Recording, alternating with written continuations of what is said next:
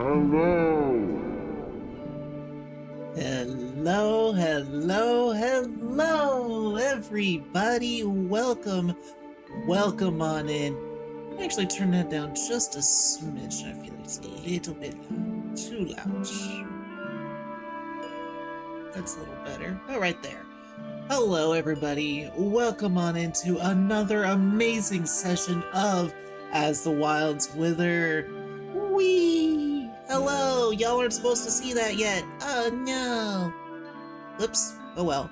Let me go ahead and get everybody on in here. Join on in, friendos. Let's get today's session started.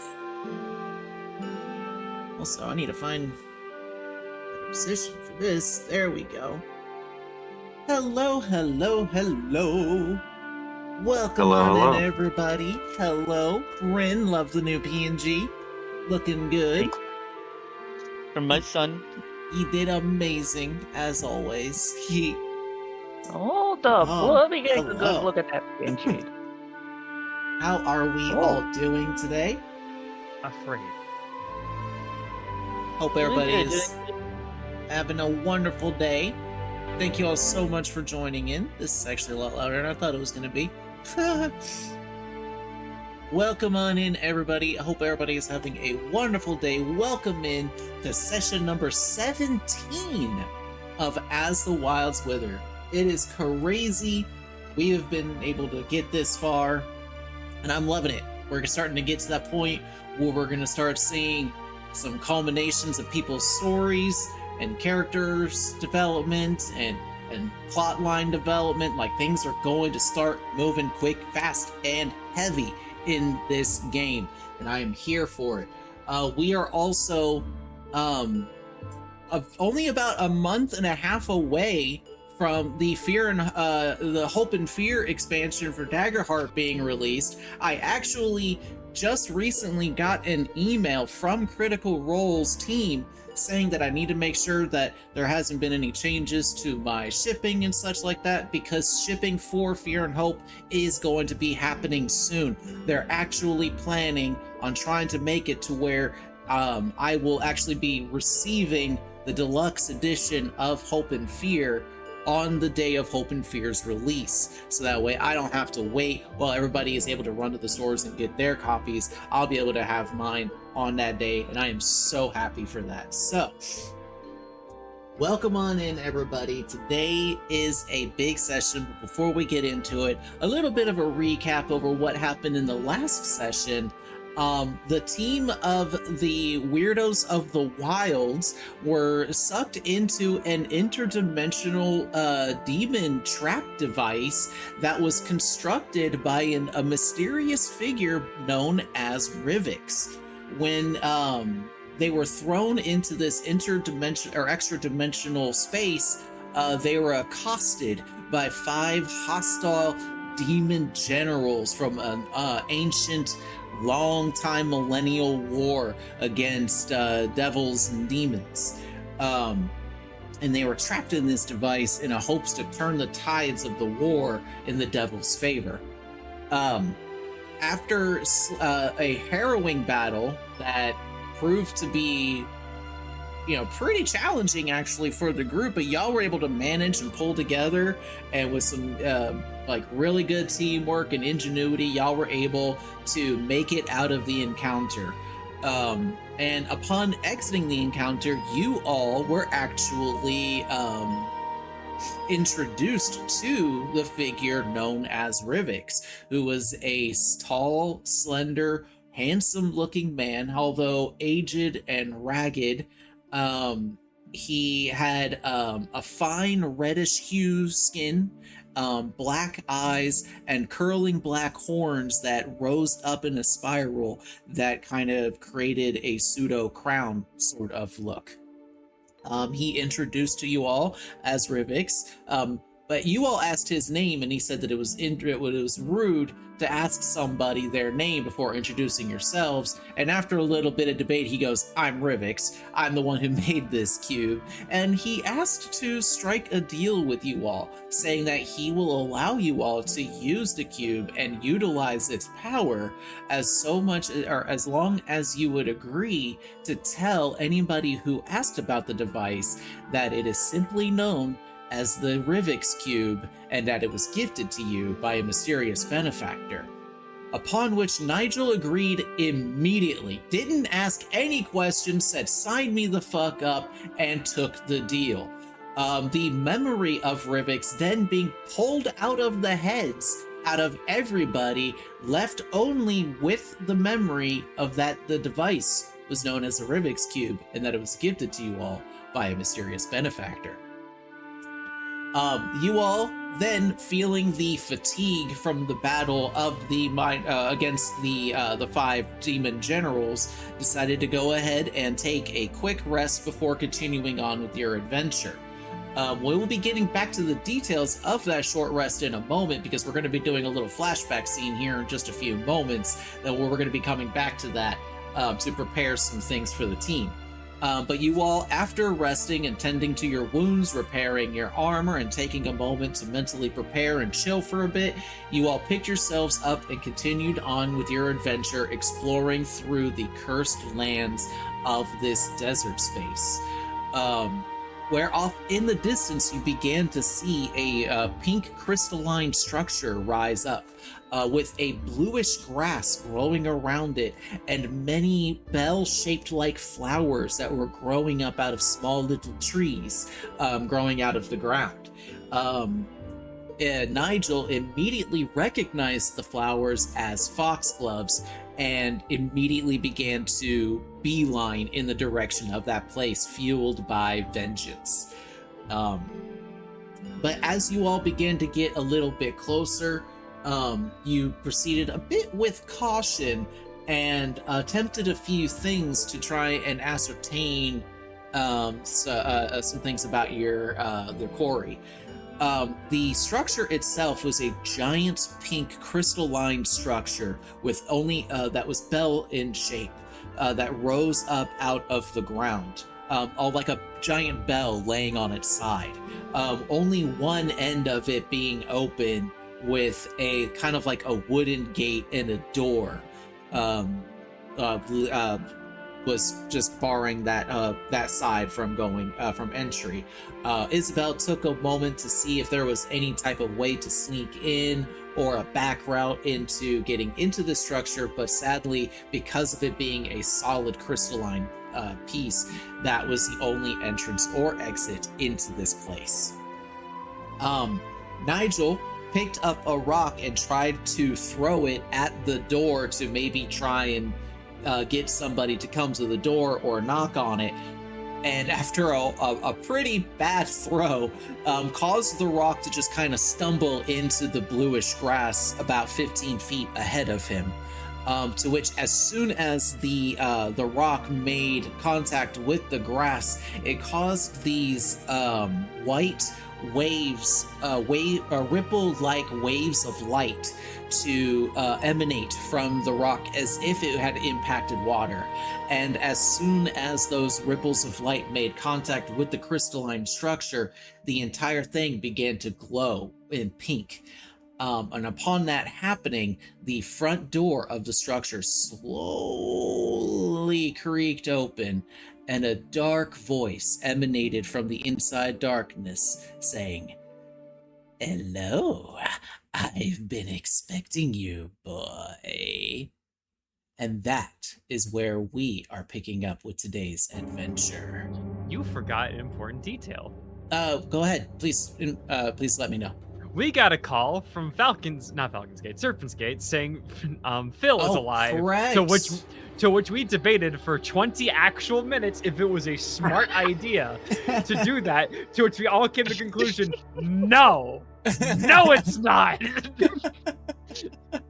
I did forget that. Thank you so much for letting me know that. But yes, there was a call from Serpent's Gate Helix made contact with Rin to let him know that Phil Better actually was alive, and that there were plans being constructed by Serpent's Gate to go to Crescent Harbor to help with his escape from the dangerous territory of Maragrim's grasp, or Maragrim's domain. But before we pick up with so much today, I'm gonna go ahead and post an ambience for y'all in the channel. You can go ahead and use this ambience if you would like. It's just a little thing to kind of help set the mood as we move forward.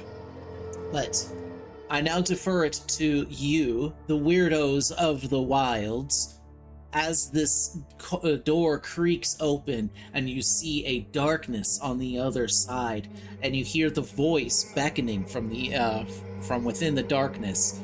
What would you all like to do? Before we start, everybody has their hope, but I'm full, so it goes into the pot. Okay. I do believe the pot was fully extinguished, so let me go ahead and pull out. I've actually misplaced the D12. Let me find that real quick. Then use a D20. No. Maximum fear that I can have is 12, so the maximum hope that y'all can accumulate is also 12. Stop trying to game the system. Now, for those of you that are unfamiliar, Somebody else. If anybody is unfamiliar with what the hope pool is, it is a homebrew rule that we are trying out here. Where when a player would normally gain a hope, but they can't, instead of that hope just going to waste, it goes into what we call the hope pool. Anytime that a player makes an action or a reaction roll, they can spend a hope to take any amount of points out of the hope pool that they desire to add to the end result of that roll, potentially turning that roll from a failure to a success. So let me go ahead and we'll slide this fear off to the side. Well, if it's full and I'm full, can I give it to somebody who is not full? No, the hope pool is not full. Oh, I thought you said it was. No, Okay. It was empty. So now you all have one. Oh, okay. So Wait, Rin, that is what this little die represents right here. Wait, Rin, how do you get hope at the beginning of each session? It is a halfling Rachel? trait. Oh. Yes. Halflings just give you hope. I mean, look at them. Look at him. Look at him. How are you not hopeful looking at those big old eyes? Exactly. They're so adorable. You are literally Feedback is not allowed, inspired by the cuteness. Speaking of inspired, we are also going to go ahead and roll for GM inspiration today, because I feel like this is something y'all could possibly need. Now, that being said, Misty, you already earned GM inspiration, because in our private Discord, I forget what exactly you did that earned it, but it was hilarious and I loved it. And so you ended up getting. It was the meme of like the red button things where it's just like the weirdos, and then it's Oh, fighting right. the rocks powered by God, some dude named Phil. Yeah. Okay, I did realize I can actually make that a little bit better for y'all to see. There you go. So Misty, yes, you did you crafted a Weirdos of the Wild meme, and I loved it so much, so you automatically earned GM inspiration. So what I am going to do is, instead of your GM roll going to waste, I'm going to allow Nigel to roll his GM inspiration with advantage, meaning he's going to be rolling 2d4s instead of just 1d4. Now, Nigel, 1, 2, 3, or 4. 3. It's a 1 and a 2, but the total is a 3. You know what? Give it to him. I'm giving it to you. I'm giving it to you. The total is a 3. I'm giving it to you. You got it. You got GM inspiration. Dude, for we this. never did specify. Well, normally you're supposed to call the number that is rolled, and technically that's what happened. Now, Erin, Isabel, and Bimmy, you all will be making yours just normally. So you got just a straight 25% chance here. Who would like to go first? I'll go first. All right. What number would you like?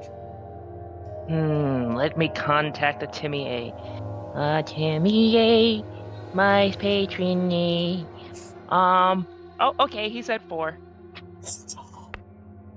So close. It is a 3. It failed and let down. Isabel. You know, everyone's just feeling 3s today, so I have to join in. 3. It's a 4. Unfortunately. Okay, can I go back in time and swap places? If I could go turn back time, I wouldn't choose a 3. Rin. I mean, tell Claire I'm to gonna choose 3. Spend the hope in the hope pool to bring that to a 4, and if only. Rin. You know, I always choose 3. Unfortunate. It is a 1, but that's all right. Misty and Nigel will both be starting today with GM Inspiration. Quick reminder to everybody, GM Inspiration is simply you cash it in, and whatever roll was just made has to be re-rolled. That could be your own roll, it could be a teammate's roll, and it could also be a roll that I make. So like if I roll a critical success, y'all can spend a GM Inspiration and say, nah, re-roll that shit. So, now I will defer to the team. With that out of the way. I have a question before we start. Misty said that their armor was kind of fucked. I don't have like a spell or anything that can help with that. But what I do have is 140 biddies. I don't know if that could accumulate for anything to maybe knock some of that off for them. What the fuck? Yeah, there is no what? armor potion. I checked. You're trying to bribe me for an armor potion. You know Can't what? believe There is no, but there is no armor potion. I There checked. is no armor potion. There should be. There should be like an Honestly, there yeah. should be like a repair kit or something. Who knows? That might be something coming in the Hope and Fear expansion. I'm Dark pretty sure Souls. that It's like- there will be. But you know like what? a rust monster, Nigel? but in reverse. Nigel, or if you want to go ahead and gift 100 bits, I'll allow a potion of armor. Oh, let's not Restoration. do that. Let's seriously not do that, though. Please, no. He's the one doing it. I don't need it. I appreciate where the heart is at. I really, really do. But just from a gamer perspective, this was a choice that I made intentionally to forego armor repair and go with hope instead. So I want to live out the consequences of my actions, if that makes sense. You want to sit in the timeout space that you made. I'm remembering Pretty now, much. Misty. I'm remembering now, Misty. This A was lot a of very the conscious damage decision. of the damage that you took during the demon encounter, you never took anything severe. For you, it was always moderate or major damage, and you would spend. You would have your beetles take one, and so you would then spend the hope, and then your armor took the other. So Right, and that's then why your also armor using the- was high and why your hope was so low. Oh no, my hope is fine. I Well, was it was. spending hope off of the armor. Right. Yeah. Oh, right. Yes, that's true. But okay. Is there anything that y'all are wanting to do before you enter into this domain? I'm going to turn to Isabel and just whisper, "This seems like an awful lot of trouble for a pie plate."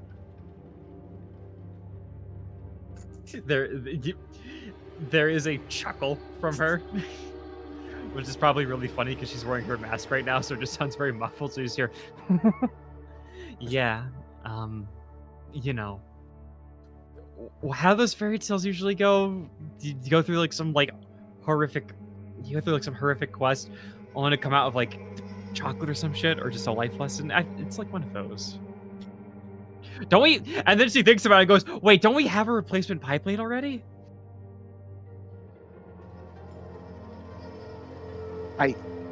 Maybe?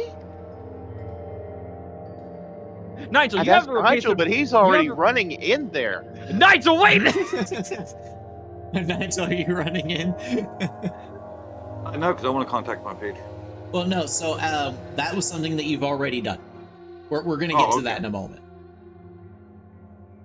Yeah, I've done it then. Yeah, I'm just going. Okay. So as you all enter into this darkness, Nigel, you take a moment of introspection and think about the events that occurred around that small campfire that y'all made during your short rest. And that the camera kind of as we go back and see as Misty is sitting there just kind of like tending to wounds and mentally preparing, and you see everybody, you see your friends like tending to their wounds and repairing armor and such like that. I'm gonna ask first off, Isabel. You said that there was something that you were wanting to activate, and you were asking if this was something that could have happened during the short rest. This is why I'm also kind of okay with doing this. I didn't mean at the short rest. I meant at the house before we walk in. At the house before you walk in? Yes, because she has the... For those who don't know, is the ability called Phantom Retreat, which is she like basically makes a checkpoint, and she can just re-teleport back to that checkpoint after before a long rest. Go ahead and let us know just how does that look?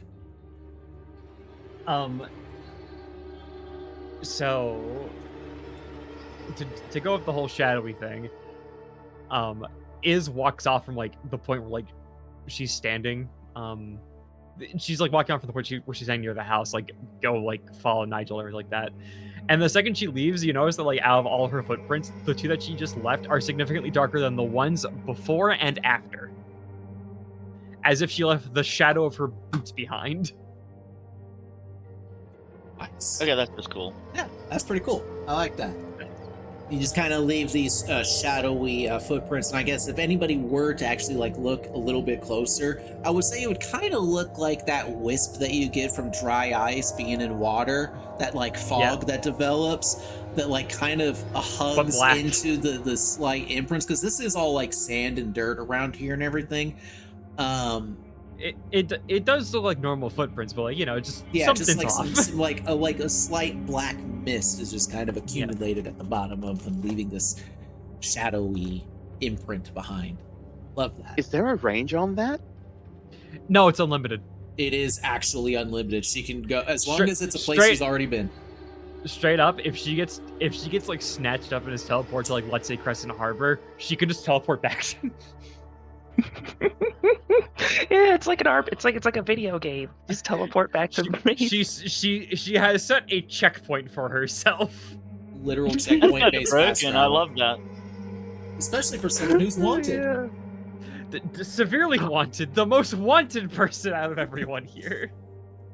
Love that for you. Okay, so Nigel, what as kind of as you're thinking back to the that moment at that short rest, as you kind of take a moment and look into, like, it's a very small fire, like y'all just put up a couple of twigs and stuff like that. Like I would kind of think that like that's kind of what the prepare for hope would be, is that you're preparing a small fire technically, because just the presence of fire and that warmth and that comfort that it gives helps to inspire you all.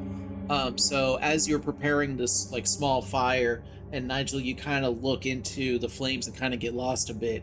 Go ahead and let us know, how is it that you go about contacting your patron? So I'm just staring at the fire, and I'm like zoning in and out and in and out to where it's like I'm seeing like one fire, and then there's two fires, and it's back to one fire, and then two fires. And it just keeps like rapidly doing that over and over and over again until I am like enveloped in the room that Luminastra usually takes me to, which is that kitchen with bright stained glass and the bright colors all over the place. Okay.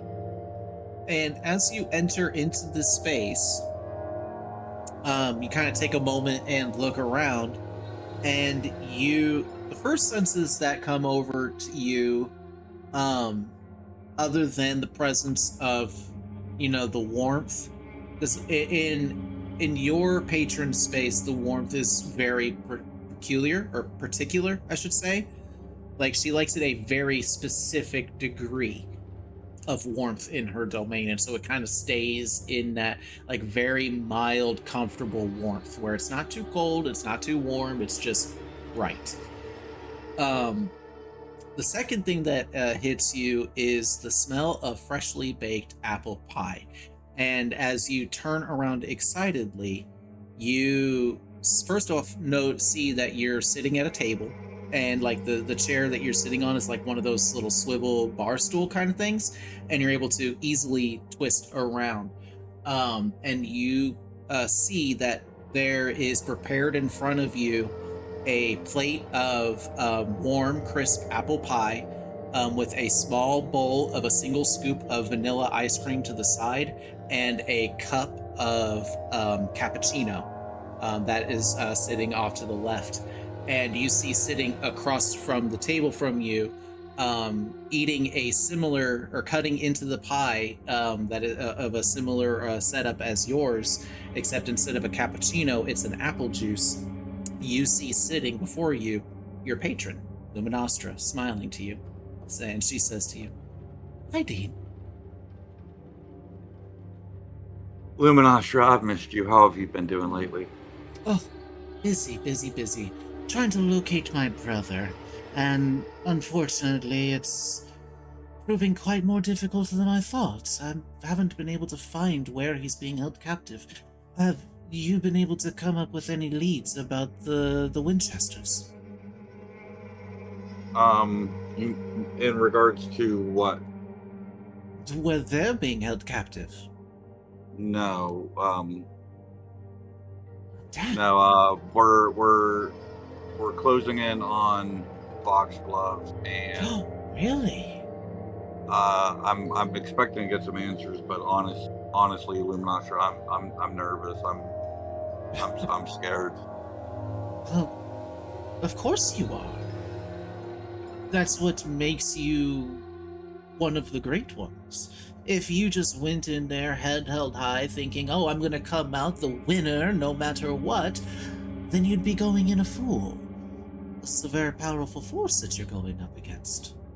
This isn't some cowering, old, ancient, feeble one subjugating children in an interdimensional space of their own creation, or some misguided predator out in the middle of the woods. This is a conniving, old, ancient spirit that has been around for a very long time.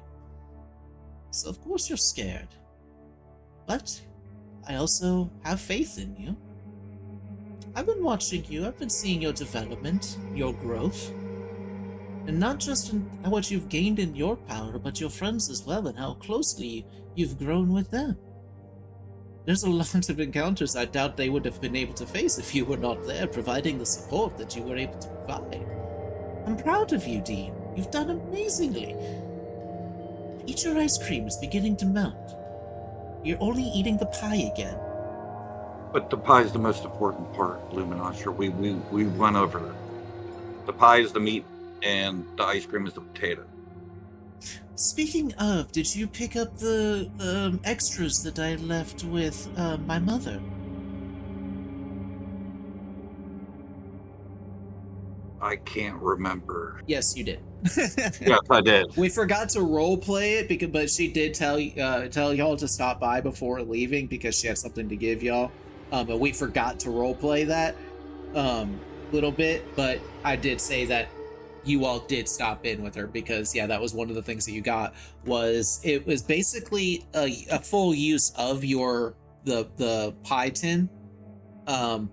It was like you basically got one serving of each slice of pie in your inventory now that you have access to using.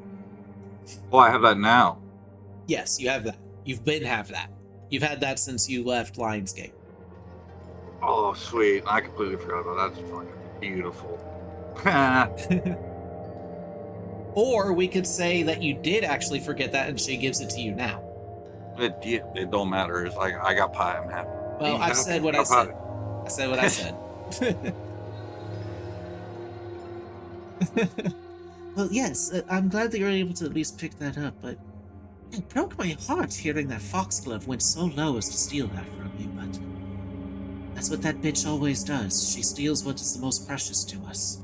And since she's already affected your parents and cannot do so again, she went for the only thing she could. Your connection to me. And that's just it. Like, yeah, she took away, you know, from my mom and, you know, said she was going to fix my dad. But what she doesn't realize is she also took away my childhood. You know, I didn't get a chance to be a kid because I had to grow up and become the man of the house and try to be there to support my mom as much as possible. And it just felt very unfair trying to grow up in that kind of household. You know, just a young kid having to try to be an adult. Exactly. You shouldn't have had to go through something like that. Use that. Use that against her. Bring that up against her. These types of creatures, you never know what types of laws their magics are bound to. Perhaps you'll be able to abuse some sort of undue clause to her agreement. Who knows? Do you happen to know if a Fey God has any weaknesses that I could take advantage of? Well, I'll tell you one thing that everything is weak to. And she points to your scepter that's on your hip. Oh, every living thing can only take so much damage. I just I grab my scepter and I clench it in my hand and like, so be it then. This must be the way. One last thing before you go. She may try to reach out to you. She may try to offer some sort of deal. No matter how good that deal may look, there's always a downside. However, I have heard about her needing to defend herself before, and she has been able to weaponize herself to a deal. These ones are not nearly as impactful, but I've heard that if you turn down her offer, she'll be able to deal damage to you directly into your mind. She has a way with deals. It's kind of what her domain is. That's what makes her so dangerous. She's learned a way to weaponize that deal, so if she offers you a deal in combat, it might be wiser to just hear her out if you can't take the damage. Keep that in mind. Thank you very much, Luma. You, as a bonus to the roleplay, Nigel, you are told of one of her features, which is let's make a deal. Foxglove will try to strike a bargain with a PC. They can choose whether to gain 1d4 hope, clear 2 hit points, or clear 3 stress. They can also choose to decline the offer.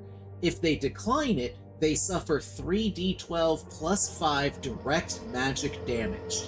If they agree, gain fear equal to the number that the player character received, the 1d4, the 2, or the 3. So there's no downside to accepting the deal right now. Right now, no. But that's if she chooses to use that feature.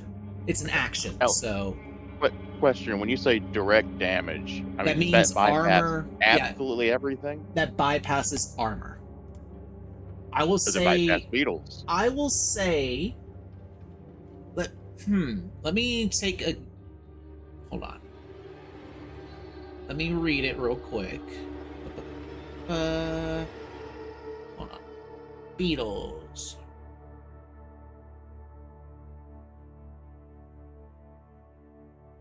It literally just says when you take when you next would take damage, reduce the severity by 1 threshold. I will say they can absorb it. 1 Okay. severity threshold from that. because it's technically what direct damage is that yeah, because it's just that it just directly goes to your hit points, and that's not necessarily saying it takes the hit for you. It just words it that it lowers the severity by 1. So, like, by a magical effect, by the presence of these beetles, you'll be able to reduce that. All right, much obliged. Yep. Alrighty. Hopefully, though, it'll never come to that. Yeah, hopefully not. I will say though, Nigel, it is about that time where, like, as she's telling you about this, or she's warning you about these weaponized deals that Foxglove is capable of. Your connection with her is starting to get like fuzzy and stuff like that. This is something that happens to you normally. It's just where it's like the concentration is beginning to break because you realize that your team is starting to get up and pack up their things and getting ready to move, and so you're needing to do the same. So time starts to get the better of you, and your connection with your patron is cut. Is this just in his face, snapping her fingers? Yo, buddy, we What? gotta move on. What? Sorry, dude, you're spacing out there. We're gonna move on. You're right. I'm sorry. No, it's okay. Do you want to talk about it? You seem to be spacing out a lot. No. I'll be okay. I Okay. appreciate it. Hey, I mean, I offer this to everyone, but if you need someone to talk to, I'm here. Lord knows you know all about. I just Lord knows need you know all one my fake problems. bastard dead. That's the spirit. She gives you a high five. I would assume that you would want to tell your teammates about the deal. Yes. Roleplay it. So, I let everyone know that I got in contact with Luminostra, and Luminostra, I asked if Foxglove had any weaknesses, and Luminostra told me not really, but if anything takes enough damage, pointed at my scepter, it'll eventually kill it. But she did warn me that if Foxglove tries to make a deal with you in battle, and you refuse her deal, that she can do like mental damage and actually harm you, like through the mind. So if you need accept to her deals. Yes. And yeah, if you need to negate damage, don't be afraid to accept a deal just because you need to. Interesting. I take a glance at Dean's scepter. Does it appear to be magical, or has he ever commented on it being magical to my memory? It is magical in like how a lot of like weapons have been like magically enchanted to be able to deal damage. And you've seen Dean, or you've seen Nigel use this before, where it'll like blast out like Nigel, like it does have a range of far and it deals magical damage. Nigel, how does the scepter look whenever you use it? Like what does it look like? I mean, it just looks like a regular old scepter, except for when you use it, you can see like light travel up from the bottom to the tops. It like radiates from the bottom to the top, and then it shoots out. Okay, thanks. So it definitely does magical type damage. It's not used to definitely swamp something with a stick. Okay, got it. Yeah, it's definitely magical. Okay. For anyone curious, in my mind, I'm trying to determine whether or not his patron was hinting that it has to be a magical type effect that can deal the damage, or if I can get away with tooth and claw. This is just something I'm mentally processing. You don't need to comment on it. We'll discover how things go. Thank you. Okay. All right. But yes, so Nigel, as you were crossing over into the threshold of this darkness, those are the thoughts that are going through your mind of, the last things that your patron were telling you, warning you about the weaponized deals, and, deal enough damage to something, it'll eventually die. And so you're just going in, cracking your knuckles. But before I go in, before I even walk away from the party, like right as I take my first step, water spews out of my blowhole in my back because I'm so utterly terrified of what's about to come. Forgot about the blowhole. Oh my god. Bimmy. Yeah. Bimmy, Yeah. give me an agility reaction roll. Nigel, give me an attack roll. Using your let me think. What a roll for blowhole? I guess agility? No, I guess agility. Well, no, wouldn't that be instinct? Because he's instinctually doing it out of here. Got a 10. Yeah, actually, I like that. I like what Isabel said. So we'll make that into a 9 instead, because you had a +1 to your instinct instead of the +2 to your agility. So 9. So Bimmy, you just need to beat a 9. I just want to say this first. Scientists have now discovered in a new study that blowholes are extinctual. This just in. Details at 11. Ooh, okay. Actually, it's condensation from the lungs that comes out of the blowhole. It's not actually water. Well, it is, but it's vapor from the lungs. Is That even makes more it gross. disturbing. That makes it even Makes more it even disturbing. grosser. But also And it makes it to where we now understand why Nigel is able to eject water without actually having submerged in water. Because it's actually a mutation. With the mutation that's happening in Nigel is actually in his lungs. So actually, Rin, thank you for that. You've earned GM inspiration. Oh, thank you. Because now we A understand juicy how lung Nigel's knowledge. withering works. It's your lungs. Stop vaping. It makes it even more disgusting because I got a 9. Oh no, meets it, beats it. Beats it. Technically, it's an attack. So Nigel, I'm not gonna have you take damage from this, Bimmy. But you do get covered in this, what you hope is water that is ejected from the back of Nigel's neck, where a blowhole has manifested not just too recently. Yeah, so Bimmy's just standing there, just like not even noticing what's going on, Actually? and just hears a noise, turns around, and bam. Actually, I know what that is going to cause. Bimmy, Oh no! you earn a wither token. Oh! No! What? So your wither is now at a 2. Go ahead and give me that fear feature roll. You don't roll. You just need to roll a 3 or better. Don't roll a 2 or a 1. I rolled an 11. You are fine, but you are at 2 wither tokens now. We are going to need to Probably duct tape that shut. Hey, maybe we can shoot it at an enemy. I don't like Weaponized that. blowhole. I don't like that. I'm gonna say if it does happen to an enemy, that it'll be a different effect, because whether an enemy is already withered or not is kind of something that's in their design. So, yeah. All right, Bimmy, I got a question. What in the fuck? Do you just want me to spend my entire existence in this campaign just utterly terrified? Because that's the only time my blowhole activates.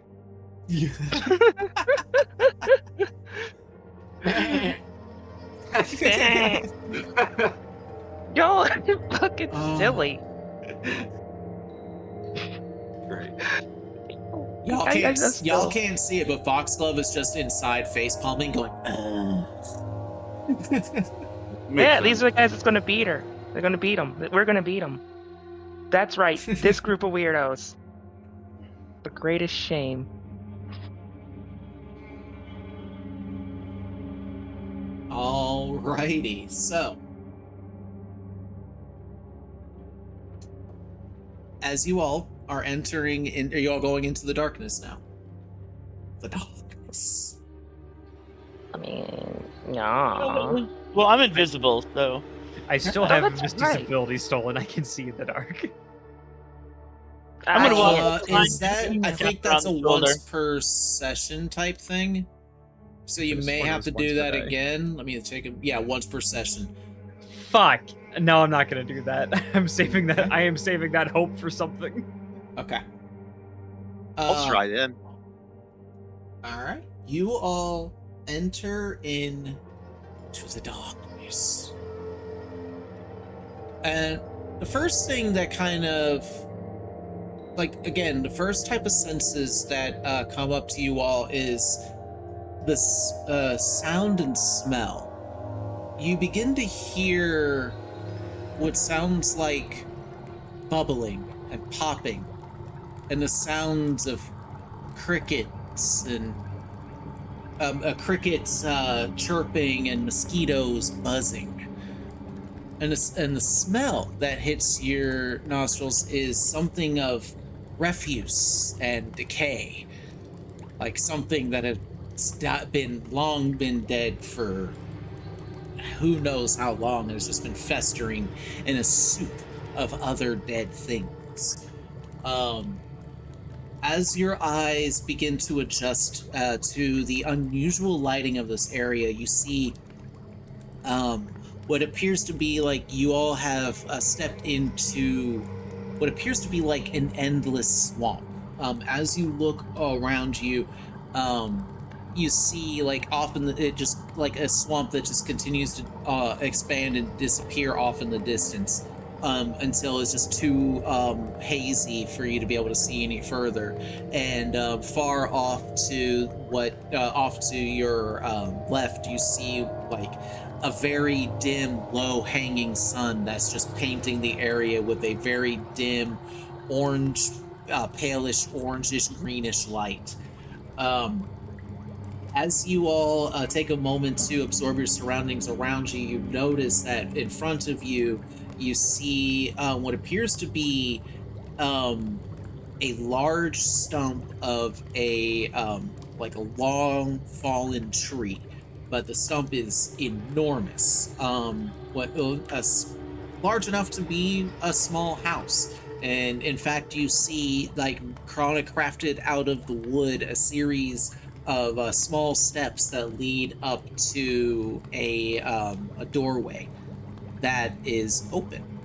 And on the inside, barely lit, you see a bubbling cauldron that is just kind of spewing out this greenish, ichorish type of smoke that's just kind of so heavy that as it burbles out of the top of the cauldron, it immediately falls down to the floor and blankets the floor around it in this ichorish, blackish, greenish cloud.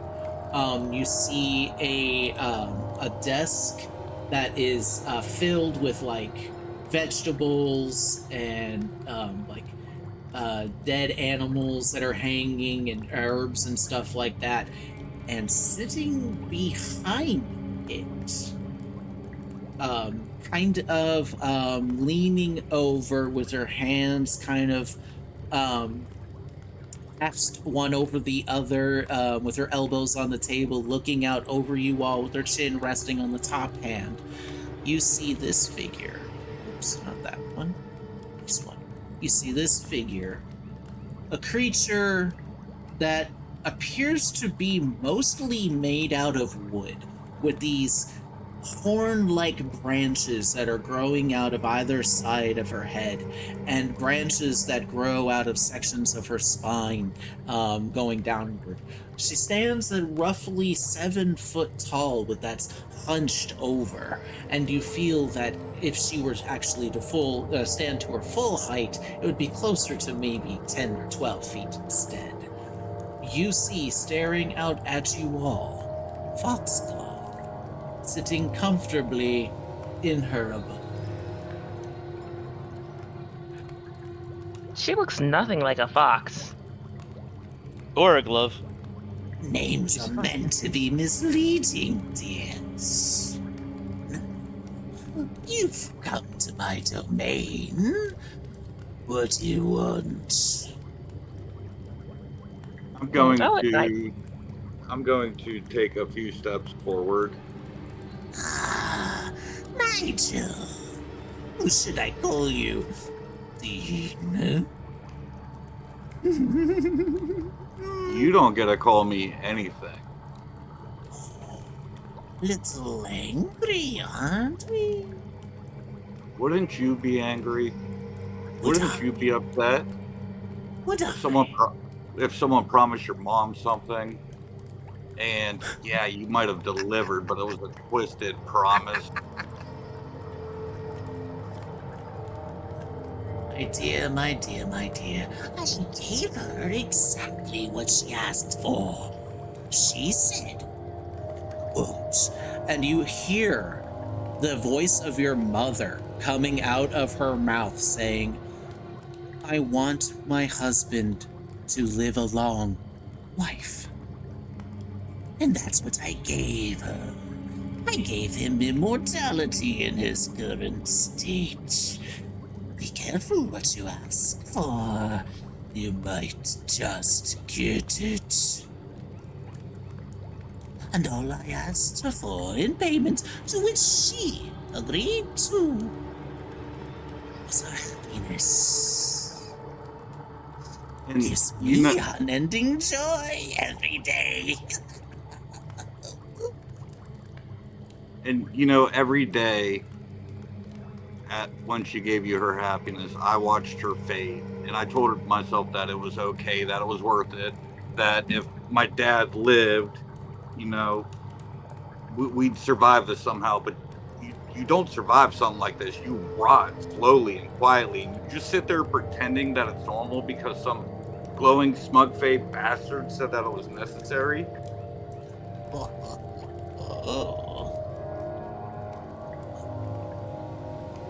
Are you unhappy with her deal? You know, you could always kill your mother. That would end the deal. Your father would then go about his way and eventually become the statue he was destined to become. Or I could just kill you right here, right now. You can certainly try, boy. You can certainly try.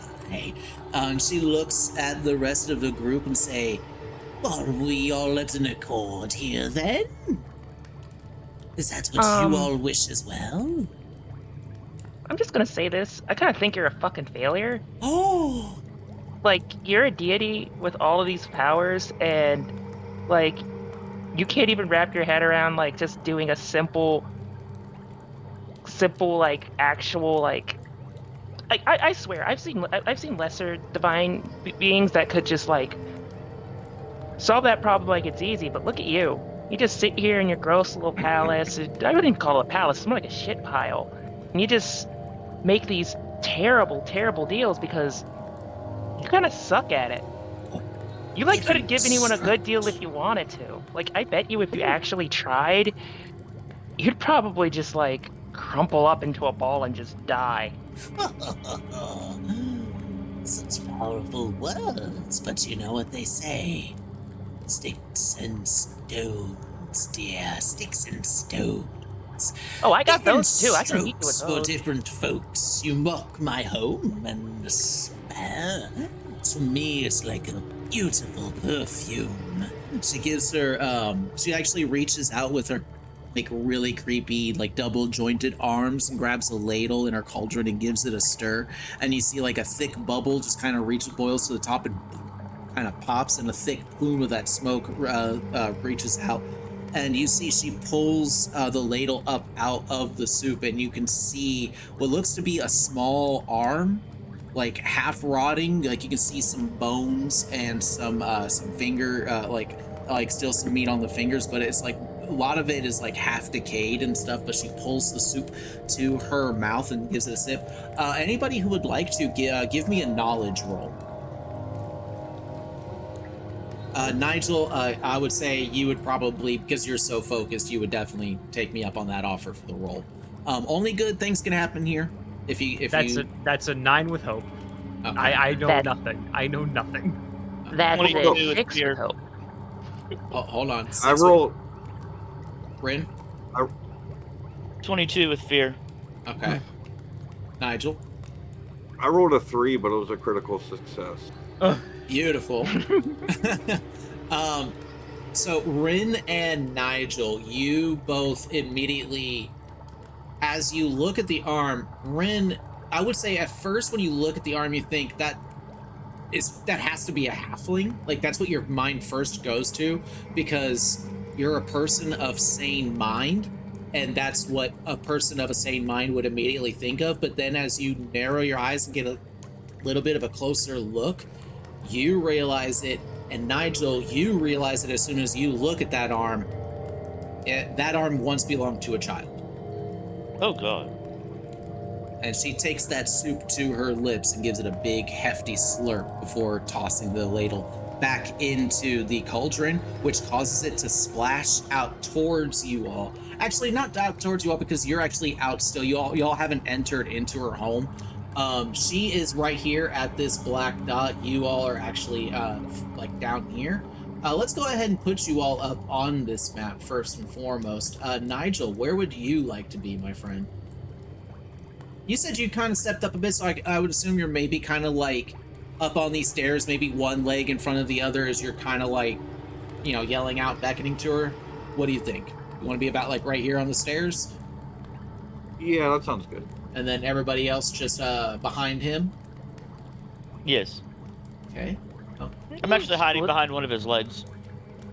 Okay, so we'll put Isabel on the left. We'll put... Misty, do you want to be to the side or behind? To the side, please. Okay. Bimmy, you'll be kind of... I think you kind of stepped up too because you were addressing her too, so maybe you're kind of here. Oh yeah, I definitely stepped forward. Right to the side of him. And then Rin, we got you right there. All right.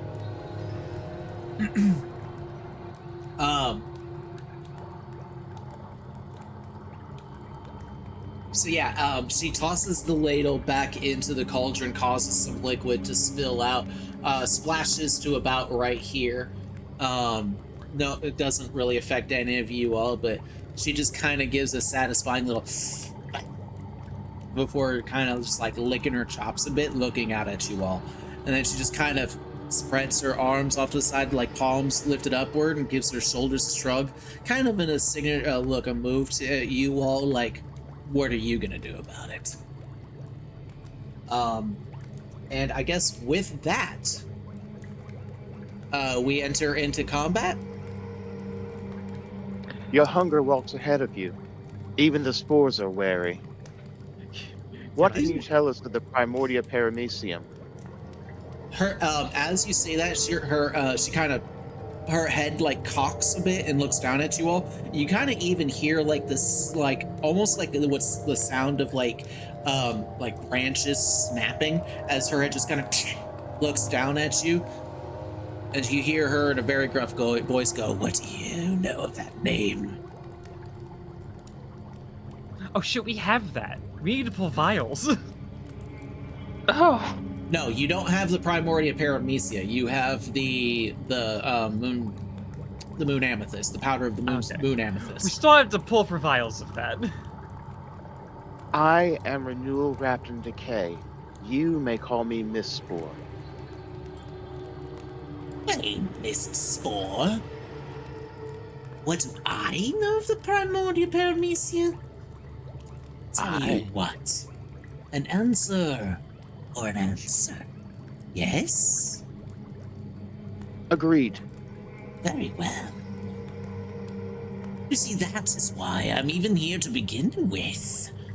The ones that I work for have an interest in those gems, particularly this one. However, it's proven difficult to locate. I've searched for a while, with nothing. But there's only so many places in this place that such a thing could hide. It'll only be a matter of time before it's ours. Do you know that name?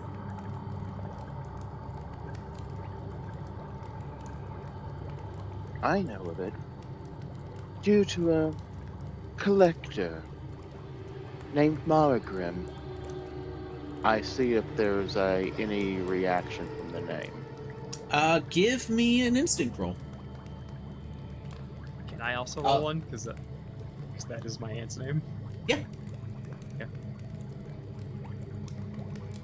Instinct, huh? That's a 17 of hope for me. Okay. I am going to spend a hope and use mostly harmless. Okay. Get that +2 in there. Remember, y'all got rally dice and prayer, and you have access to my prayer dice. Yep. Okay, that's a 22 with fear. All these fear rolls, man. Isabel, I'm using you these- see it. I'm using these checks as an opportunity to build up hope. Yeah. Isabel, you see it, and Misty, you notice that at the mention of Maragram, her eyes narrow and she leans forward a bit, and you see her kind of like, again, she does have these like vines that are kind of hanging down from her chin, kind of giving like a semblance of what a beard would look like. So you kind of see why Nigel has been referring to her as a him this whole entire time, because without actually like hearing the voice or seeing like how she acts, that you wouldn't be able to ascertain, you know. But you see her just kind of like stroke this vine-like beard a little bit, and she kind of grins a little bit. She knows you're lying.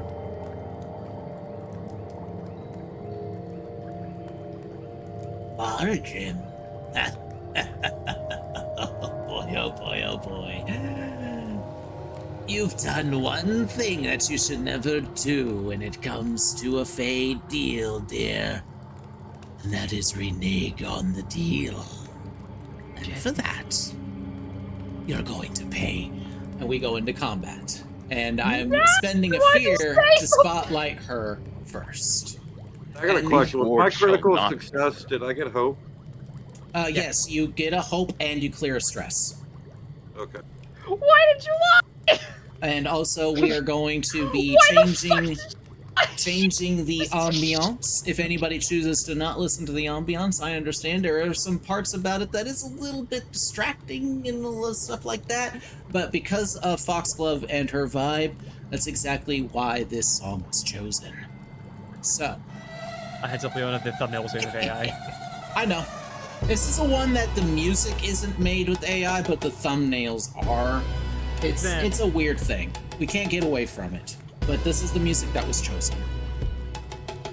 I am not a supporter of AI whatsoever, but since the music itself wasn't made and I'm not showing the art on here, Okay. I'm fine with it. Anyway, Spotlight is mine. And we are going to be using...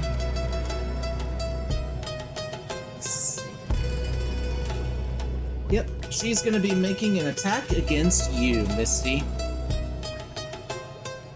And because of this feature that she is using, she gets a free use of her Dealmaker's Demand. That's an 18 on the die. That is going to hit. You suffer 1 point of direct damage, Misty. You all watch as a nail manifests in the air and violently stabs into the crown of Misty's fungal brain noggin piece.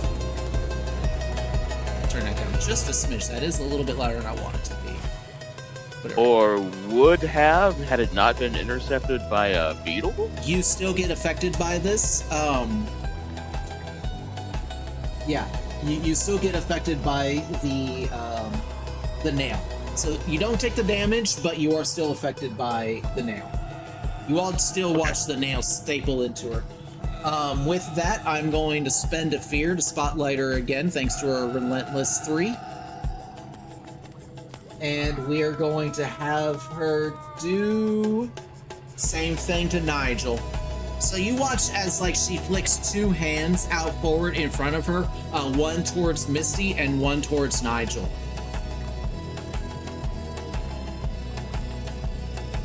Ooh, that is just gonna hit you, Nigel. So same thing to you. 1 point of direct hit point damage to you as a nail manifests in the air and stabs you directly into your forehead. You both are afflicted by the Voodoo nail curse. With that, I will spotlight her again.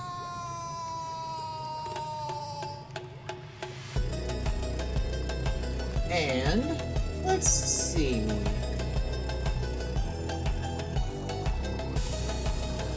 After she flicks both her hands out in front of her to inflict you both with the Voodoo nail curse, you see her turn her palms downward and raise her arms up as the shadows in the area begin to swarm and swirl around her. You watch as the faint bits of light that were being lit up inside her house and on the outside exterior, like some little torches and candles lit here and there, they all suddenly get snuffed out, and you watch even as a magical shadow begins to raise around the sun itself, casting the entire domain in pitch black darkness. You all lose sight of her. The last thing you see is her grinning, and her eyes with this fiery white light just slowly fade into the shadows. Wait, can Misty still see though? Misty can see still, yes. Cool. Hey, Misty. Spending another fear. You can do that on your spotlight, Isabel, but for right now, it's still her spotlight. We're going to be doing that, and she's actually going to be making an attack. Let's see.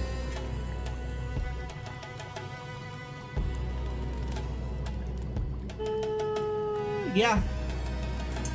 She's going to be making an attack against you, Nigel, with advantage, since you're not able to see where it's coming from. I'm going to have her also mark a stress, that way she gets her experience, deal Maker's Demand. And right now, her demand is your demise. That is definitely going to hit. You are going to take...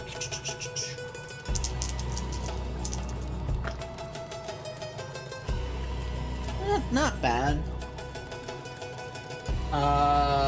19 points of magical damage. This is not direct damage, but you feel a sudden pulse of what feels like telekinetic energy just pulse into you, and you feel like you just suffered 3 punches to your body all at once. Just boom, boom.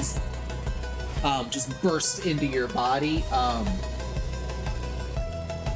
But with that, her spotlight ends, and I defer it to y'all. What would y'all like to do? First of all, hey Misty, give yourself a hope. Hi, I can see her now. You see that she has moved. Oh, let's go ahead and pop over to this. You can see that she has moved right here beside her cauldron. But the rest of you, except the only people that can see her right now, are Misty and Isabel. Is says, has anyone ever told people like you that you need to shut the fuck up? As I cast Hush. Oh. Okay. Is that a That is a spellcast roll that I have to make. Okay, let me make a spellcast roll against the target within close range. Okay. I will move up to close range, but that's the case. Close range is you're within it. Close range is 30 feet. That's right. Okay. That is a critical success. Oh shit! So she's silenced. She cannot make spells or anything like that. You have to spend a hope on you have to spend a fear on your turn to make sure that's done, or Iz takes major damage, or I cast that one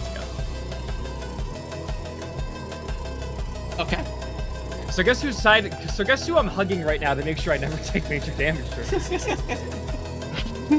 All right, so yeah, you as you cast this, you see that she raises a finger towards you to begin to say something. As the spell takes hold on her, she's like, Like, you see her mouth is moving, but there's just no voice coming, and you just see the frustration build more and more on her face as she kind of goes into a mini tantrum because, yeah, she was just fouled. Or, yeah, her plans were fouled. Man, that's disappointing. Foiled. That's the word I was looking for. Foiled. I would have gotten away with it too if it wasn't for you pesky DuPonts. Do you mind if I go? Do you mind if I go again, Misty? I'm actually, Order. as you do that, Work harder. hold on one moment. As you do that and her attention is now on you, Isabel, I'm gonna see if she recognizes you. She's wearing a mask. She wouldn't. She's rolling with disadvantage then. Although she probably would see. You She spoke. probably could hear the voice. You That's true. spoke. Ooh.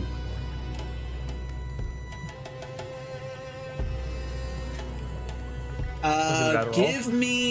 Give me a presence roll, Isabel. Is a reaction? Is his reaction, yes. Okay. Presence roll. Which means this won't also affect Spotlight either. So that was a 10. With a 10. Yeah. Meets it, beats it. She recognizes you. She rolled a 10. Fuck.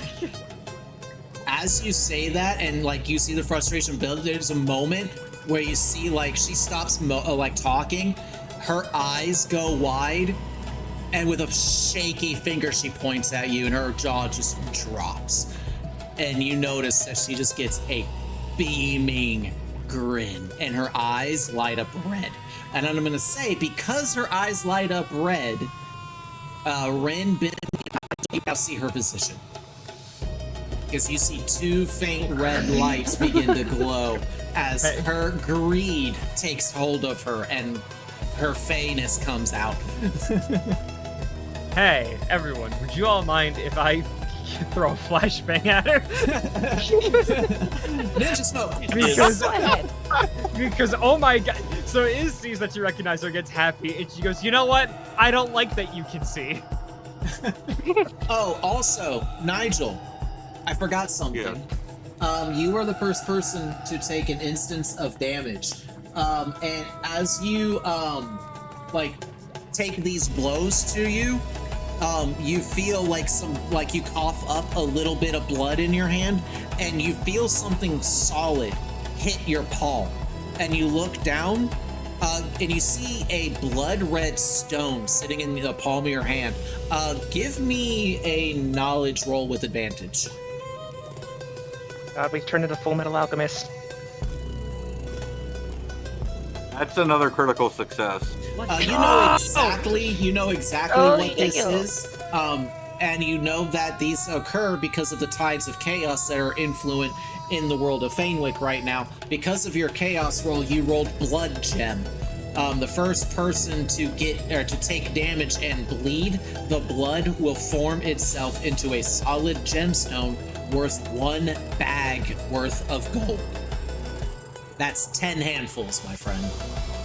So do I just add in your bag? just add in your inventory blood gem. You gotta sell Get it. rid of that. Get rid of that. Get rid of that. Get rid of that right now.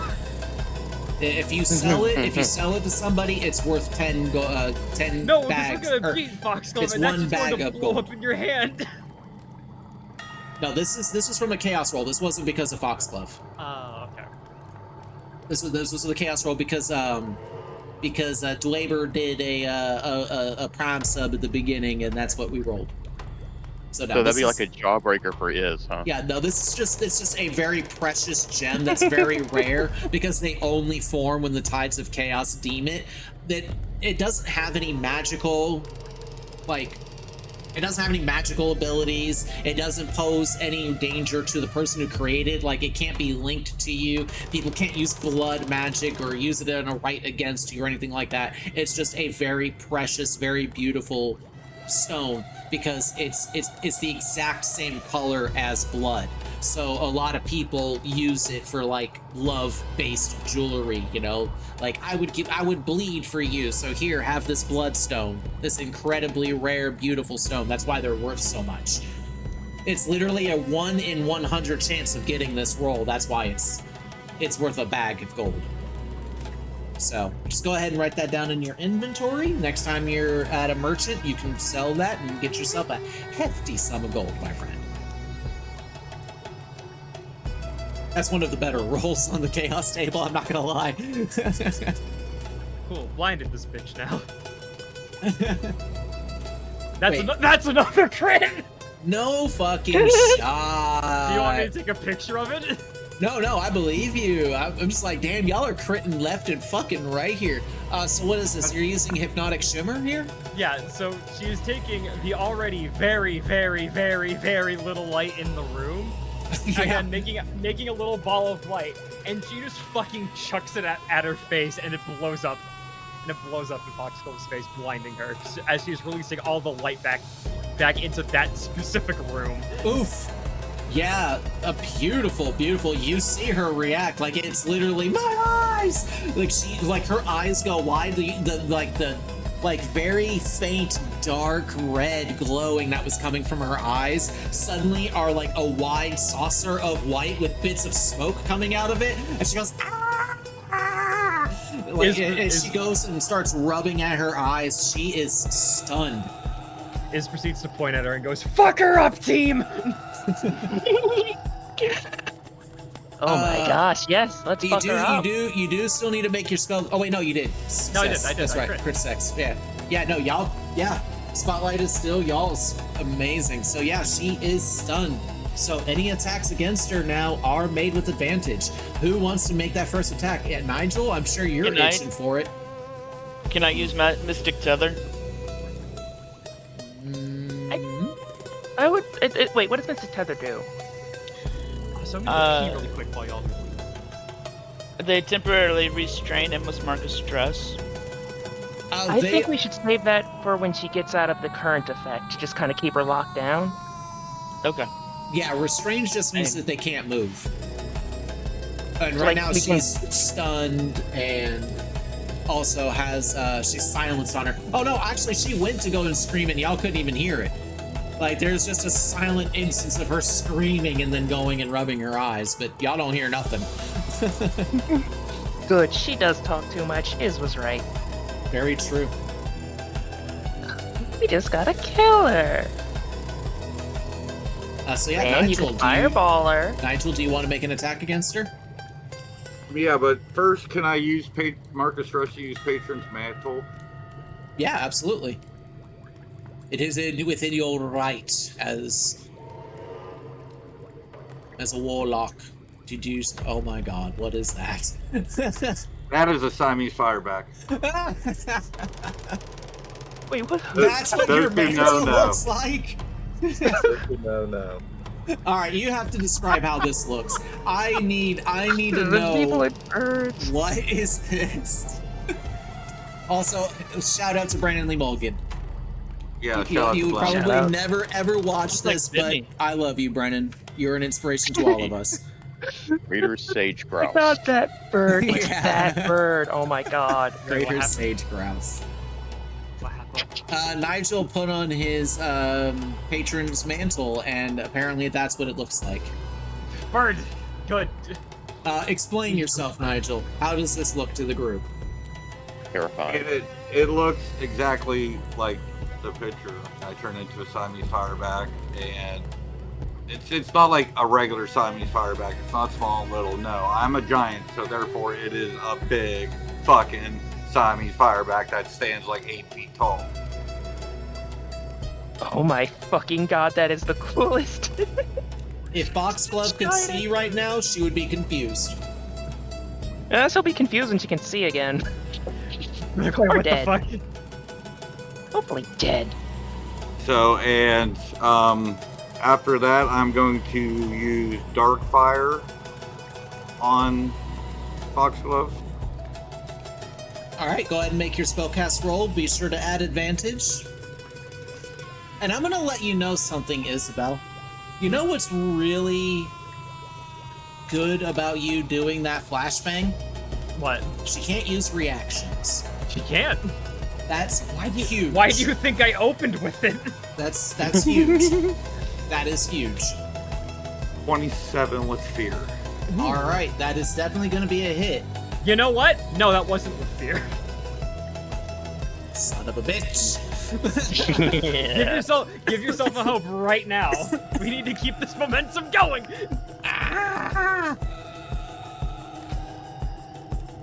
Alright, I need you to make a reaction roll.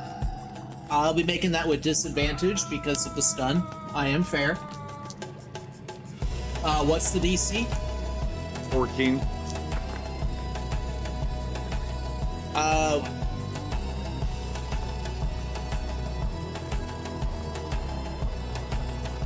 I don't think I added. Do I add to this? Hold on.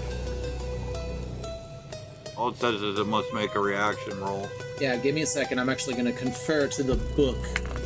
To the index. Reaction. 99.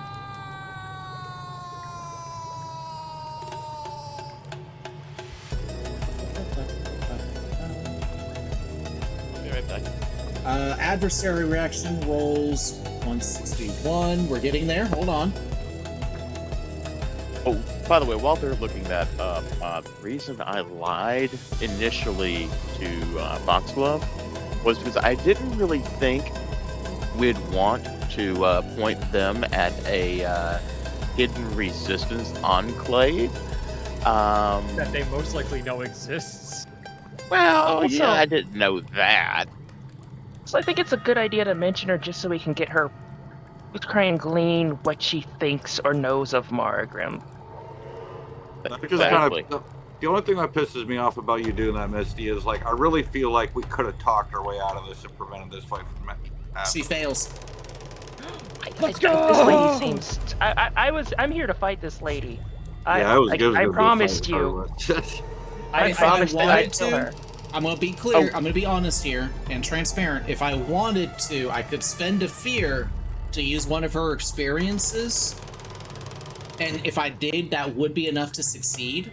But one, I'm not doing that because I kind of want to see y'all succeed, especially Nigel in this moment.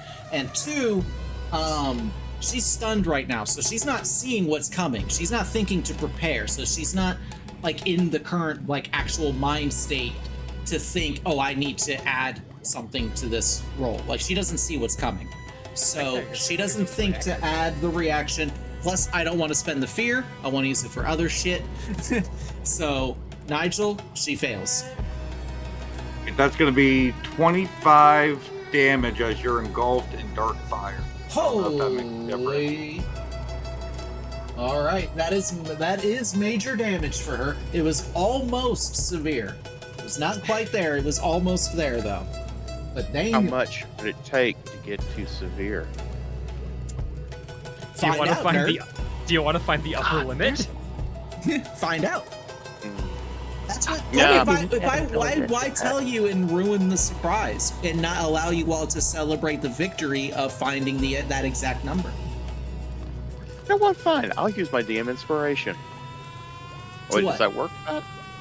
It's just Oh, a no, reroll. wait, I don't No, want- That's of course Yeah, a reroll. yeah. Disregard that. Yeah. I mean, if you want to use that on Nigel's damage, see if you can maybe get a little bit higher. Nigel, what are the odds there that you'd get higher, or is that not a problem? I rolled 5d8. One was an 8, 2 were 2s, one was 3, one was 4. That's about average, That's about I would average. say, yeah. Okay, never mind then, I guess. Okay. Unless you want to re-roll, I'll give you the option if you think you'd do better. I mean, 3 of the 5 dice are below, but I don't know. It's risky. I'd say There's save another- it for something where you feel it's a bit more important. Yeah. Okay. It was major damage. That, like, 2 hit points ain't nothing to scoff at. So, alright, moving on. Spotlight is still y'all's, by the way. So who would like to move? Who would like to do something next? Can I just cast invisibility real quick and then my turn? It's a spellcast roll, right? Yes. Go ahead and make that spellcast roll. 14 With hope or fear? fear. Fuck. What number? It should say on there what number you need to make. Just a 10? 10. Yeah, you're good. Yeah. Poof. You pop out. I'm gonna run to the bathroom real quick. invisibility. All right, turn is mine. We're gonna go ahead and spend that fear to clear the I condition. didn't get to go. Which condition? The stun. Okay. Stun is gone. I think too. Yeah, we'll go ahead and spend another fear and clear the hush as well. You bitch! Wait till I hand you over to your auntie! You're mine! She is going to throw a nail towards you. And yeah, let's see if she hits. She has to roll. She has to roll an 11 or better on this. That's a 6. All right, Let's go! That's one miss. All right, so you see the nail manifest, and you definitely dodge to the side. We'll spend a fear. She's gonna try again. There's that one she got. 14 on the die. Mark 1 point of direct damage, Isabel, as you become afflicted with the voodoo nail curse. Let's see. What is the voodoo nail curse? You don't know yet. I assume she gets control of you. Oh, dear God, that would be Oh fun. no, that'd be either that or it's a we hit her, you take damage sort of thing. Which kind of makes sense. You watch as her form vanishes. We're gonna do this. Oops. Actually, no. You see that her form vanishes and reappears directly behind you all. And you see that her arms are crossed over in front of her chest, and she suddenly throws them skyward and screams, "Get off me!" As you see a shockwave suddenly burst from her. She is going to be making an attack against all of you. I do need to spend a fear in order to do this ability. But she is making an attack roll against all of you. Gonna mark a stress at her experience, and She doesn't know I'm here because I've been invisible the whole time. So yes, but this is still a shockwave. It's an area of Oh, effect around her. AoE. AoE. Everything within very close range gets hit by this, and with Yeah, a that's 19, going to be a counter spell. all you Dang. bitch, Misty, you Thank you. bitch. Wow, I still have to actually make the roll. Oh, You got this. Is it Wait. against the adversary Don't or? Remember, Don't we? Let me Reaction roll using my spell cast trait. Yes. Okay, so you're gonna be doing this against her DC then. Okay. Go ahead and make your Don't roll. forget, you also have inspiration from the bards too. yeah, and you also have my prayer die if you need And them. there's one in the Oh. hope pool. Okay, with no fuckery whatsoever, we're looking at a 23 with fear. That is definitely, without any fuckery, it's already dismissed. But it is a reaction roll, so I won't even accumulate any fear from that. How that much of a bitch is that? Man, well done. That was gonna do major damage to all of you. Very well done. Very well timed counter spell. But yeah, as that happens, you see her just like, what? Look down at you and just go, "You bitch." And you You hear told me to watch my Misty language. in your ear. Listen. Excuse my hard words. Times are tough, as you know. Would you be interested in making a deal? I can make things a little bit better for you. She's gonna spend a fear to use let's make a deal on you, Misty. So, you can choose to gain 1d4 hope, clear 2 hit points, or clear 3 stress. Or take 3d12 plus 5 direct magic damage.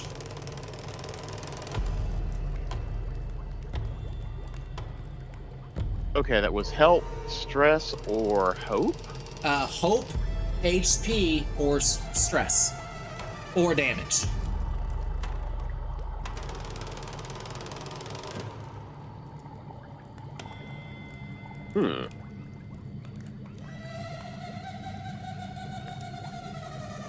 Wait a minute. What's the least thing I can do to help them?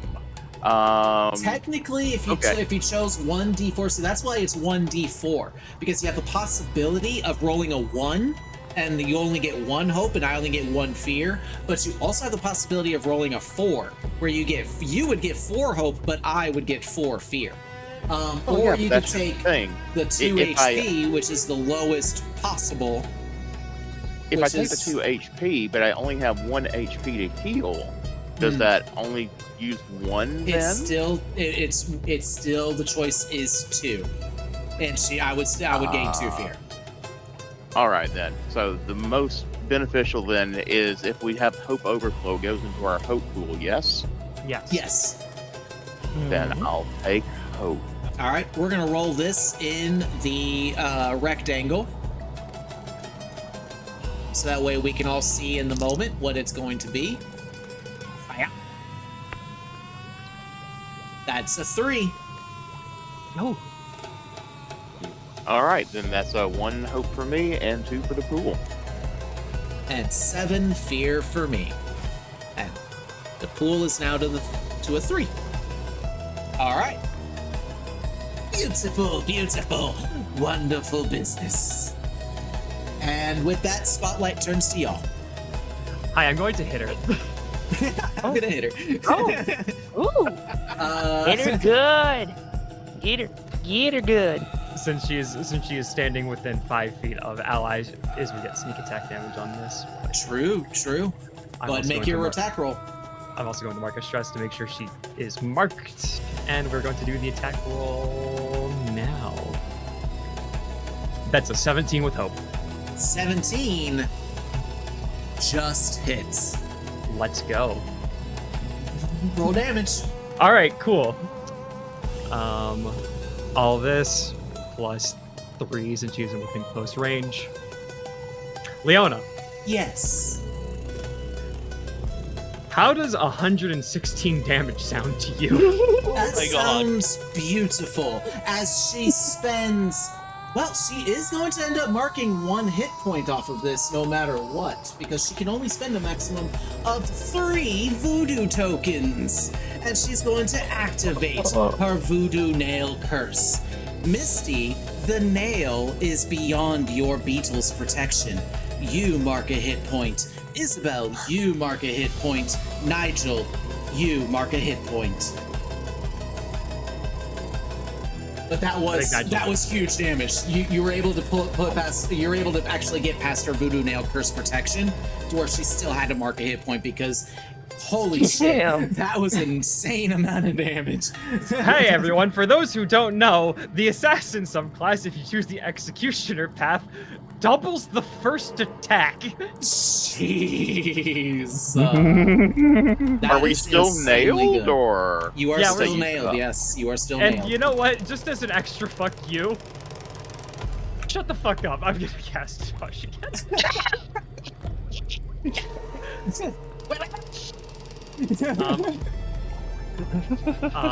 I would also like to use a prayer dice for this, since she rolled a 13 with hope. Okay. What paradise are available to you, Bimmy? What? Yes, for me. Let's see. I have a 3, I have a 4, and I have a 1. All right, you'll need to use the 4. I'll Because use the we've 4. already established that her difficulties at a 17. I will We also have the Bardic. Rally. Yeah, the rally that's dice. Everybody has 2d8 rally dice to use. Yes. Which, So- that is so broken for y'all. Which, yeah. So, It's because there's 2. Yeah, she's bards are silenced good. again, She's silenced again, yeah. and that was some hope. So we get to keep going. So as she goes to cast this magic, you cast this at her, and you actually hear her go, wait, no, and then she's hushed. I am gonna say, because also she moved, the only people that know where her position is Nigel, or not Nigel, excuse me, Misty and Isabel.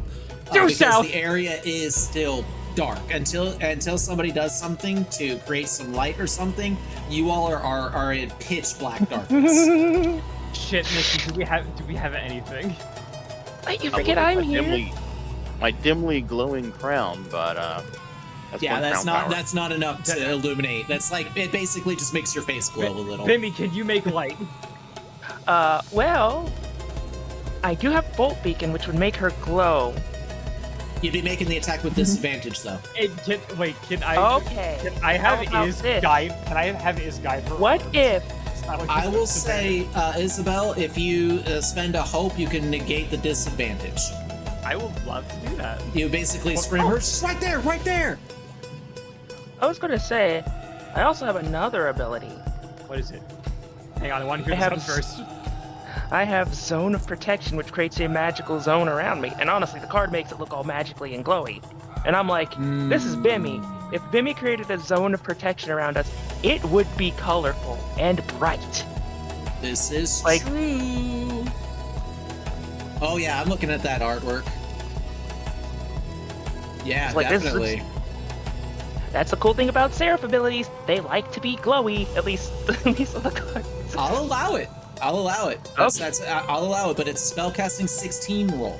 This is a high level spell right here.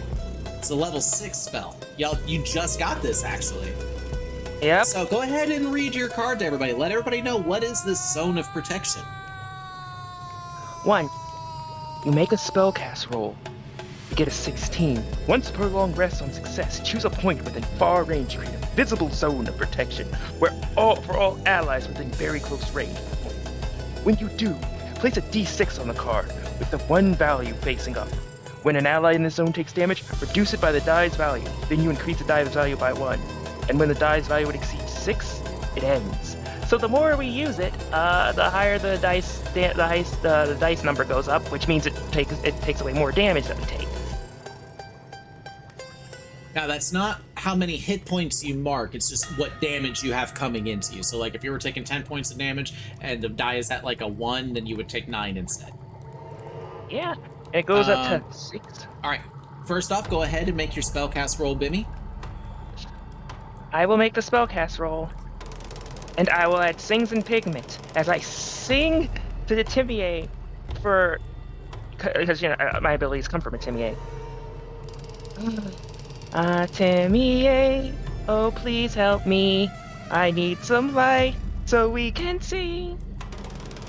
Hell yeah. I just like the thing with like Is landed that hit against Foxglove. She saw a glimpse of Marigrim for a fucking second. I want to wait add a my sec- rally die to this. Okay. I got a 10, so I'm gonna add the rally die. Alright, you need a 6. Let's see. So that's a D8. Because we're at level 5. Uh-huh. I rolled an 8.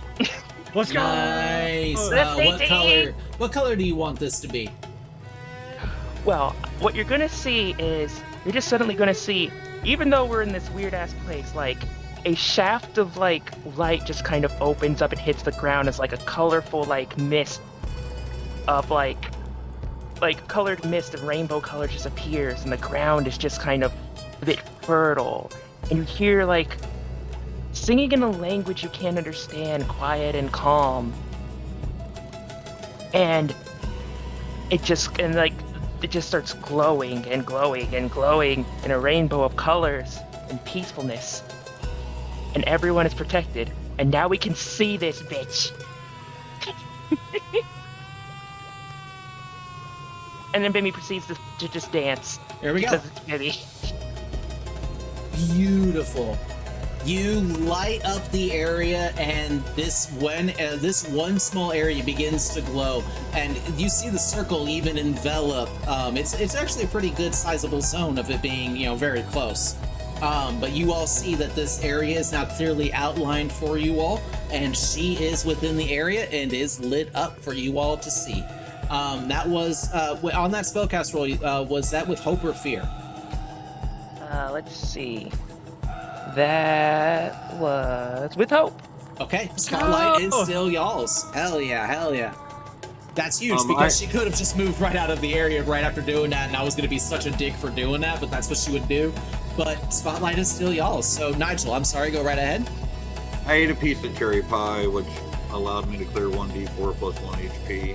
Okay, And I was easy. going to offer the lemon meringue slice to Misty, which would allow you to clear 1d4 plus 1 armor slot if you were interested.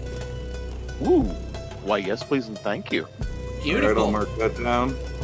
All right, Misty, you can go ahead and eat that if you'd like. You just go ahead and I mean, if we're roll about your to 1d4 and clear your armor slots. I'm sorry, 1d4 Ren, plus 1. If Yeah, we were 1d4 about plus- to die, that would be one hell of a last meal. It's nice What's cherry pie getting shoved right in your mouth, Ren. Only 2 for the D4 plus 1, but I'll take it. Thank you very much. Heck yeah. All right, Nigel, anything else that you would like to do? No, that was it. You can make an attack or something if you'd like. You are invisible, don't forget. Alright, then, I'll try Darkfire again. All right, make your spellcast roll. It will be with advantage because you're invisible. I haven't had a turn yet. Oh so- shit! Yeah, That's I'm a sorry, good Ren. point. Would you? Wait, No, let him please. go. Go ahead. I'm Yes! just saying I'd like to go Yes! next. I got a crit success. Oh Oh, my fucking god! See? Let him cook. We're doing good this round. Oh my god! So that would be 40, because it's the full-blown damage, or is it double Yeah. that? So you said it's how much? So what's your dice normally? 5d8 plus 6. So that's wait, 5d8 plus 6. Yeah. So that's 46. So 52. So roll 5. Hold on, 5d8. Yeah, 5d8 plus. Yeah, 5d8 plus 52. That's your roll. I love Daggerheart's critical system. It's actually so good. And when you're dealing with the damage, you feel like, yes, I actually did damage. There is no, I got a crit. It did 1 damage. That is 78 damage. Jeez. That wow, yeah, she's Jim. good. That's severe. That's extra severe damage. She only has 2 voodoo tokens to spend. She's gonna spend both of them. So she marks 2 hit points. Isabel, you mark 2 hit points. What? I'm casting Deadly Devotion as well. She's focused Okay. on you now. Me? Yeah, Oh, that yeah, she fucking knows who hurt. you But then are. she also just got hugely hurt by Nigel, but she doesn't. Yeah. All right, cool. Can I? I'm gonna drink a health potion really quick because I am at 4 of 7. Yeah, Spotlight is still y'all's, Nigel, because of that critical success. Be sure you mark yourself a hope and clear a stress. Rin, please, by all means, go ahead and move. Okay. She's silenced, correct? Yes, Yes. she is silenced, correct. Okay. Well, I can do.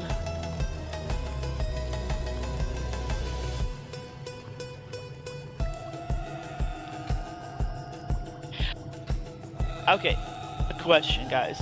I can do Wall of Flame, and I can put it behind her. That way, she'll also be lit up that way.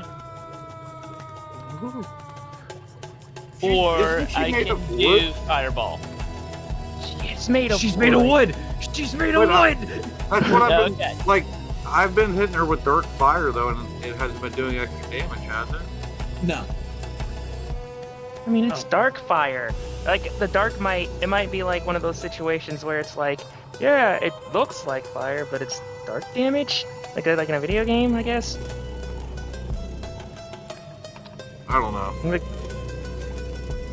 It's just something to think about. Well, Okay. in Daggerheart, anything that's like magical is just gonna do what's called magic damage. Like there is no like fire or ice or anything like that. It's either physical or magical damage. yeah, that is right. You said you're doing fire, Ren? But some Yes. things do like say like if this is specifically fire, because like there's like the Emberkin has the ability of fireproof where they can't take magical damage from fire.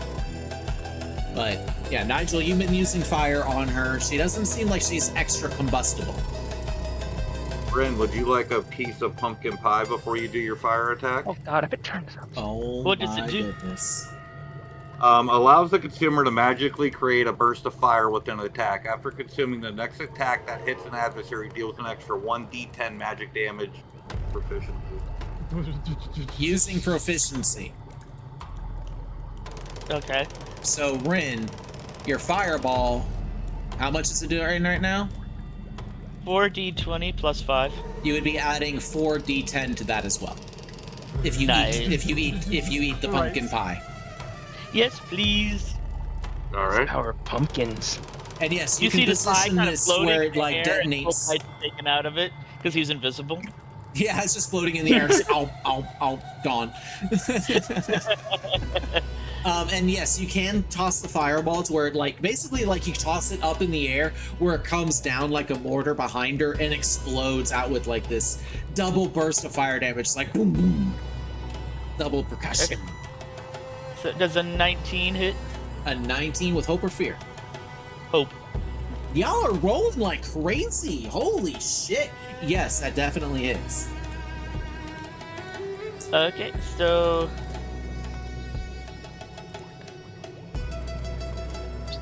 plus what was it? Do I add? 4d10s. Yes, 4d20 plus your, I think whatever it was, and then plus 4d10.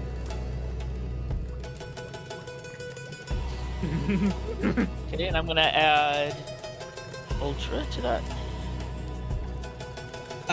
You can't add those to damage. Wait, yeah, no. That's only for like to rolls to hit. Not you can't add it to damage. Yeah, no. You can only add those to action or reaction rolls. You can't add them to damage rolls. Okay. 76. God damn, she ain't got no more tokens left. I got 2 18s. Holy shit! I am spending a fear and stealing the spotlight. Mainly because something happens here. As you all just begin to fill her, like you crest up this zone of protection, illuminating the area around her, lighting her up, and y'all just come in, Nigel coming in with the dark fire spells that are just obliterating her, and Isabel stabbing the fuck out of her repeatedly, and then Rin literally sending off a double explosion that just lights up her entire back. She just screams, "Oh fuck!" No, she doesn't. Well, yeah, I gotta Can't spend. fucking talk. I spend a fear for that to wipe that away. You can read lips. In her rage, I she always just silent rips that they can't do magic. It's not Wait, like she can't make any noise, but she can spend a fear on her turn to get rid of it. So I'll spend that extra fear no, to she dismiss it. What? Wait, should she be doing that token stuff since she had silence on her? Because it's a magic spell. And Hush would It's an silence ability. It's just an automatic ability of hers. that. Okay. She just has to spend tokens in order for it to happen. Like, it's not a spell, it's a feature, basically. Yeah, she'll spend that extra fear and rip away the spell as she screams out, "Enough! You are," as she begins to stomp on the ground angrily. "You all have no idea who you're messing with." The ground actually begins to tremble and shake as she begins to stomp and throw a tantrum. And you watch as dark mist begins to envelop around her as these fleshy, gross-looking hands begin to reach out of the space and begin grabbing around her face, around her body. You just see a whole bunch of hands come out and just clutch all over around her. And her size just begins to swell and grow as her form expands. That's not what I meant to do. There.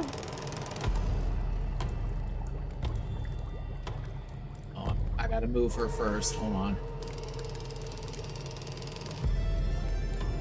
Cool. We got to her second form. Yes, literally, as she dons her withered form. Welcome to tier 3, bitches.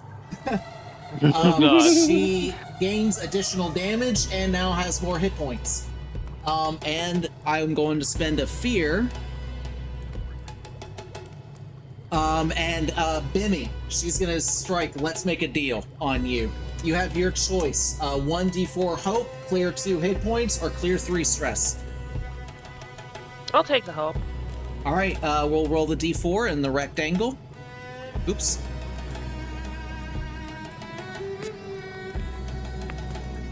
One. Woohoo! You gain 1 hope. She gets 1 fear.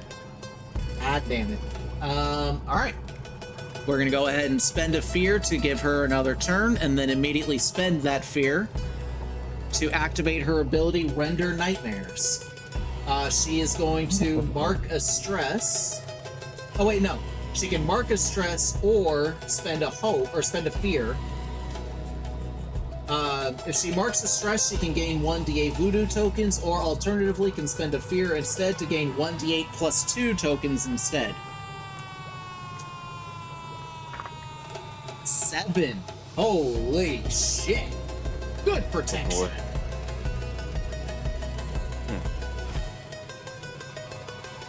All right. Or no, 7 plus the 2, so that's a total of 9. Nice. She's got tokens, y'all. And I'm gonna spend 1 more fear to give her 1 more turn.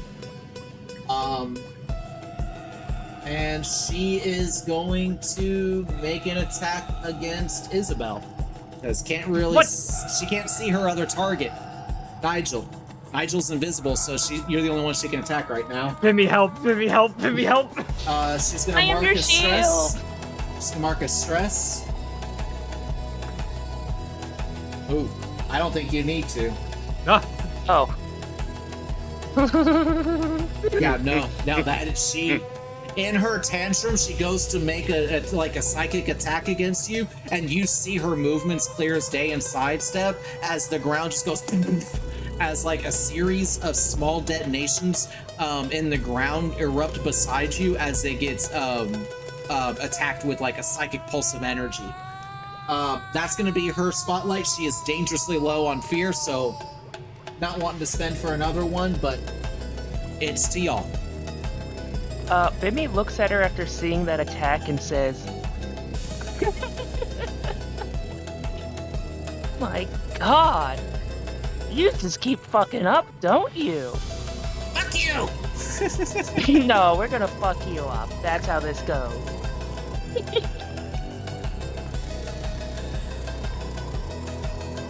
Okay, who wants to fuck her up? I haven't actually gone yet this combat, so Please, I will. Misty. Yes. We are going to. Well, that would be absolutely hilarious, but we're not going to do that. I'll Okay, Okay, go you can't ahead say and. that stuff and then not do it. Probably because Misty wants to be useful in the fight. Yeah.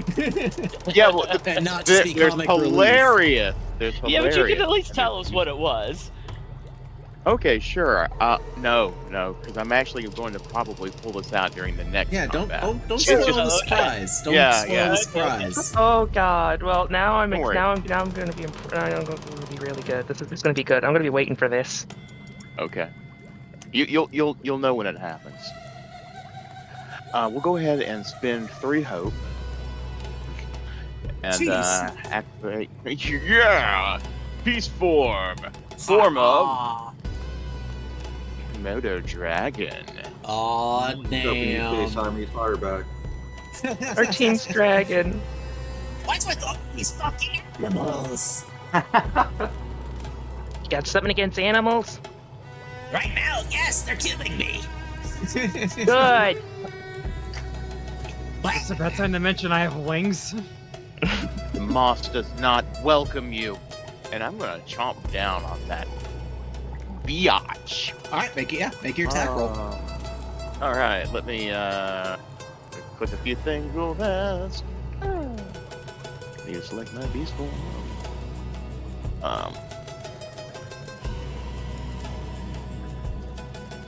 You're just gonna kind of slip her a breath mint after. Okay, beast form, mighty lizard, and I do get an advantage on attack. Advantage on attack, an additional +2 to your already +5 instinct. My god damn, that form is so good. On the bright side, my 27 was with fear. Ooh, Shit, I already used the one thing. Damn it. I'll take that juicy fear.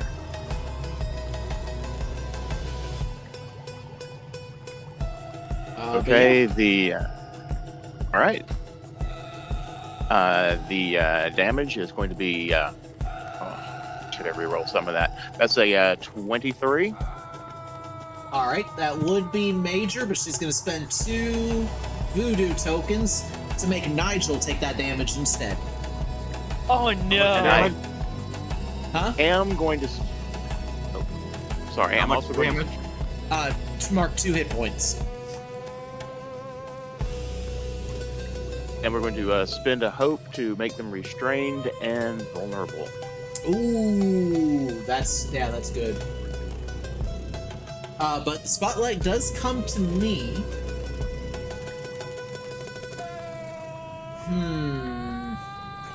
Damn.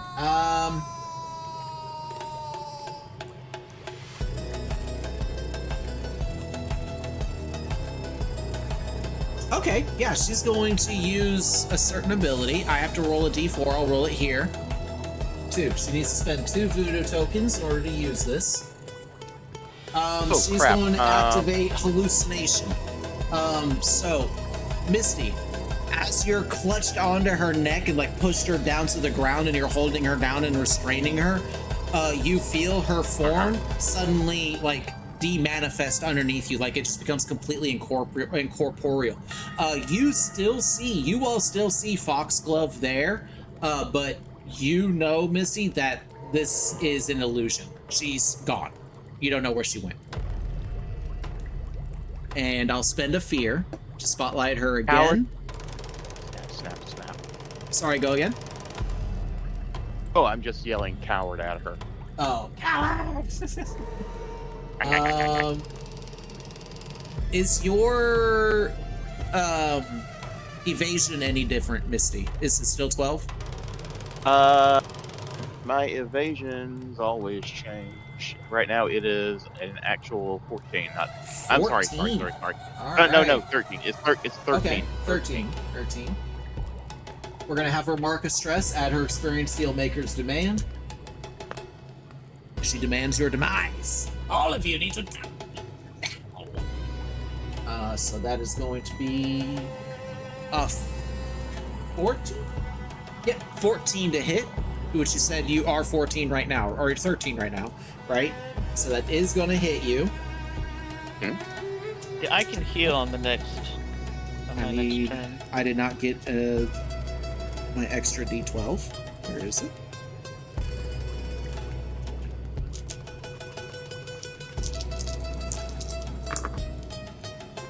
Oh, oof. Okay, 2 of them are low on the damage dice, but 2 of them are not. That's...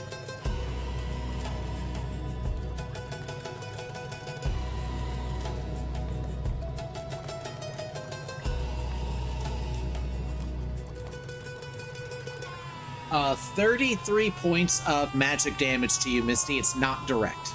But you suddenly feel, like, I would say 3 bursts of explosions just rock across your body, because one of them is probably going to be absorbed by your beetles anyway. But yeah, you all witness 4 telekinetic explosions just rock Misty's back. Misty, give me an instinct reaction roll to see if you can ascertain where those attacks came from. Okay, that was incidentally beetles. Hope to keep them going. Armor slot and hit point, because that was a severe damage otherwise. Yeah, she rolled really well on that attack. Instinct reaction 24. She's right there. Yep, you ascertain she is teleported back inside her hut and is right there. I yell this out to the rest of the team. Okay. She is outside of that area. Isabel and Misty, you see her clear as day, but the other 3, you'll be making attacks with disadvantage unless one of the other 2 spend a hope to direct and guide you all for your attack. I am going to end her spotlight there because she, again, is low on fucking fear, and I gotta maintain fear for other shit, you know. Who needs healing? Because I can heal real quick. Who's bloodied the most? Foxglove is. Heal Foxglove. You don't I'm care being out about of my that. allies. I'm not gonna heal her. I'm only down 2 I'm HP. I'm good. I'm only down 3. Yeah, I'm only down 3, but I still have health potions. Yeah, but I mean, we can save those if I can go ahead and do the heals. So I am going to. Which one should I use? I'd hold off on it right now, Yeah. maybe for another turn, because there's no telling who Foxglove is going to nail next round. Ah, yes. 'Cause, I can still mitigation. light her up. Yeah. I can get her with a glow stick. I can make her into a walking glow stick.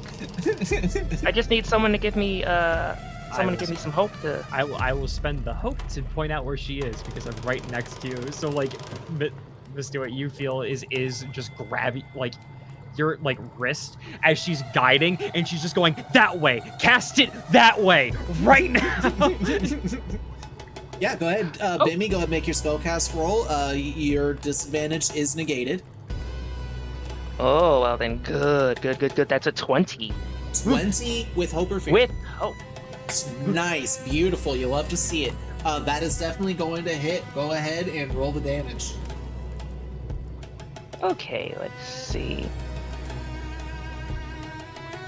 That's a 16. 16 damage. All right. She will. And go ahead.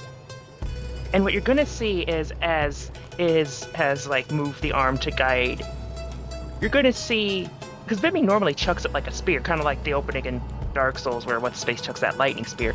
But because Iz guided Bimmy's hand, Iz's hand is still on Bimmy's like arm, and instead of like tossing it, you're just gonna see like the light, like the colors just coil up her hand. That's like a weird, like as an orb of paint and color just forms and then just rockets off right towards her and nails her like right in the face. Nice. And now she's glowing in ridiculous colors. Oh, the animals have been in that too, so I don't know. There might be shit in there. Eat yeah, shit. probably. She is gonna crack 2 voodoo tokens, and you know, I'm actually gonna roll to see who this is gonna affect. 1 or 2 is gonna be Misty. 3 or 4 will be Isabel. 5 or 6 will be 5 or 6 will be Nigel. I'm invisible. This is the nail. Oh, okay. So Isabel. Actually, you know what? Yeah. Isabel, 2 to you. Fuck. Okay. But that's 2 more voodoo tokens down. She's down to 5. 3. She had to spend. Oh. She had to spend some to activate her hallucination ability. Oh wait, and she's vulnerable now, right? Yep. Which means we get That's advantage. right. Well, she hit anyway, but yeah, that would have been with advantage. We forgot about that. Oh wait, All no, right. no. The vulnerability cleared. Well, the vulnerability was because Misty was like holding them down with the Komodo thing. No, my spell made her Oh, yes, she's vulnerable now. Yes, she is vulnerable All right, now. all right, cool. Does anyone mind if I kill the last of the tokens? Go ahead. All right, cool. She's throwing the returning blade. All right, make your attack roll with advantage. With advantage. All right. That's a 20 with hope. 20 hits and with hope. Hell yeah. So this is to say all this motherfucking damage. That's a 43. You watch the blade fly right through her form as she activates hallucination again. You motherfucker! You know, okay, this is out of character. I legit like the way she fights. Can Like, roll? I am all down for witches. Like, holy heck, this is a great witch fight. Thank you for this. Hell yeah. You're welcome. Seriously, yeah. This is a home cooked baby. I didn't want her voodoo tokens. Like, actually, I made her have, like, I came up with the voodoo token idea, and then I saw the demon battle that I was just like, oh, I didn't actually, like, look over all of their abilities. I just knew they worked really well together. And then I saw the Demon of Avarice, who was basically, like, the same thing, except he was doing it with gold and such. And I was like, I don't really like how that works. Like, I like my voodoo tokens better. So I'm glad y'all are. I'm glad y'all are that enjoying you the do. fight. Okay. You know, you give me a cool witch, and I'm automatically all in. Here's the thing. Right now, here's the issue with y'all. Here's the issue. Right now, Spotlight is still y'all. However, she has activated her hallucination, which means she is teleported somewhere. I will let you know that with her hallucination, it has to be somewhere very close from where she was originally. Or, excuse me, close from where she was originally. So it's not like she's suddenly on the other side of the world or anything. So wait, when she did it earlier, okay, wasn't it only Misty that had no idea where she was? Well, I mean, Misty that saw an illusion, like she just disappeared, like she did teleport. Well, what happened was Misty attacked, and then she hallucinated away on her turn. She used hallucination to get away from the grapple, and then she attacked Misty. And because Misty rolled really high on instinct, she was able to ascertain where Foxglove went. Okay, I wasn't thinking if it was like, she cast, like it was the ability activates, she makes an illusion she can't, so it seems like she disappeared, and then she used something to disappear else to, like, disappear. I didn't know if the disappearing and appearing somewhere else was separate from the hallucination, like she cast one after another because it's effective instead of it all being one ability. Yeah. So it's just one big thing. It's just one ability. Yeah. That does both. Okay, that's cool as hell. Okay, so yeah. It's basically like, I got the idea from like old school Dragon Ball, where they would do that ability after image, where it looked like an ability attack was about to hit them, but they dashed away so quickly that it left like a misty illusion of them behind. That's what Foxglove is doing. Oh, okay. That's cool. Okay, I understand now. Good. Thumbs up. Hell yeah. Alright, but yeah, Spotlight is still y'all's, but you're not sure of where her positioning is right now. So who would like to try and find her, sniff her out? Or y'all can wait until she does something. I am going to use my Komodo ability to track. Ooh, there's where she's gone. Broken is this goddamn lizard? Haha, I have found the perfect counter to the party. The party, the humble counter. Lizard. The party, the humble lizard. I'm screaming and I sound frustrated, but low-key, I love it so much. Y'all are silly as heck, and I love y'all. Yeah, so what does the ability do? So you like grant advantage on trying to find the positioning of something, or? Yeah, it's a grant advantage on attack, sneak, and track. Yeah, okay. Beautiful. Absolutely beautiful. And they're good at sneaking too, like, god damn. Honestly, it makes sense. Komodo dragons are badass. So that makes sense. I like it. I like it a lot. Good. They're not actually poisonous. It's the bacteria in their mouth that makes it. Yeah. Like, that's actually more terrifying than them being poisonous. Yeah, it just rots you. Yeah, it rots you to death. The scarlet rot. They got the scarlet rot. Yeah, for real. Oh my fucking god, they're Papa Nurgle's best servants. Yeah. Warhammer joke for no one. But yeah, what'd you get on your roll there, Misty? I get the joke. Okay, assuming it was an instinct roll, that's 31 with fear. Sorry, apologies, it's 16. What was that? 31 with fear. 30 fucking 1, god damn. To the millimeter, she's right there. Yeah, exactly, right there. Give me 1 second though. I need to let my poppers out real quick. Alright. We have our pointer lizard. Does that mean Misty's like team pet or something? Or like team mascot? I will flick my tongue. Wait, what do you mean are you asking if the small cute thing in our party is the mascot? Yes! The tiny adorable creature before Rin showed up? Yes. Yeah, but Komodo dragons they're huge. She has moved to the back of the room. We gotta turn Rin into we gotta turn all the cute little ones into marketable plushies. He will so be the jockey for the Komodo dragon. And Spotlight on that roll with fear. The Spotlight is mine. So she is going to go ahead and make an attack here. And I'm gonna say on that roll with fear, Misty, what happens here is you do go in position and point yourself like towards where she is, but the only person that can see it is Isabel. So any attack against anybody but Isabel or Misty is going to be made an advantage with her. And right now the only person that she can see is Bimmy. So she is going to send out a psychic blast at Bimmy. With yeah, it's definitely going to hit. Oh no! She needs her brain. She knows I got that -1 knowledge. That's very average rolls and then a bad roll. So we've got 28 points of magical damage to you, Bimmy, as your body just gets pelted with 4 blasts of psychic energy. How much damage did you say? 28. Yeah, 28. So that's 27, which is still severe. So I'm gonna mark and add an armor because remember, zone of protection. We forgot that we were in the zone of protection. Yep, zone of protection. But that also means that also ticks up now. So yep, which is technically also good. So now next hit we can remove 2 damage.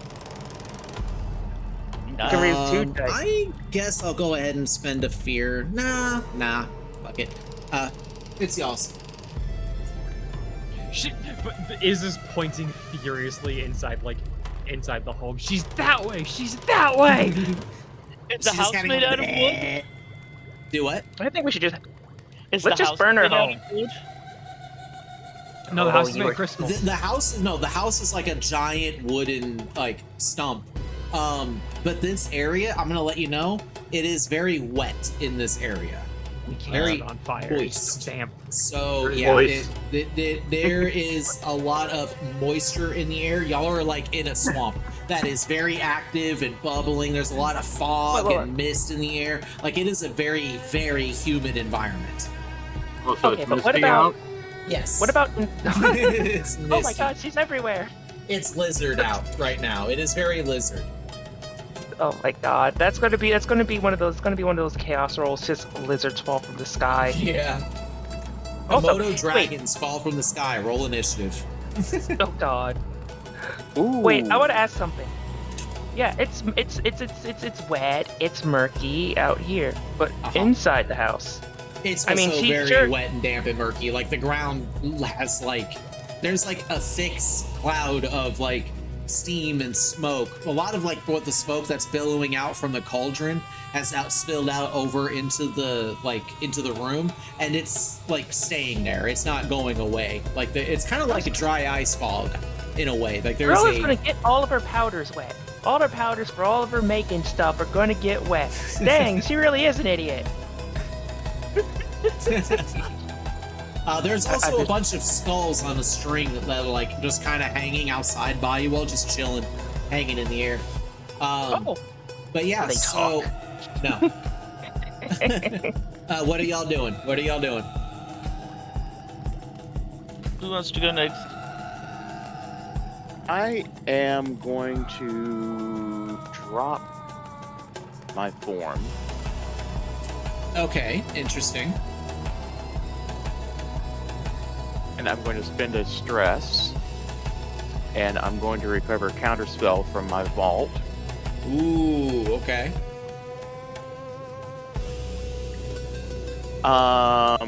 Can I use telekinesis? No. I take that back. I'm going to use telekinesis on Ren. No. Nigel. Yes, Nigel. Okay. I assume I'm going to have to roll for the spellcast roll anyway. Stand by.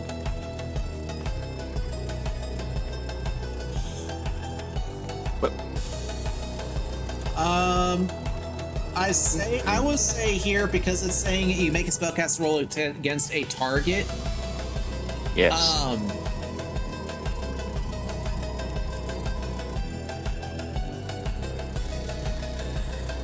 will say if you're using this in a non-offensive way,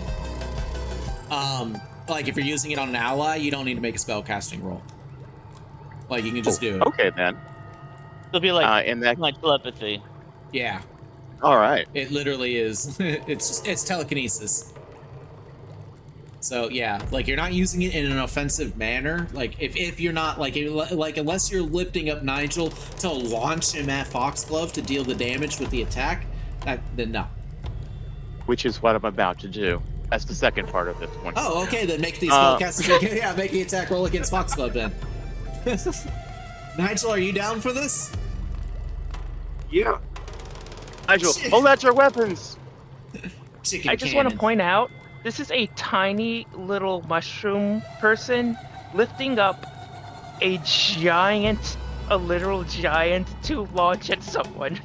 Well, it's with the mind. I'm not the only So- eatable one. No, it's hilarious. Oh, some of that circle came along with it. Ah, shit. Hold on. Okay, and All right, it'll just be easier to do it like this. Okay, that is hysterical. spellcast roll. I'm gonna need to. You know Oh, what? So I just thought about can I something. use my Did she spin to get rid of my vulnerability and glow that I put on her? Oh, that's a good point. Yes, she did. Okay. Oh wait, no. No, you did not take down a fear for that. I did not. You get advantage. her So you can difficulty either is keep your 17. fear and let her be visible, big glowing beacon that's easier to hit, or you can just have less fear and Nah, she can get hit. It's okay. She'd be visible. I just imagine her Okay. paint. Her face is covered in paint. In order for this to work, I'm going to need to use the prayer die for 3 to take this to a 17, which I believe will hit. Oh, Yes? so wait, hold on. You said you rolled a fear? No, it's a 14 with hope, but I'm going Oh. to need to use the prayer dice for the 3 points to bring it up to a 17. Okay. If that's okay. Yeah, go ahead. They're for you guys to use. Excellent. I would like to point out from her Okay. perspective, Miss, you just threw nothing at her, and it hurt. Oh, yeah, that's right. Invisible. Just an invisible freaking giant bird gets hurtled through the air, smashing into Foxglove. Like, what the hell? Spores reach out from Misty's hand, curl around the invisible giant, lifting it aloft, and then it seems as though it's throwing or a pitch, but the spores themselves dissipate as this invisible projectile finds its way to its unwitting target, striking for rolling the damage.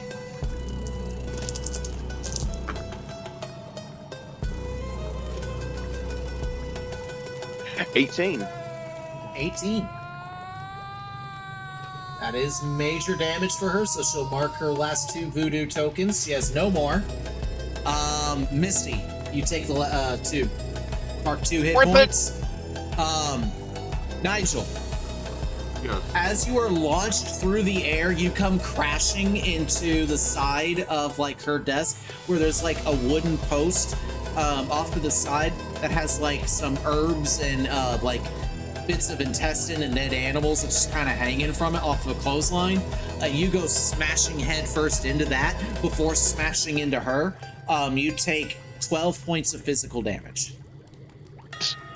Please use an armor on that. Which, yeah, you can do if you want. Yeah. Can you cast a spell? It is still y'all's spotlight, so yes. I might need your help with this one because I still. We went through this once, but it was a while ago. I wanted to use Siphon Essence. Make a spellcast roll against a target within very close range. On a success once per long rest, the target takes d20 magic damage using your proficiency. Clear a number of hit points equal to the number of hit points the target marked from this attack. On a success with fear, you gain a +1 bonus to your proficiency. So yeah, go ahead and make your attack roll, or make a spellcasting roll. And if you roll it with 25 with hope or fear, fear. all right, you're going to be rolling the 60-20 on this. Okay. I'll take that fear. 6d20 damage on this, y'all.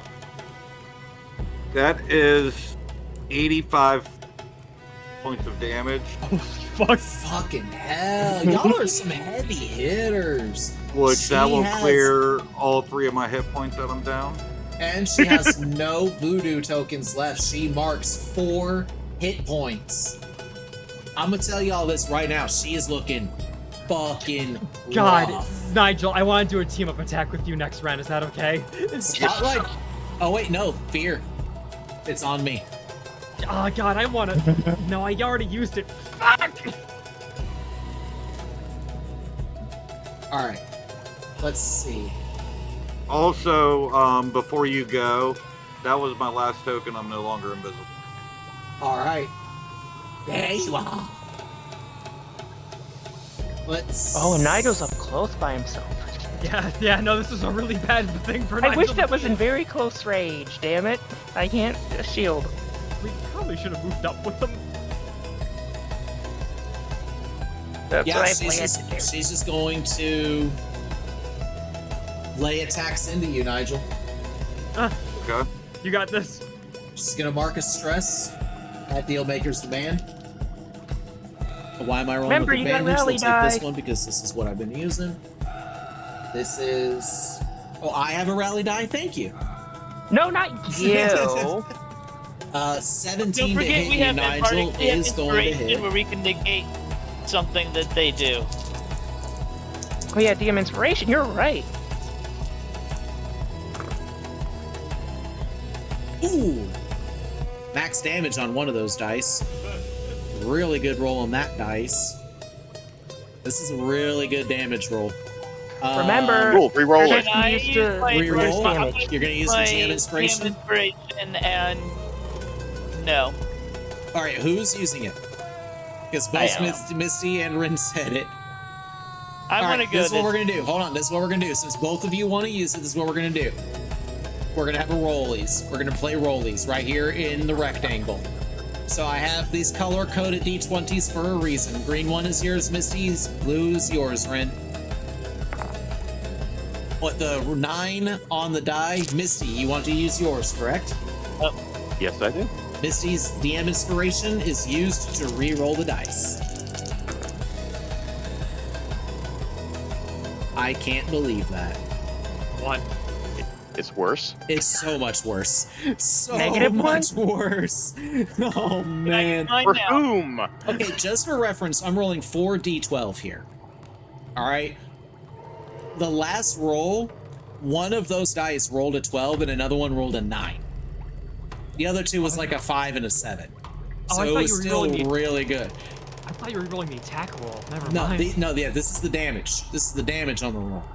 This one, I rolled 6, a 2, a 3, and a 3. So that's 8, 14, 24 points of magical damage to you, Nigel. For one of those, I'm going to spend 2 favor and not mark an armor slot. And then the other one, I am going to mark HP, which means that my deadly devotion runs out because I marked the hit point. Okay.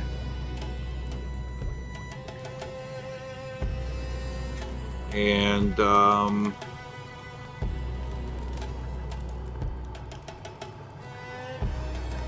yeah, I believe I'm still on my Patriot's Mantle. I don't believe that runs out if I run out of favor.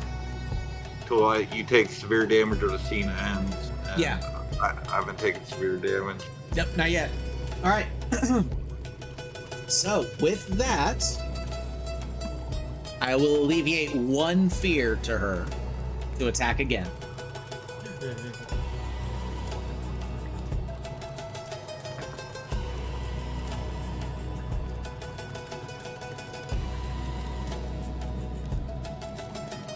I don't know how to tell y'all this. Partly because I don't want to say these words out loud. Did she crit? No. What? No. I might have laughed about that. She rolled a 1. And with that, I relent All right. and cool. defer to y'all. All right, cool. Aw. Is just sprinting up the stairs in like a full sprint. Okay. Sees Nigel and her facing off. Sees that Nigel's not in a good position, and she just screams, "Nigel! Turn around Let's- and look at it. Let's end this shit!" I give the old nodders. Nodders. I would like to do a team-up attack with Nigel. Hell yeah. Do believe one of y'all has to spend 3 hope in order to initiate. I got plenty of hope. Okay.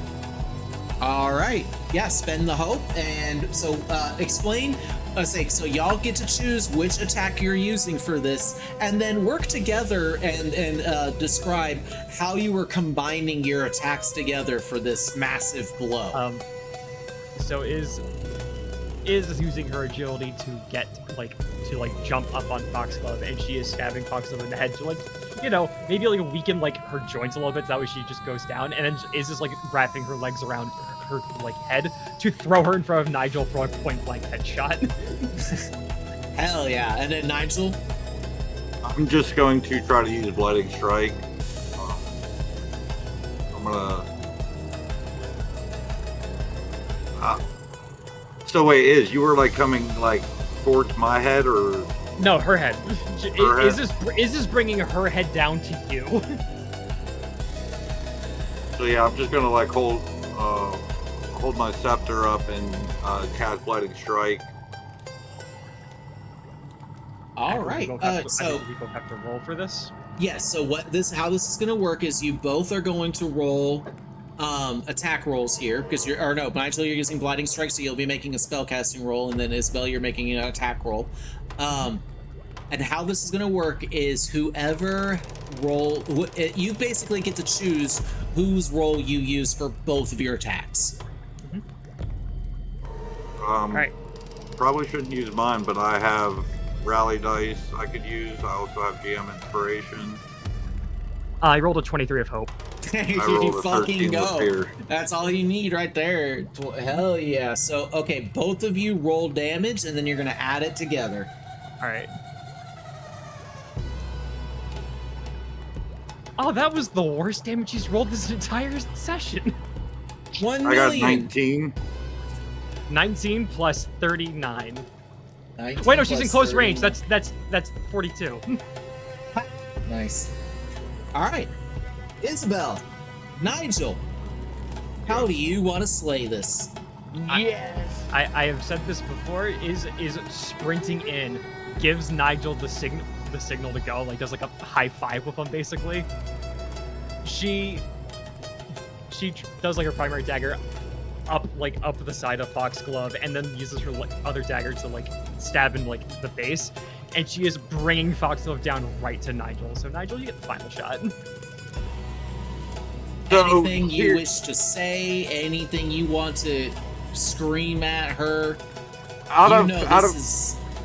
Nigel, I'm just building this up for you. You know that as her head comes down and you look at her eye to eye, this is her final moments alive. She is only 3 hit points unmarked. She has no voodoo tokens, nothing that she has to help defend herself. How do you want to kill this horrid bitch that's been responsible for tormenting you and your family? So as her head's coming down towards me, I am just gonna look up and just be look at you, a god who fed on happiness, and you're still empty. Fucking pathetic. And I'm just gonna come up with the biggest fucking uppercut. I'm talking I'm practically laying on the ground and jumping up Super Mario style, uppercutting her as hard as I can. Oh yeah. And as you connect with that uppercut, a loud thunderous crack is heard as a large fissure just begins to form in her chest as her body cracks and breaks and bursts apart into the powdery ash that you've seen other of the faint divinity burst into once their demise is met. And the horrible curse upon the land known as Foxglove is no more. Congratulations. You all have defeated a true arch nemesis. Nightmare Uh, slain. Level up. Nightmare slain. You just leveled. Fuck off. I mean, me ass, she literally is a nightmare. Oh, come on. I can You put a still level for chucking taste a scrap her and trying in to chuck my at 'em? mouth. I can still taste her. Blah, blah. It gives you like a really Can I search big, Foxglove? Uh-oh, You know, what? I don't think she'd make good paint. Nigel is giving you like a high five. It's like, oh my fucking god. Holy shit. Oh, what was it that you were saying there, Bryn? I don't remember. But yeah, I'll get to loot her. You disappear into smoke. We can. Before we loot her, I'm going to turn and like snap my head at Iz and be like, "What the fuck? You knew Foxglove this whole time and didn't say anything?" I didn't know her. She knows my aunt. Oh, but you've never you don't know like anything about her or didn't? No. Nigel, if I did and I knew that was important to you, I would have told you. She knows your aunt. You know that I'm related to her. I Not a didn't grim. know that. The second you said Marigrim, Iz was like, oh fuck, that's my aunt. you have known Iz is related to Marigrim since I think episode 5? It's been, we've known for quite a while. Yeah. Oh, yeah, I know, but I didn't know that she knew. Yeah, that was shocking. That actually kind of made me, that actually intimidated me more than her herself. Like, her having Yeah, ties to American was like, oh, fuck. Well, didn't Yeah, if Foxglove had not known who Maragrim was, then that would have been a great way for us to either set the two against each other, possibly, or, but at the end of the day, we Well, now you know still that can. I Just because they think know each other doesn't mean they're loyal to each other. I mean, the thing I mean, is, I don't think you can now. I think the problem Well, is that we knew they were in leagues together because Rin mentioned that in the briefing that the Toad Man, who was in leagues of Marigrim, mentioned Foxglove. Oh, yeah, that's right. Ooh, yeah, I wasn't really listening to all of that, so that's mea culpa. You were there. I was there and I don't remember saying it. So That's fair.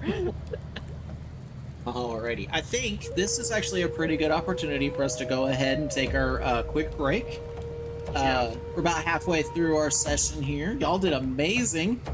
Like normally Daggerheart encounters are pretty quick, but yeah, I made Foxglove to be very pesky and an enduring encounter. So I'm very glad that y'all actually enjoyed the fight.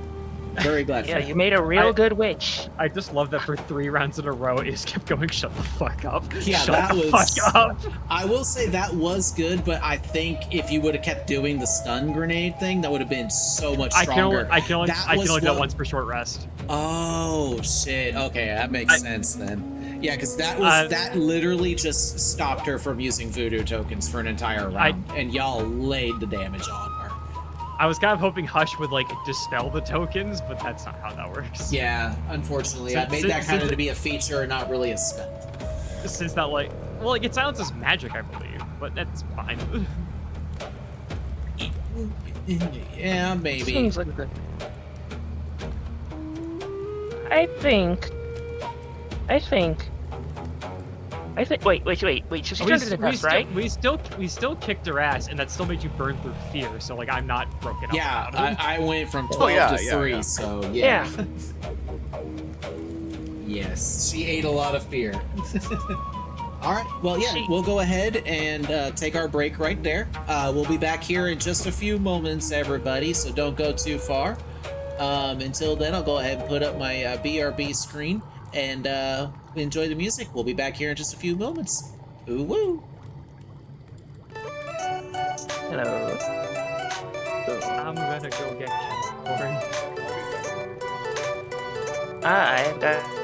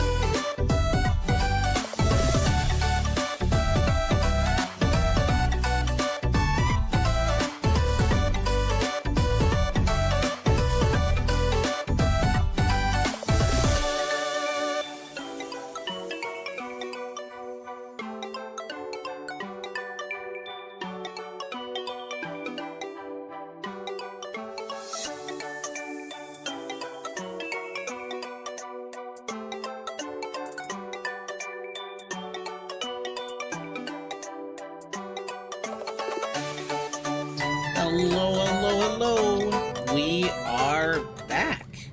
Thank you all so much for hanging out and staying tuned. I hope you all are enjoying the time together here. But yes, you all are still here in this hag's hut. Still kind Search of... Foxglove. Oh, give me 1 second here. Getting the ambience back up here. Oh, we're back in the hag's hut ambience. We still kind of have the swamp thing going as well.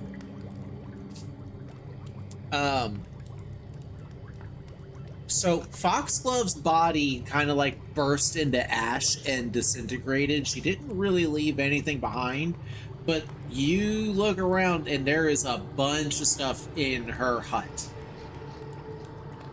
You see, like, there's a bunch of mysterious herbs that are, like, hanging right here. You see a shelf of books with, like, a spiked club underneath it. You see some weird sort of skull arrangement with gems over here. Can I do, like, an instinct check to see if, like, I know of anything that, like, sticks out of value or something of importance? Yeah, I do believe for searching it is going to be, I will say if you want to do instinct or knowledge rolls for like searching the hut and seeing what you can find and such, anybody that would like to do so. Is there a bathroom in this hut? There is a well. There is this little back room area over here. You see, like, there's a really like large pit of stank that's just kind of coming from this place. You look over and you see like a bunch of like badly made skins that adorn like a bit of a like a bed here, like a makeshift bed with hay and planks of wood, and an assortment of skulls at the very top. You also see this red table with a sort of orb in the center. Well, since I'm okay, you said there was a well, and did you mention like a bucket or something? Yeah, there's like a well and bucket right here. Okay, I want to investigate. I want to see if either of those are an actual like straight up toilet. Go ahead. What do I have Give to me an roll for instinct roll.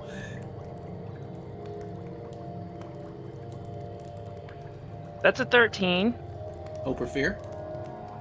Hope. Okay.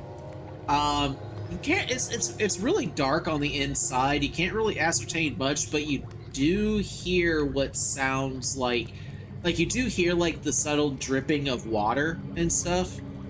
It doesn't sound like it's like moving water. Like you don't hear like the sound of moving water or anything like that, but you do hear the dripping of water. And hold on, give me a second here.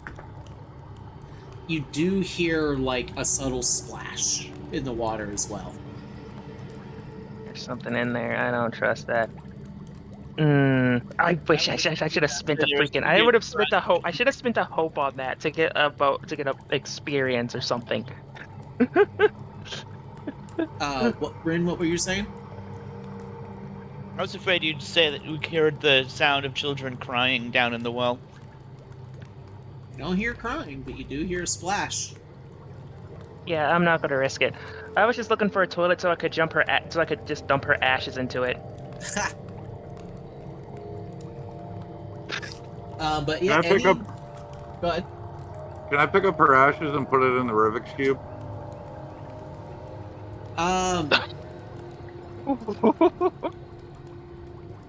Shove her into the cube, the prison. Yeah, I don't see why not. But she's Like dead. as you do that,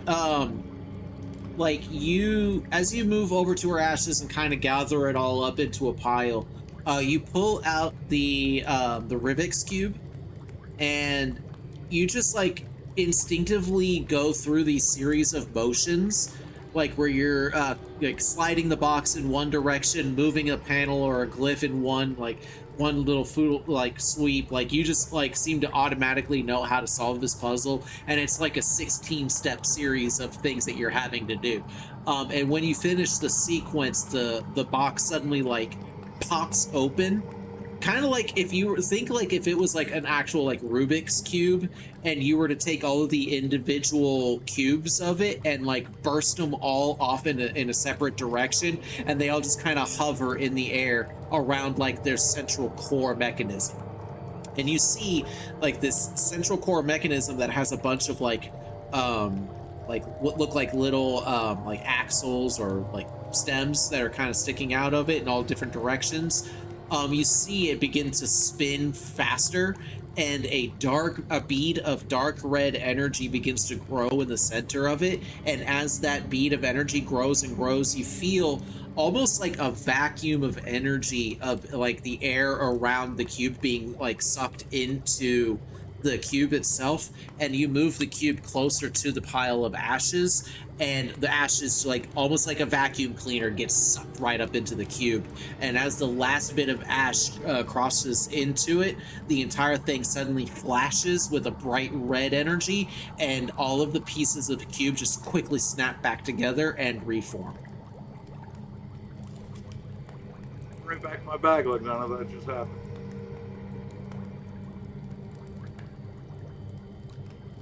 And what are the rest of you doing while that's happening?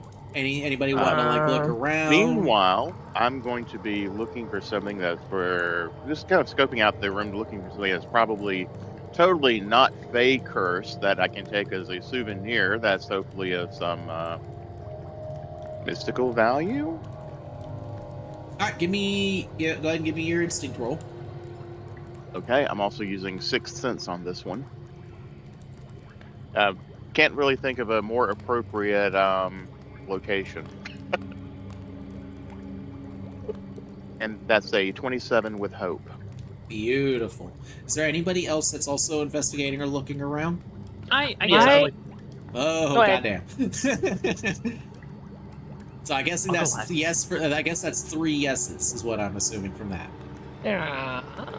Yeah. All right, the 3 of you go ahead and make your instinct rolls. Hope I find a cool Misty, looking around, trying to find some sort of souvenir or something. Your eyes drift to a number of things. First of all, there is a chest over here that seems to be overflowing with odd-shaped gems and stones of different shapes and sizes. There is like a box of also like what looks to be like maybe fossils or stones or emblems, and over here you notice that there is like another little arm right here on the table that seems to have been gnawed away at. Oh, excuse me, it's not on the screen. A little arm bone right here that's been completely gnawed away, and you see a bowl of the cauldron soup sitting on a table here. But next to it, you see a book that is open, and you notice that there are 2 butterflies that are stapled on the inside, or like not stapled, but like pinned to the inside of the book. And one of them glows with like a faint amber light, and the other one glows with a faint blue light. You also notice over here a large mushroom that seems to be growing out of a pot, with like a small culling knife off to the side. You believe that maybe this is some sort of edible fungus, or maybe even a poisonous fungus that she was harvesting from for either food for herself or to maybe poison people. You aren't really entirely sure, because right next to it is a jar of human hearts. But you also just see like an assortment of like various fruits and vegetables of questionable orientation or origin on shelves as well. That's everything that you can really. Oh, there's also a small weird jar of some sort of powder. With that high instinct roll, I'm gonna say you are able. Actually, give me a knowledge roll. Ooh. And I'll say because of the high instinct, you'll have advantage. Did somebody turn a fan on? Oh shit, that's my air. That's my AC. My bad. Thank you. I forgot to turn it off. I needed to let the air. I needed to cool off the apartment during break, and I forgot it was on. Thank you for reminding me. Okay, and Leona? is. I'm gonna say before you give me the result here, the higher the number, the more you're gonna be able to learn from the substance. Okay. The number is a 19. The Okay. result is a critical success. Oh, not there. Nice. We're learning everything Beautiful. today. Be 7 sure plus 7 plus to 4 plus 1. be sure to mark your hope and clear a stress. Oh, I needed that. This is a sample of moon amethyst powder that has been rendered with powdered human bone. Makes sense. You cut it so With- it's cheaper. The critical success you're ascertaining, yes, this is a way to maybe maybe they only have a limited supply of moon amethyst powder, and they're trying to stretch it as much as possible. And I'm gonna say, with that critical success, as you're looking at this and you're realizing that it's the moon amethyst powder, your heart seizes up in your chest as you realize. I'm actually going to ask you, have you realized it yet before I'm going to say what I'm about to say? Oh, yes. Go ahead. I know what you're going to say, but you go ahead and say it for Oh, no. As you are looking at this and you realize that this is moon amethyst powder and your heart seizes up in your chest, you realize that the only way that Foxglove would have been able to obtain this substance is if there was a mole in Lion's Gate. There's a trader in Lion's Gate that is distributing moonstone. We are going to be taking this jar as proof. Okay. And I'm also going to take that butterfly book. Okay. I want to I talk am going later. to say this about the butterfly book. It is a special object. Those butterflies are extremely fragile, but they are what's are special about this book. Taking the book will destroy the butterflies. Oh. Like, they are like fresh, brand new specimens that have been pinned to the book, but you feel like if you close, because as you look on the other side of the book, you see a bunch of like smear marks of other butterflies, and as you kind of take a moment, like lift up the other pages, you see a whole bunch of like crushed, mangled looking butterflies that have just been pressed flat from the book pressing them, and you feel like this isn't a way to try and maintain the magical substance of these butterflies. This is an attempt to just basically be a collector's book, being like, hee, I have these.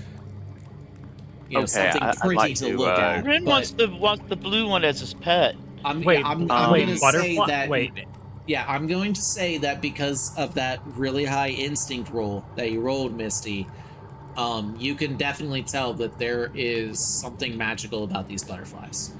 And Is again, someone to Isabel, unpin- one of them sheds or both of these butterflies glow.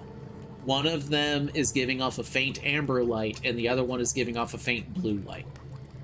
I'm is gonna just walks up to the butterflies and says, "Can I look at them really quick?" I'd like to unpin them. This is unnatural. Please do that. Reach forward and remove the pins from the butterflies. Okay. Isabel, give me a knowledge roll with advantage. Knowledge roll of advantage. Can I add anything to this? What do you feel might be applicable? I want to say natural born leader just because, like, she gets that from being part divine anyway. And she's... I'm going to say, because of reasons, I'll allow that. Okay.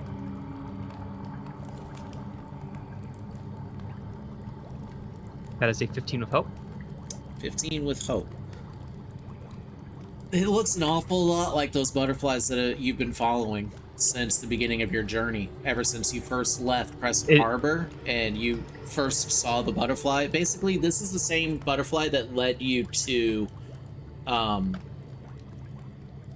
damn it. I always forget the name of the very first town that y'all started in. Fainwick? No, that's a different place. No, Fainwick Oh. is the name of our, the entire area. The thing is, it was in my head yesterday. After removing the pins Rico from the Village. butterflies, Miss Spore is going to raise their arms up to the side,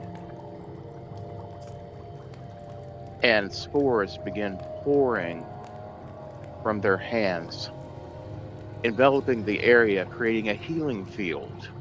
I'm spending 2 hope to allow myself and all allies in the area to clear 2 hit points. I'm hoping this also includes butterflies.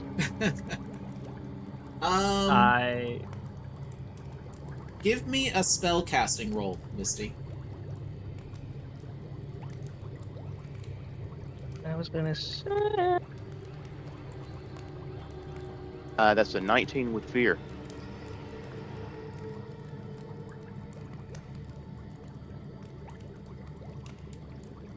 So as you unpin these butterflies, and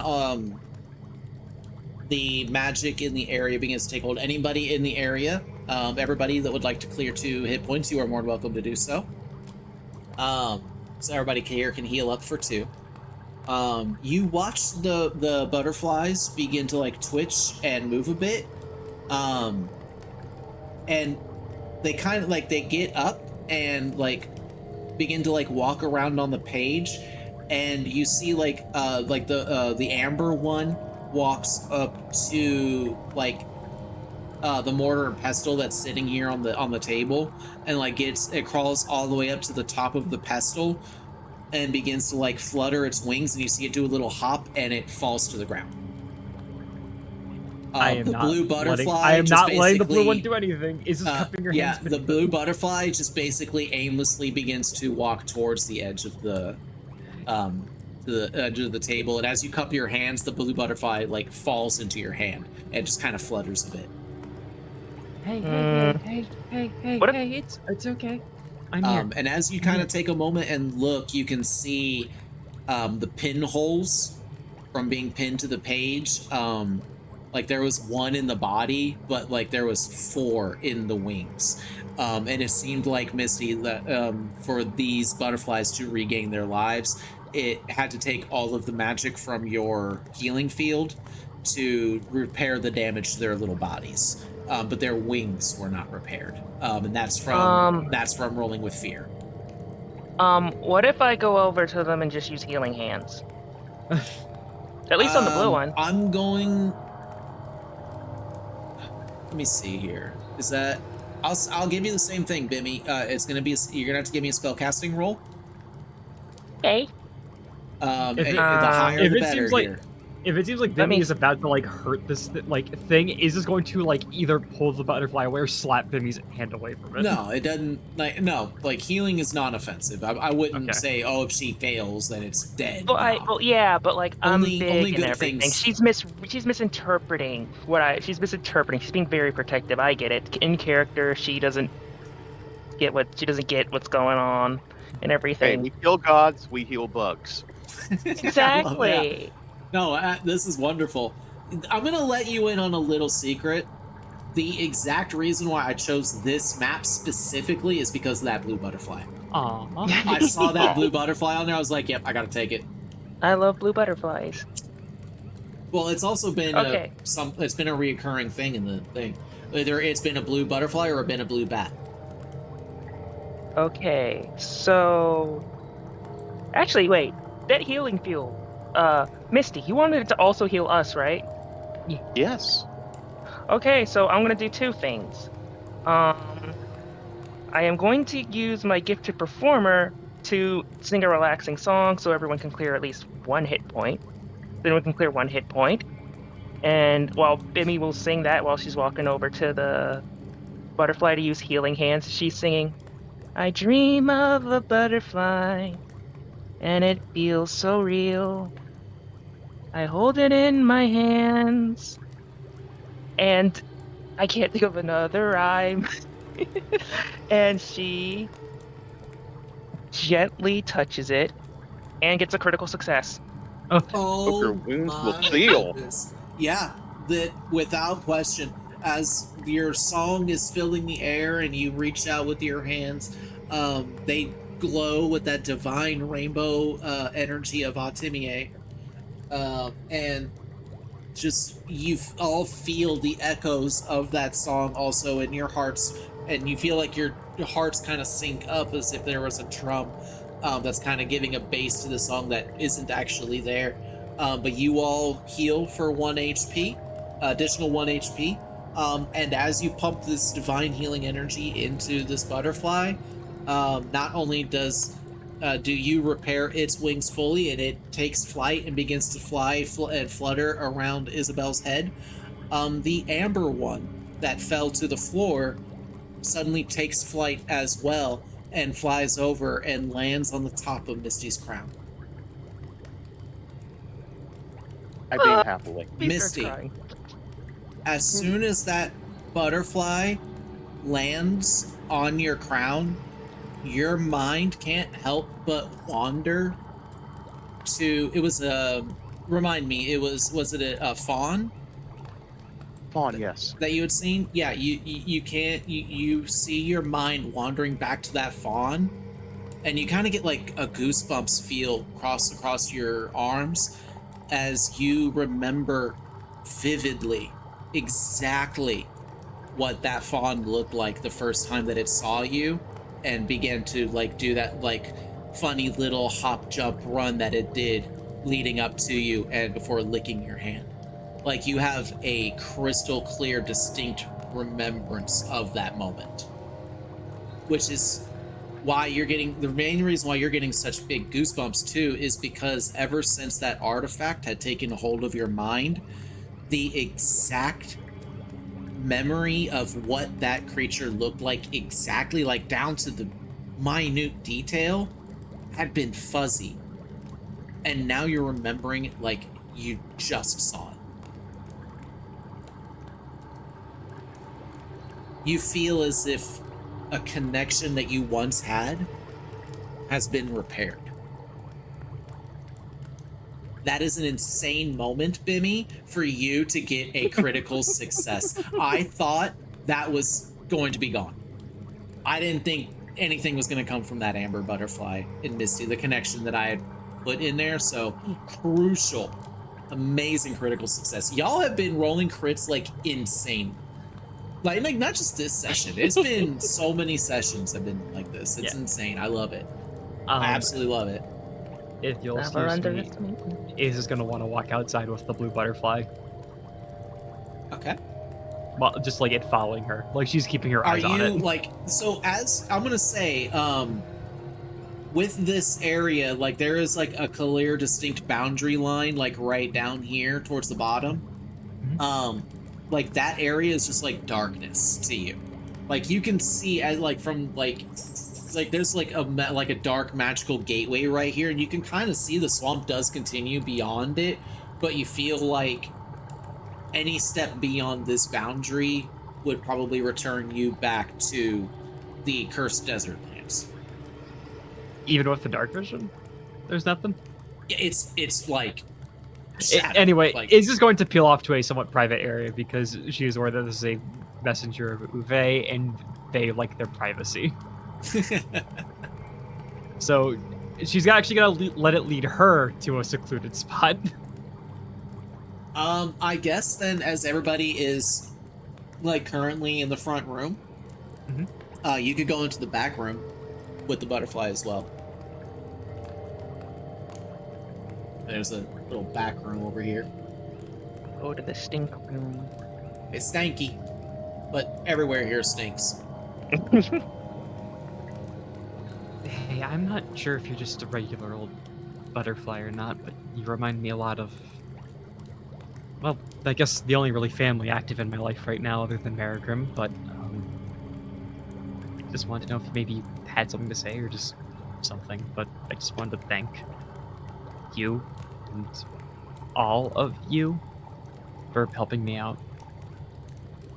If you're a piece of something or you're just a part of a collective or something. I don't know if you talk, I'm probably sounding crazy right now, but I've done stupider and crazier. I want to make a roll.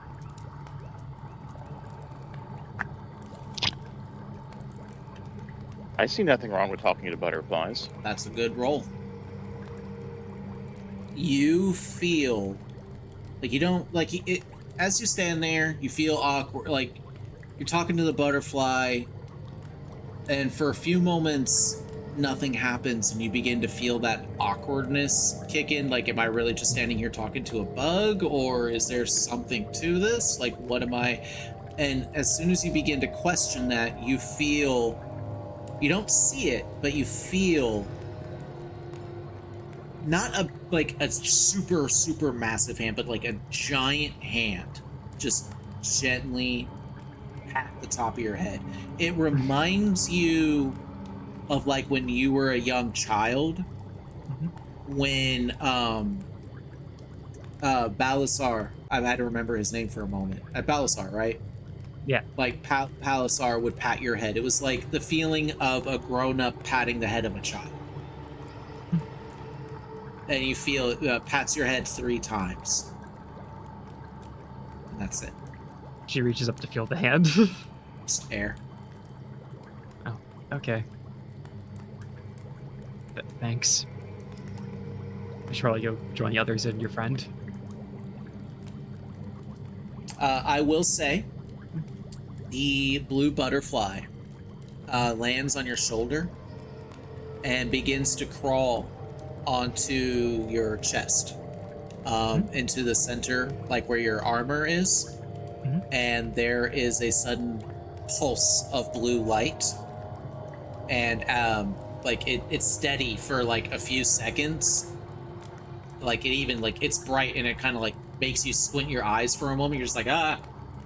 And then it begins to slowly fade away. When you look down, you see a blue butterfly golden pendant on a leather strap. Kind of like not like a choker, but a little bit longer than a choker. Like it's not directly up against your skin, but it hangs a little bit loose. Kind of like a little pendant collar. I love this thing, and I am going to cherish it. I'm going to have it above the scarf that Bimmy gave me a couple sessions ago. She's going somewhere. Is the butterfly still there or no? No, it's formed into a pendant of a blue butterfly. Okay. She's going to pet the pendant. Just be like, all right then, let's join the others. And she walks downstairs, like clutching it, basically. And when you go back, and as you walk back in, and you're about to say, "Everybody, look, Misty."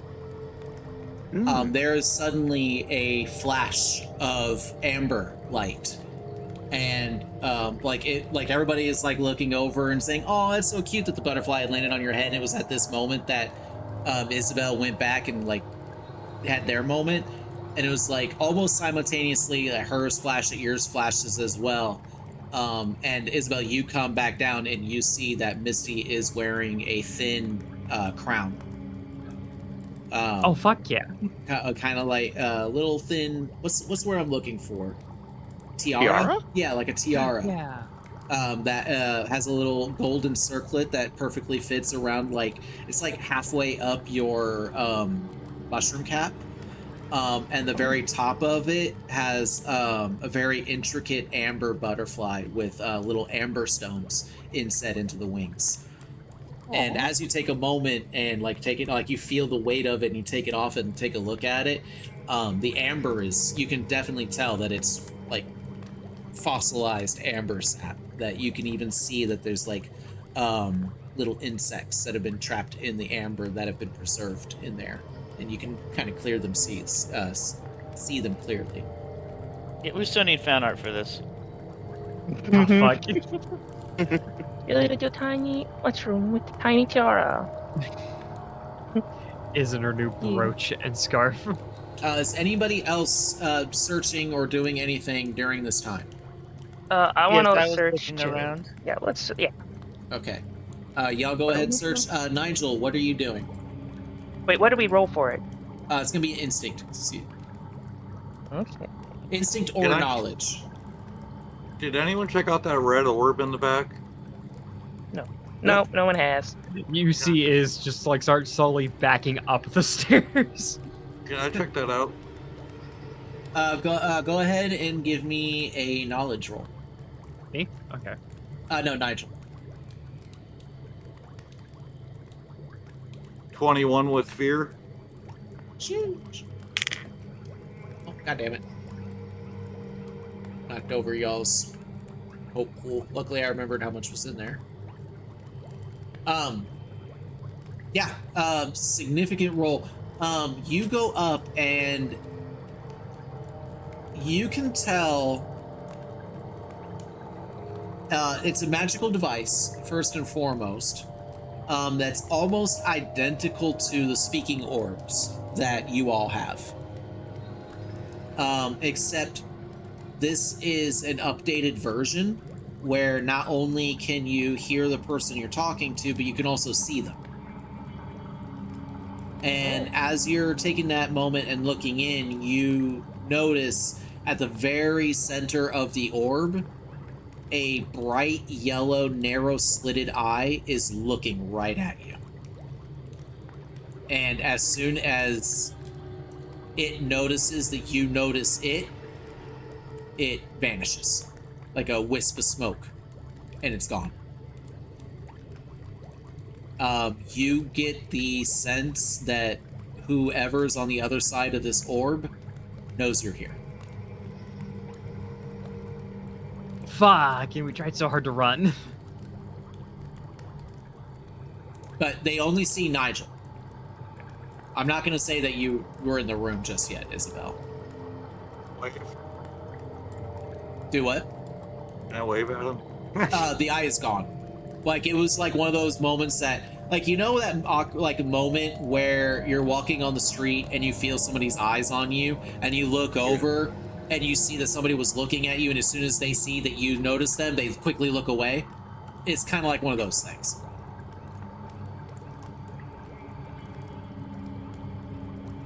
It was like, it was an eyeball, but then you saw it blink and there was a bit of movement as if somebody was pulling away, and then like the vision disappeared with a wisp of smoke.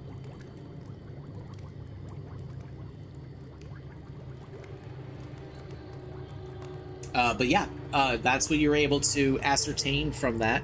I will also say, because of that high roll, the fear was you being noticed, but that was still a very high roll. You notice, as you kind of take a moment and take a quick look around the room, over on the shelves over here, you see on one of the shelves a scroll. Excuse me. I gotta remember that it's a bit more over, like right here. You see a like a wrapped up scroll of some sort with a ribbon tied to it. Definitely gonna snag that. All right, you gonna open up and take a look?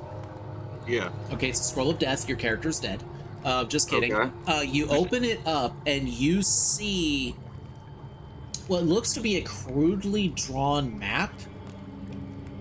And you can see like certain like areas that are marked with a red X and little scribbles of notes here and there. And then like one area where there's a big circle and an arrow pointing right at it.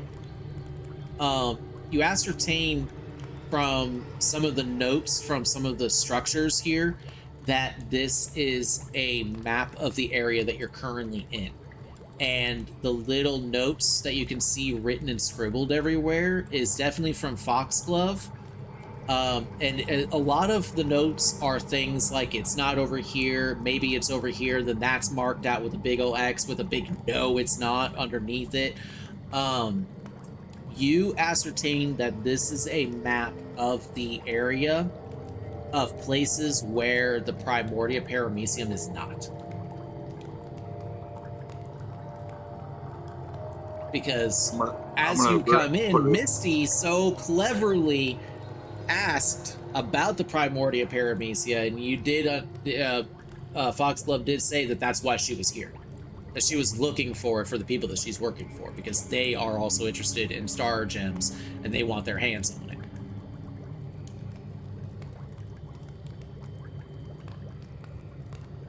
I'm gonna put that in my bag. So you now have like, basically you have an idea of a place of where to look next for this. And according to the map, it seems like it's just straight across from the other side. Like this place is a giant cavern, and it's in a small cave that's like directly on the other side from here. Like you have a bearing and know which direction to go from where Foxglove Lair is. Basically a slight right turn and just keep straight, and you'll eventually get there. But we'll see about that. But you go ahead and pocket that. You have a direction and a bearing, so that's amazing. Rin and Bimmy, go ahead and give me the results of your rolls, please. We'll go ahead and 22 with fear. 22 with fear. Okay. And Bimmy?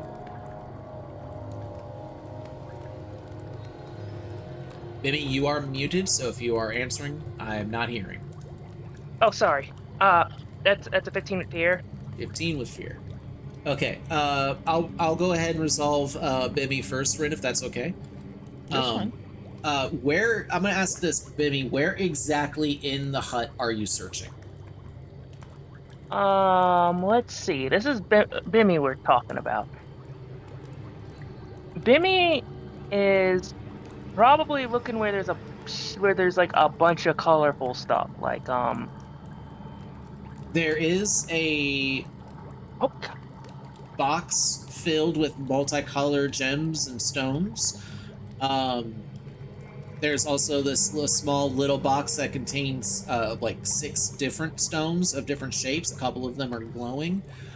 There is also what appears to be some sort of pantry / kitchen area with various bottles and of different colors containing different, like maybe jams or different like pastes of some sort.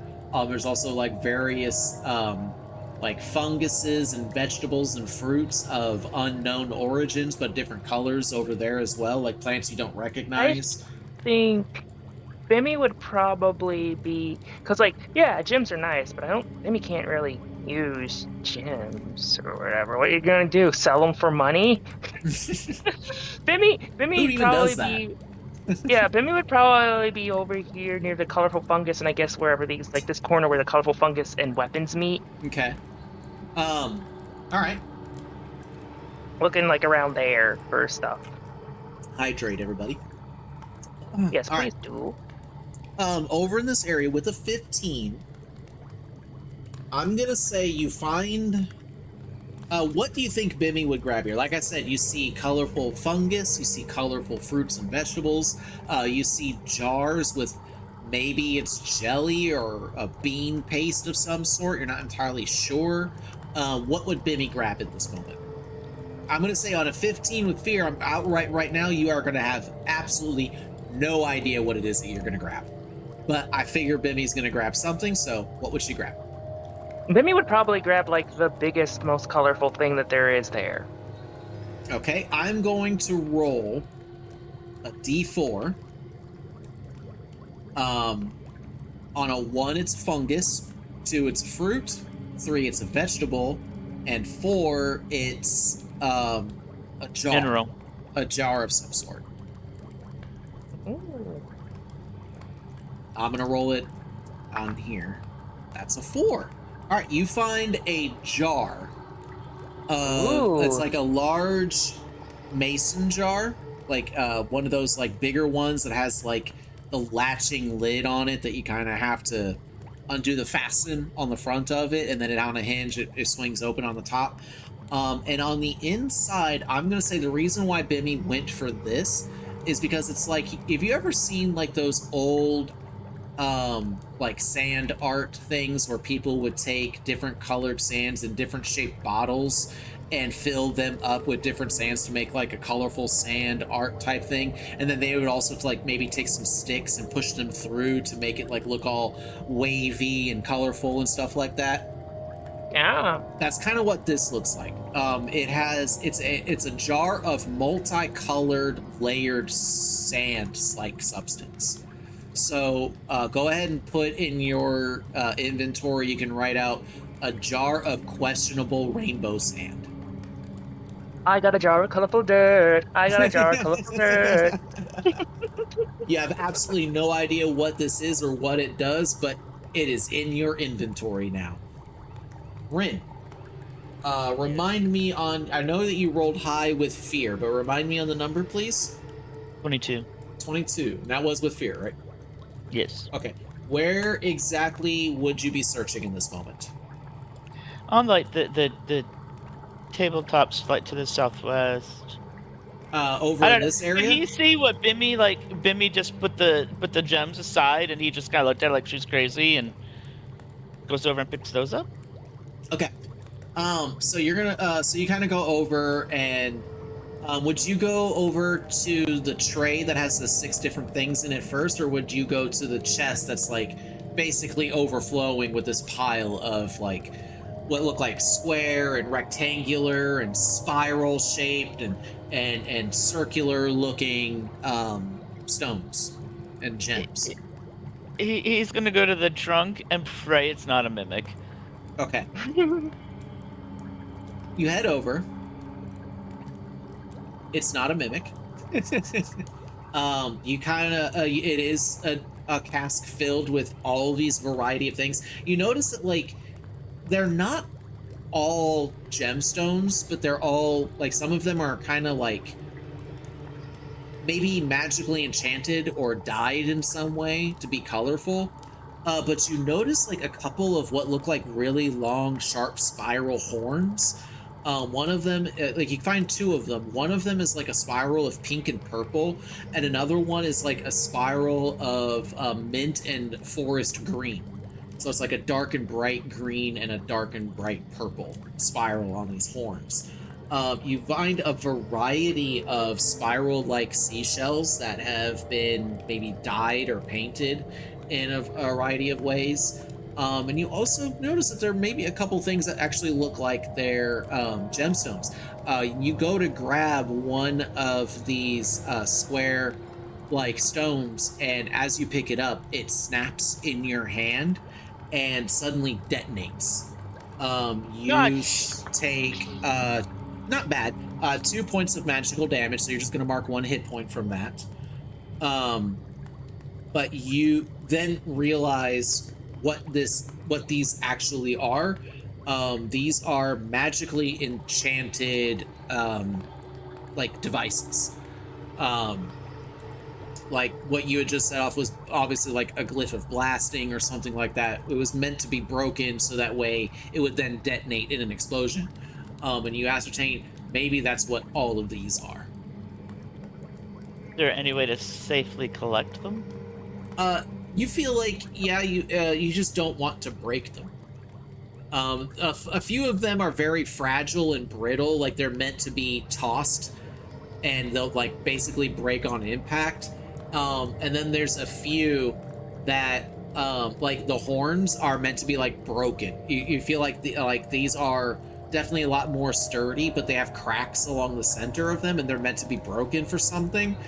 And the shells, you're noticing that it's weird. These shells have like an opening on one end of them, and it seems like the very center top part, like one side of them is completely flat, but the other part is domed in towards the center.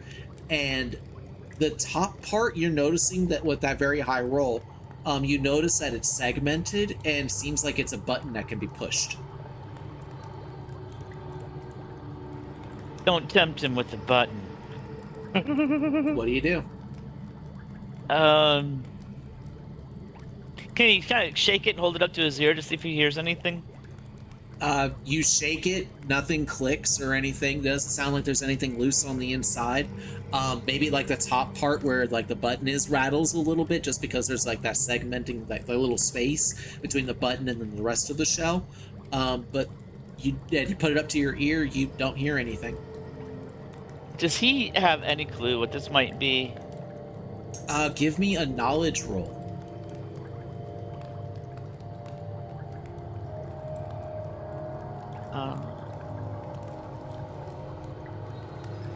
Can I add anything to that? Perception, maybe? I don't think you have anything that would help with knowledge Yeah. base here, so I'm gonna say no. Perception isn't really going to help you notice that it's a shell any better. 16. 16. That will do it. You have heard of these before, but you've never seen them. You've heard of them in Crescent Harbor. Mainly, this is where you've heard them from. They're a very rare and special type of seashell that only can be found when it falls from the sky. Like, it's something like it's a shell that seems to fall from the clouds every now and again.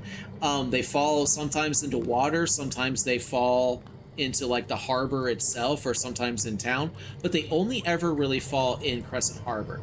But they're a very special type of seashell called a dial, where you can store types of energy on the insides of them, and you can unleash it by pushing the button. Some dials have been known to store fire, some have been known to store water, and some have been known to store air. And now that you know that and you look down, you notice that there is a blue dial, there is a red dial, and there's a green dial. So if you would like to, you can go ahead and add those as individual items in there as well. I'm gonna say if you want to, go ahead and give me a knowledge roll on the horns. Okay. 11. You have no idea what these are. So maybe somebody else might be able to help you with that, but you have no idea. May I try? I can add my rally dice to that. Can I? Never mind. And I still have inspiration. You can just go ahead and use however you'd like here. See, what's my rally dice again? D8.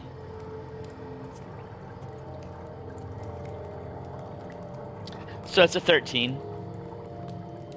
Total. Okay. 13. I'm gonna say, if you can get 3 more here, you'll at least know what this is. Can I turn the... You should have another. You do have another rally dice if you want to use it. Oh, yes, that's right. I've got bimmies. You just need a 3 or better. I got a 3. There you go. That's all you needed. You know that this is a... After you take a moment and you really think, like, I should know what this is. It seems familiar. Once it dawns on you, you realize why it was so hard for you to figure out what this is. This is something extremely rare. These are unicorn horns. And these ones have been tampered with in such a way, like, the reason why unicorn horns are so sought after and why they're so, like, rare, when people hunt unicorns, they go for the horn, because the horn contains very powerful restorative magic. It can take an instance of extremely severe damage and completely reverse it, meaning that if you are holding a unicorn horn and you break it, you can clear 4 hit points. Just automatically clear 4 hit points. Oh, damn. And how many are there? There's 2.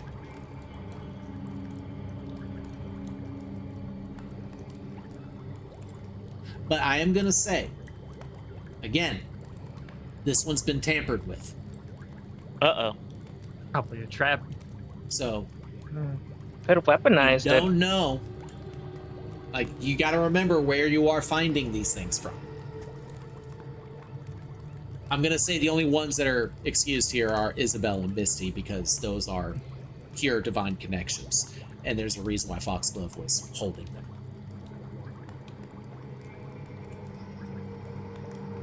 I love my little butterfly. What's wrong with them?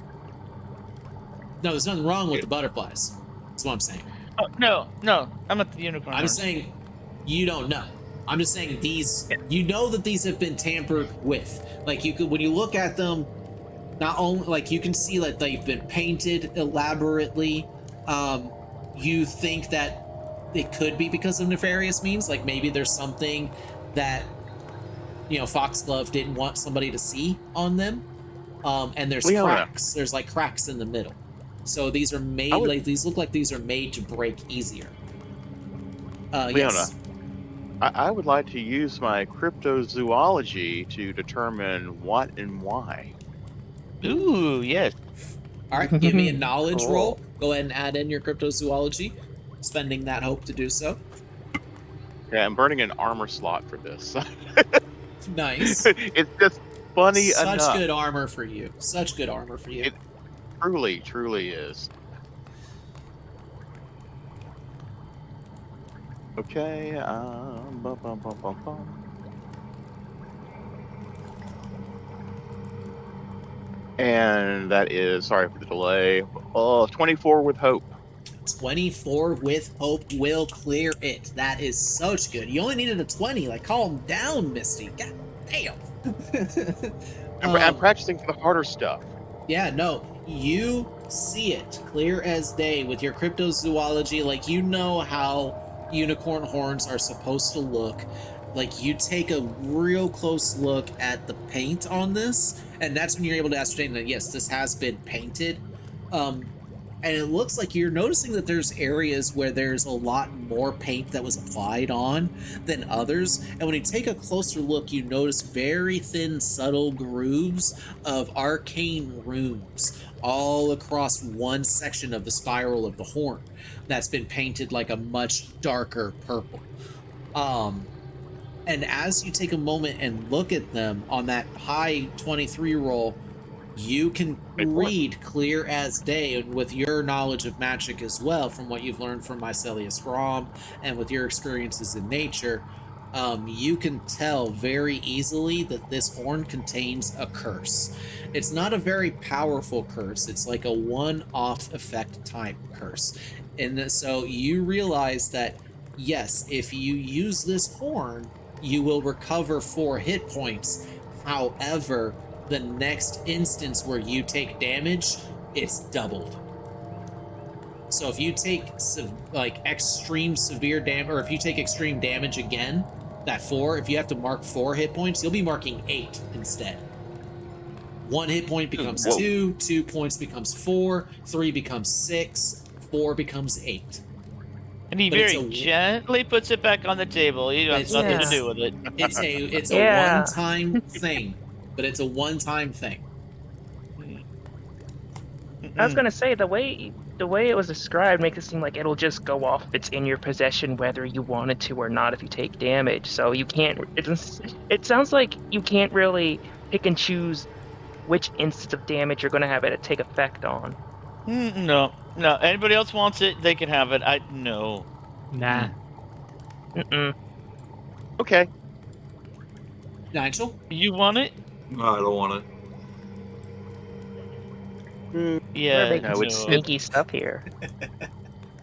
So what should I call that thing that holds the magic in it? They're called dials. It's like the soap dial. Oh, same, spelled the same. Like it's dials. So you have a green dial, which is for air, or you can put air dial, fire dial, and a water dial.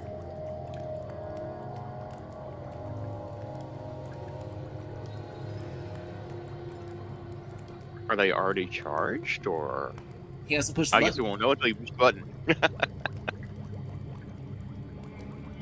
And I'm also going to say, Rin, because you did a really high knowledge roll on the dials, you know they have not been tampered with. They've just been painted to basically become dummy-proof. You think maybe Foxglove couldn't tell them apart, and so she painted them in a way where she could easily tell which is what. God, if only she had used them in a fight and accidentally blew herself up. And if you actually look in the chest here on the map, you can clearly see red, green, and blue, as well as the unicorn horn that's purple, and very tucked underneath these ones is another one right there. Okay, that's just cool. I paid very close attention to this map. Is there anything else that anybody would like to do in this moment?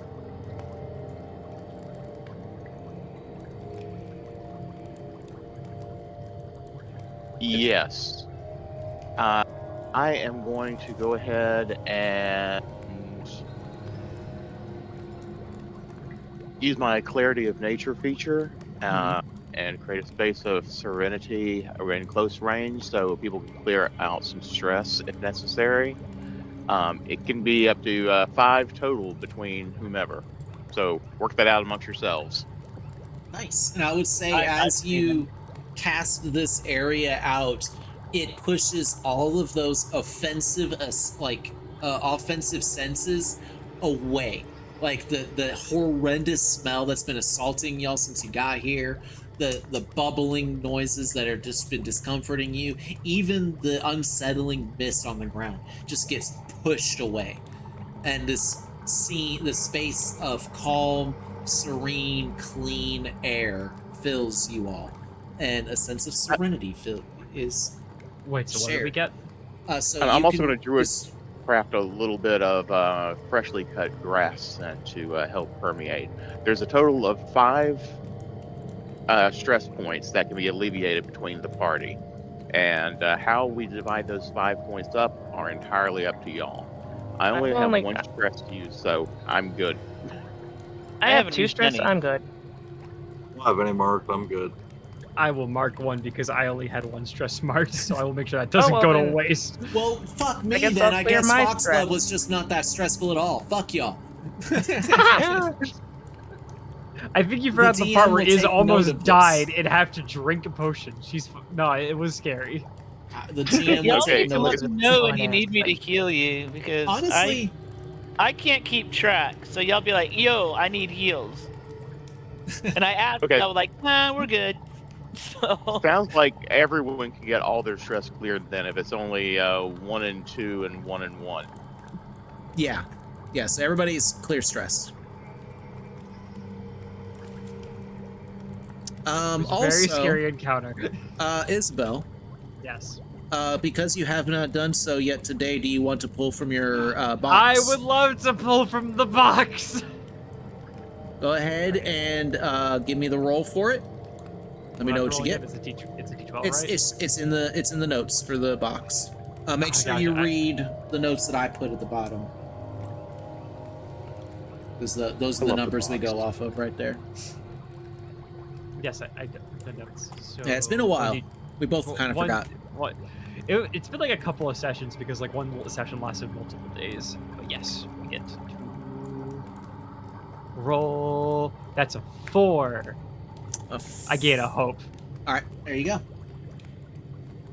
I am now maxed out on hope. Hell yeah. It's good to have. Good to have. Okay. Anything else anybody would like to do in Foxglove's lair before you all move on? Can I just shit right in the middle of his floor or her floor? Absolutely, yes, you can. You want to shit in her bed? Yes. she's dead. Yeah. So You need like an instinct roll or something? Shitting I is a was free gonna- action. You need a finesse roll? Shitting is a free action. Finesse roll. wait. I like that. Are Ash- Actually, wait, no, wait. if you're trying to make it artsy, give me a finesse roll. Wait, It- before he does that, I want to. Oh, he can go ahead and roll for it. But you said she turned into ashes, right? No fucking way. I Did am you going crit? to Did you leave fucking Please crit? tell me you crit Crit it. on a shit. Did I you got crit a on good shit? You success. crit on a shit? Joyver, I need to see this. No I was- fucking shot. I need you to screenshot that, Nigel, and post it in our Discord. I Holy cannot fuck. even. A Double 11. shitical hit. A cynical hit. Oh my god. I did not think when I woke up today that I was going to witness a shitical hit. Critical shit. My Critical god. shit. I love all of you. This is fucking hilarious. Swaver, this is the best idea you've ever had ever to just shit on her bed. Crop it out. Or crop That does it seem like out. a very Dean thing to do. I mean, they're not going to put that on TV, but still. It's like a Picasso. It's abstract, but you can see where we're going with this. very artistic. Bimmy, It's you a got very paint. artistic shit. Yes, You- so you could- need to tell me how does this look, Nigel? How do you shit? Like Belongs in a describe. museum. Like you crit on a shit. You can basically make whatever you want at this point. Like you shit I the straight Mona up Lisa. Amber heard Is this. Do what? So Straight up 211. Amber heard this. Amber Heard. oh no. Like I get up on her bed and I just drop my pants and squat right over her pillow and shit right on her pillow. Like a perfect spiral, almost like a soft serve ice cream that you would get from McDonald's, even with the curly little circle dollop at the end, which they literally train you to make you have to do because it's a McDonald's trademark thing to do the little spiral at the end of the cone. Yeah. You get How that perfect little spiral on the shit at the very top of this. It I is like a to point out- beautiful and well done shit. I like to point out, like on like my Discord, the gif of Matt Mercer like talking, like saying it's daggerheart time, has paused at like the beginning of the frame, so it looks like he's staring at Dean's roll in abject horror. Also, I'm gonna say on that crit, Nigel, you then take the crystal ball off of the table and point it to where, if that eyeball comes back, it will see the shit on the pillow. Beautiful. That's Too bad I awesome. couldn't see me in right like mid action dropping. Oh, wait. Can I paint something on the wall above where he shat? What would you like? I would like to paint "Get Shat On, Losers." Yes. So if it sees it, it'll have a fucking. And you do wait, no, it. wait, no, yeah, wait, no, you no, do wait, no, it wait, in no. a way Put- like you do it in a No, way put- where you paint it on the skulls. Where if anybody were to walk into the room and looked over at the skull piles, they would think it was just a bunch of weird looking face paint on the skulls. But if you go into the exact specific position of where the crystal ball is, Yeah, that's you good. will see that it spells out "Get Shat On, Losers." Exactly. There you go. That's Perfect. good. That's what you get from a crit. And so I've been thinking, like, I've been trying to think, like, I want to think of a name, since this is something that we're going to be doing quite frequently here on the channel. Like, I want Getting a up pillows? name for our broadcasting group that's, like, very similar to how, like, you know, you have, like, Dimension 20 and Critical Role and, you know, other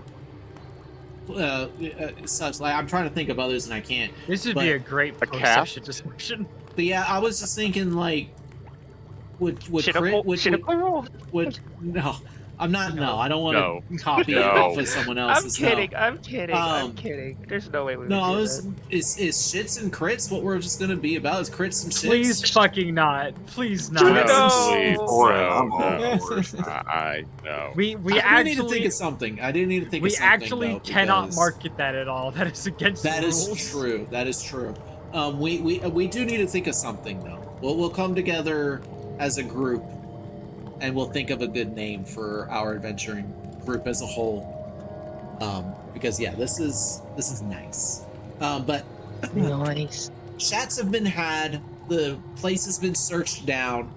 Actually, Rin, Mhm. because you did also say, did you also want to check the tray of stones as well? Yeah, the money that the gems that Bimmy just kind of looked at and went, meh, no thanks. Okay, you're not going to He's worry gonna about do that like then? a double Okay. take, look at her like, what? So There's yeah. rocks. You can't eat rocks. No, but you can sell them for money to buy food to eat. Or you can Yeah, grind enough but powder to mix with water to make ink. oh, true. I think I may have fucked up. I could have taken those very possibly expensive jewels and treasures and just crushed them into dust and used it for paint.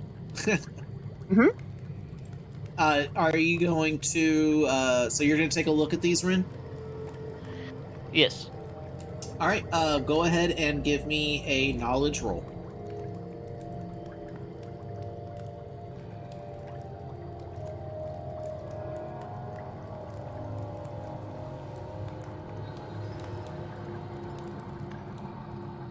I got a 22 with fear again.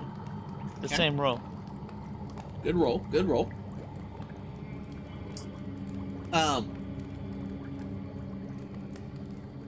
So you are able to ascertain, because these are actually a bit more structurally sound.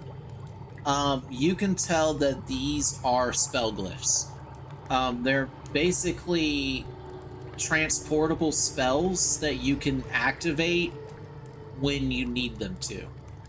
On that roll, I'm going to say you're only able to ascertain 2 of them are. One of which, because you have the spell yourself. The glowing red one is Fireball. Okay. And the stone acorn looking one is what's the one I'm looking for here? Hold on a second. It is Healing Hands. Ooh. The other 4, you are not sure what they are. I'm gonna give the fireball one to. Who wants this? Because I have fireball, so I can give it to somebody else. I will take an explosive. Yeah. Okay. It seems really good with explosives. Yeah. He very carefully hands it over. So, I've been looking for an explosive this entire fucking journey, so I am very happy about this. Yep. You now have portable explosive. What do I put this in as? Fireball spell glyph. Okay, fire. And mine's healing hand spell glyph. Yeah. Yeah, I will hang on to that one. The other 4, you're gonna need to get somebody to help you understand what they are.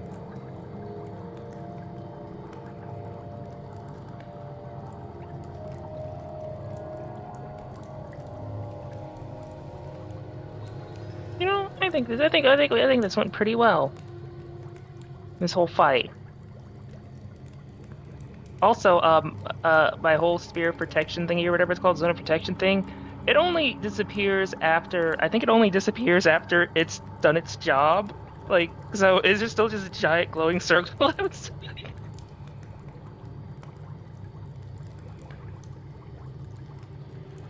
Sorry, I'm writing some stuff down real quick because I don't want to forget these. I cannot add anything to my inventory right now. What is going on? I'm gonna dismiss my beetles. Wait, before you dismiss them, I want to pet one. I want to pet one of the beetles. One of the beetles flies down and alights upon your hand. Oh my god, I didn't know that they could be. Why am I doing this just now? It's not letting me add it right now, but Yeah. I'll That's just write weird. down somewhere that I have a fireball glyph. the other guy. Oh, wait, what's it doing? Go back.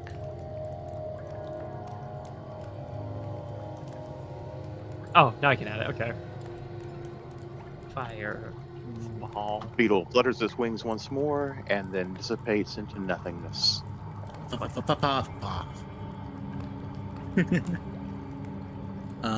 kind of? But, oh, okay, yeah. Dean's still not a giant bird because I was gonna say, oh my god, he's a giant. That shit's massive. What kind of chicken is that? Man, I sure do hope that I understand what fireball glyph description fireball by Pitbull means. Nobody knows. I love you guys. Okay, so I will say, of the stones that are the spell glyphs that you have not identified yet, Ren, if you want to take note of this somewhere, you don't know what the blue. There's one that's like thin and bluish, kind of resembling a beetle almost. Wait, hang on. What were they called? Spell glyphs. These spell glyphs, the ones that you have not identified yet. I'm gonna put it in the description. Okay, go ahead. There's a blue one. It looks like thin and kind of beetle-like. You can definitely tell it's been carved a bit. There's one that is copper. It looks like a copper cluster of like, fool's gold, like kind of how they have those different clusters. It kind of looks like that, but it's copper in color. There is a simple brown one that's just like what looks like to be like kind of like a dried piece of wood.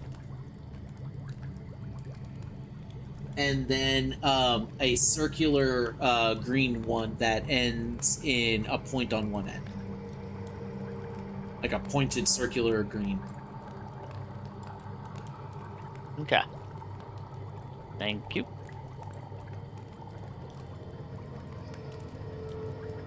Okay. With that. Wait. Anything Can I look for else? magic? Can I look for magic ink? Magic what? Ink. For the Ink? communication scrolls. Yes. Give me an instinct roll. Okay. Can I add perceptive assassin to this? Sure. You're trying to perceive. If anybody would also like to spend a hope, you could assist and give her advantage. Sure. I will. Sweet. All right, we're gonna go see if we can find ways to communicate with other people. No, we can't. Wait. Even Yeah. with advantage? I was gonna Yeah, say, I- do I- you still have a die, a rally die? I didn't use any of my rally die actually.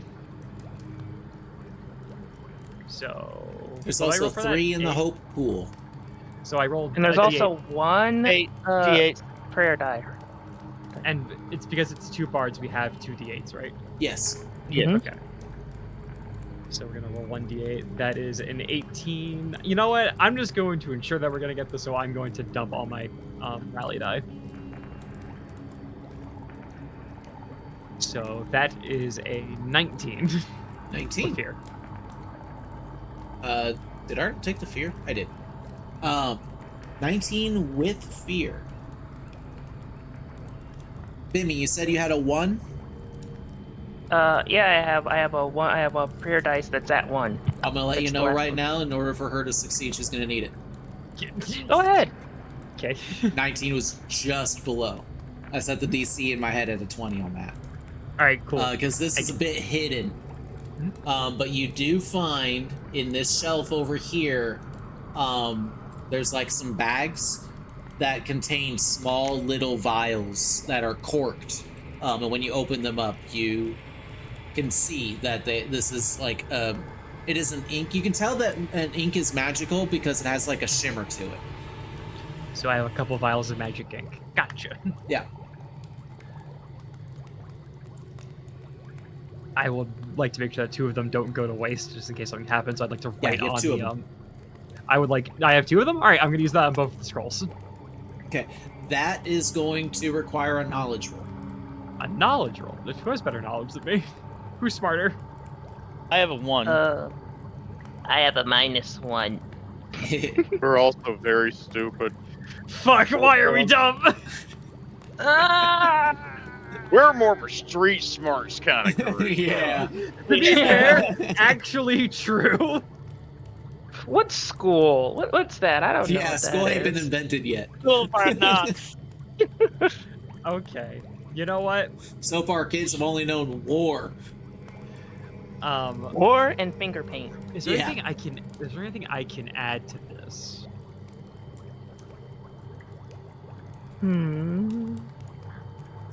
I mean, I can do another hope and give you advantage. All right. give you advantage. All right.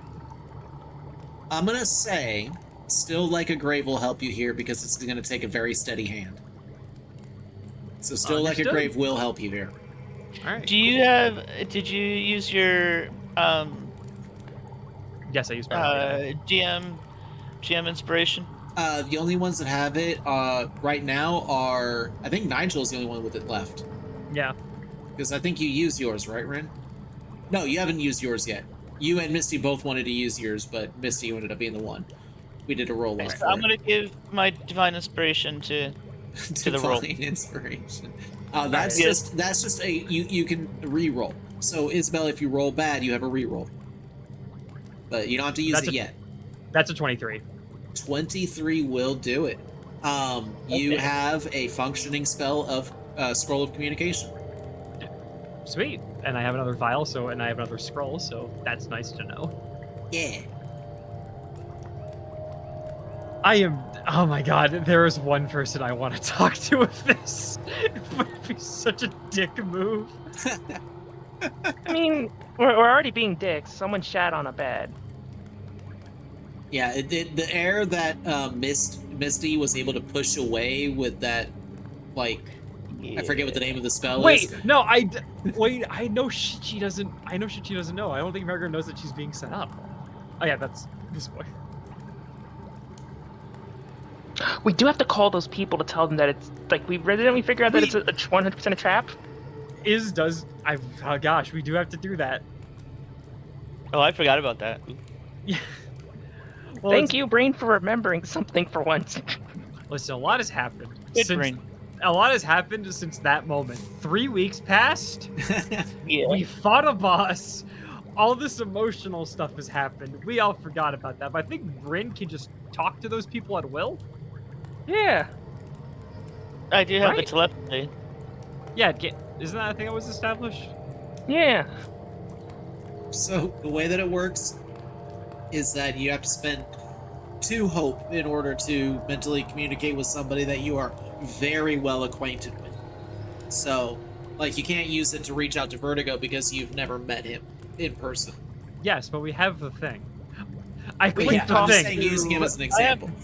I clicked the thing. Vertigo, we killed one of them. Click it off. What? You hear a what right before you click it back off. Oh, so I'm not using telepathy? Oh, we definitely do need to warn them. No. We need. Okay, so something I never mentioned because it literally skipped my mind. It's been a day. So when I was interrogating that one guy in the prison cell, I found out that a lot of Crescent Harbor has an undead horde in there. Okay, so I am afraid the invasion forced by your friends Ren, it might be walking into a trap, either knowingly or unknowingly a trap. So Okay. they turned who the should entire I city undead. contact? Oh god.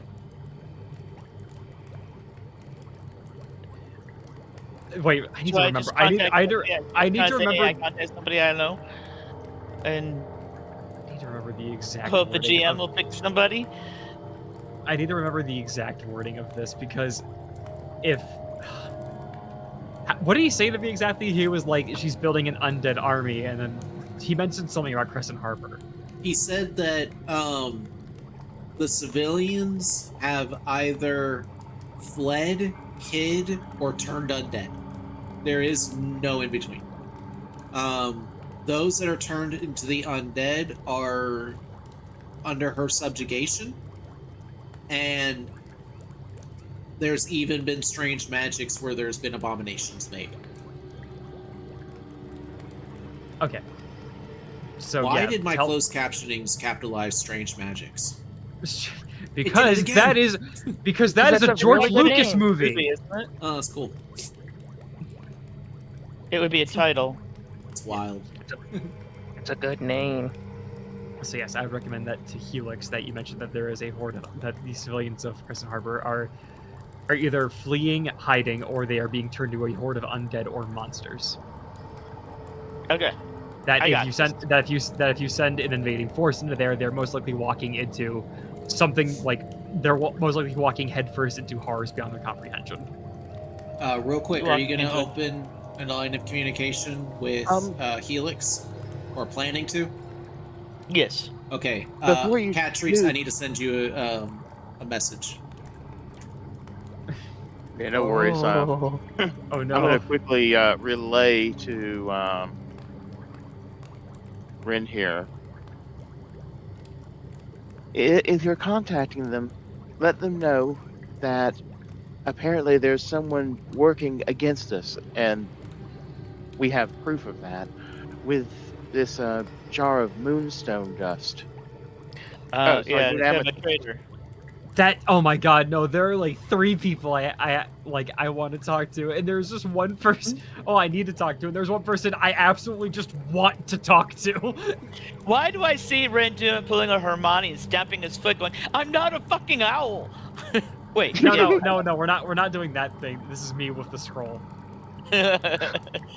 Going like, man, I really want to taunt my aunt right now, but also I should probably tell Lionsgate there's a traitor. Well, I can do that. Is there like one person that I can talk to that I can relay all this information to? And I'm not gonna hit the send button on this until that line of communication is opened up. Watch it turn out that the traitor's name is some guy named Traitor. Yeah. Damn! Stop looking at my GM notes, Benny. Isn't that a Star Wars character? Okay, but who do we trust there that we could give this information to? I would trust. So Wait, the no. mole, for reference, the mole is in Lionsgate, not Serpent's Gate. It has to be in Lionsgate because Lionsgate is the only one that has access to the moon amethyst powder. Okay. Okay. So we're contacting Serpent or... Yeah, Helix is a member of Serpent's Gate. So you contact Serpents, and Iz can contact Lionsgate, but I still think, Rin, you should tell what Helix that there is a spy in Lionsgate, and tell them that, maybe they should keep an eye to see if there's a traitor in theirs too, to be safe. Good point. And hopefully it's not him. I don't think it would be him. Never the people you think. True. But I'll tell them. I will tell them about the other traitor, and if they decide to check their own, I'll just leave that open. And if he's the traitor, then nothing will happen. And if he's not the traitor, then they will find the one that's the traitor. Okay, see what I'm saying? Who are you? Who are you opening line of communication with first? Helix. Okay, so take this and act like this is a phone call. You are calling Helix, and he has just answered, and you say, "Hello, hello, can you hear me?" Orange, is that you? Huh? No, Orange. it's not Horace. Horns. Come on, horns. Yeah, Ren. Oh my god. Okay, yeah, you really like them now. They're even bigger. Yeah, I'm sure, kid. Yeah, we got issues. First, we killed the bitch. Foxglove. Hey, good to hear. But we found the amethyst stone dust. So the only way for her to get a hold of that is through Lionsgate. So somebody's dipping somewhere. See what I'm saying? Yeah, I'll let Trish know. After I finish up business here. Well, hang on. You might be walking into a trap because... Oh, okay. Who said it? I can't remember. An assassin sent from Crescent Harbor told Iz while she was interrogating him that that the civilians of Crescent Harbor have either fled the city, are in hiding, or have been turned into hordes of undead or nightmares. Okay. First, safety's sake, can we just say I just said all that to him? Yeah, Yes. It's fine. Sorry. I'm gonna say, Helix, as you are told this, that is not a surprise to you. Here's why. Here's your update. Because there's an update from you for Rin. And Yeah, that's Go ahead. not really we haven't quite left yet, Orange, but I guess you should know we kind of already know what we're walking into. Okay. Oh, good. Yeah. We a little bit of update on Phil. If you I'm already sitting, so you might want to sit down too. He kind of squats on the ground. All right, Trish did a little scrying, and apparently Phil is running through the back streets, hiding from some armored patrols that are looking out for him. He has in his company Simeon that looks like he's been through hell, just beaten and bruised and missing a serious chunk of his right ear. But anyway, just let you know that Phil's still alive. He's still out there, and we're still going to get him. All right, I will let the other people know. All right, now what are you up to? Oh hell, What's your I next don't move? know. What's our next move, guys? Well, we still have to find the one artifact. Yeah. Offer's still open. Yeah, we got it. We're looking for the artifacts. Hey, suit yourself. Good luck You, out there. Keep us posted. Let us know what happens. Will do. Okay. Thanks. Bye. Quick reminder here from the Oh. GM. Yes. What did I forget? A quick reminder, Simia are the monkey people. Yes. Oh, it's Oscar. Yep. Yes. Yeah, I haven't. Yeah. I was gonna ask you guys. I was gonna ask them about it, like roleplay it out. Oh, Okay. my bad. I'm sorry. Also, okay. Bimmy would come up to Rin and be like, I mean, you still can. would tell him to tell Helix. They already that hang I up. want to talk to the short. I want to talk to the. Basically, he just wants to say he wants to talk to whatchamacallit at some point later down the line. Not now, but later. What? Who? They've already Zarek. hung up. Yeah. Ah, fuck. You keep missing the opportunity. Bimmy's just. I Bimmy have just like. no idea Bimmy what you're just talking about. It's like that line in Hackers. I put it in that place where I hit that thing that time. What is that place right here? That thing that. All right, cool. Now I gotta warn Lionsgate about stuff. Warn them. So I am going to use my messaging scroll, move off to a different room, and Iz Okay. for a second is like about to like contact Eric's, and then she realizes Eric's is the only other person that would have had access to the powder that she knows of. And there's one person she knows there that wouldn't betray her for anything. She goes to contact Duke. Okay. Man, wouldn't that be a dick move from me? It would, especially since he's like a triple amputee. Yeah, Oh. for real. Why would he work with the person that like fucking crippled him super hard unless she was like Darth Vader, buddy? Yeah. You contact Duke. And again, same with Rin, it works a lot like a phone call. So you call, he basically answers, and you say, Hey Duke. "Oh, is that you, Isabel?" Yeah, it's me. Little bit of an update. We're getting near the artifact now. Good, We've good. killed Foxglove. What? Really? Wow. Yes. Wait, Foxglove? What was she there?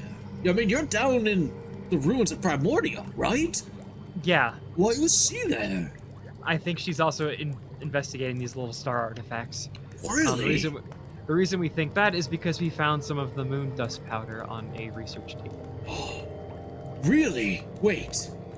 I think you know what this Wait. means. No. Are you sure? Yes, it's the same. Duke, Hold I am on holding one- a vial. one I am moment, holding a and you- vial. I'm holding a vial of it up to the counterfeit right now. He says, hold on one moment. And there's like a few moments before he goes, "All right, I'm sorry. Couldn't really openly talk where I was. I was eating my lunch when you called, and being out in the middle of the common area isn't too good. So I think you know this means you have a mole problem. Exactly, yes. So you're absolutely certain that it was moon amethyst powder? Duke, I'm looking at it right now. I'm looking at the vial of moon amethyst powder in my hand. They look same. They look same, but the counterfeit's lighter. It What seems do you like they're mean trying by to counterfeit? It seems like they're trying to water it down to bones or something like that. With bones? Oh my I don't goodness. know. You know what? Hold on. Was that the exact description that was given to us? By the way, Yes, it was cut with ground dried human bone. He says, "Give me a moment," and there's an even longer pause. Duke, you only have 10 minutes. I'm gonna say like the first pause was like 30, 45 seconds. This one's like 3 minutes. Duke! Like the entire time he's When here. he picks up the line again, he's like, "Okay, I'm in the chamber with Soleo. I apologize that took so long. I had to usher people out because she was in the middle of a meeting. I look like a dick. I also can only move so fast. My apologies." No, But I understand that. I'm not rushing you because the whole legs thing. Soleo, what would happen if someone were to get a hold of moon amethyst powder? How and why would they want to cut it with human bone remains? I'm gonna do a roll real quick. That's a natural fucking 1. Genius. We should We have have been doing this all along. Inspiration! Roll it! Please, someone use Wait. their inspiration! The only person who has one left, I think, is Nigel. Wait, no, Yeah, I'll Rin. use I it. didn't get used because she rolled really well. That's right, Rin. Well, Nigel just said he wants to use. Are you sure you want to use this here, or do you want to go ahead and let Yeah. Rin do it? It don't matter. I'll All right, use it. we will re-roll. That's a 4.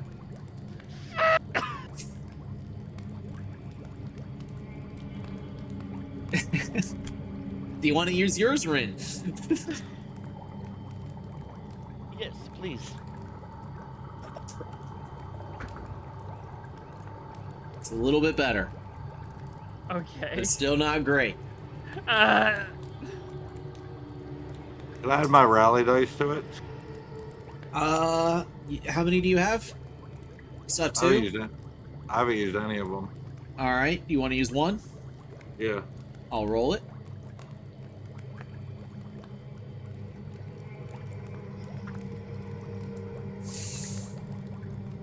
Okay. It's a lot better. Give her my rally die.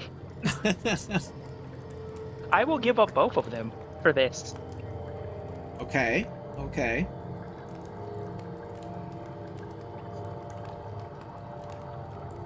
So the 9 that she originally rolled is now a 16 with the rally dice. Does anybody else want to add anything else to this? can I give her hope to give her advantage?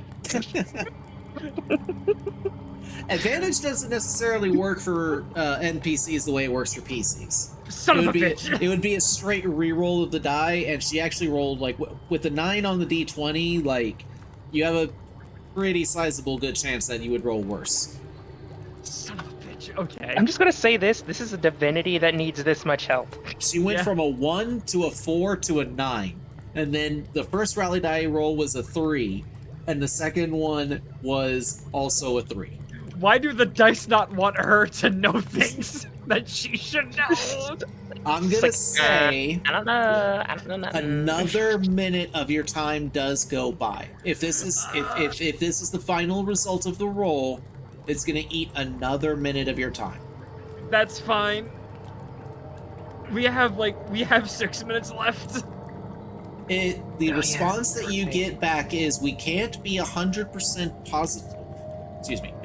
We can't be 100% positively sure, but we believe that by mixing it with ground up human remains, God, that sounds grisly, that it might either alter the effect of what the moon amethyst powder does, or it would extend the effect the effect of it to the powdered remains, and therefore make it where a small supply could be more widely distributed. If that makes sense. We can't be sure because why the fuck would we experiment with something like that? That is best hypothesis that we can come up with. You want me to do a field test? That's up to you if you feel comfortable utilizing something to use as remains. Duke, Yeah, you can use. I was an interrogator. I think I've long passed the point of morals for the greater good. True. Do what you must. Do what you feel is right. I always do. And I'm going to try to find one of the empty vials and scoop the thing there. Anyway, so that's the update. Please find the mole. I don't know who would have had access to it, but I don't like the current numbers, and well, I contacted you, Duke, because well, I'm hoping that someone close to me won't betray me again. We are going to do everything we can to snuff out this mole. The problem is that, unfortunately, we didn't really think that a mole would be an issue. And so, while there's not a lot of people that have access to the powder, there is a good number. And because it does go through the quartermaster chain.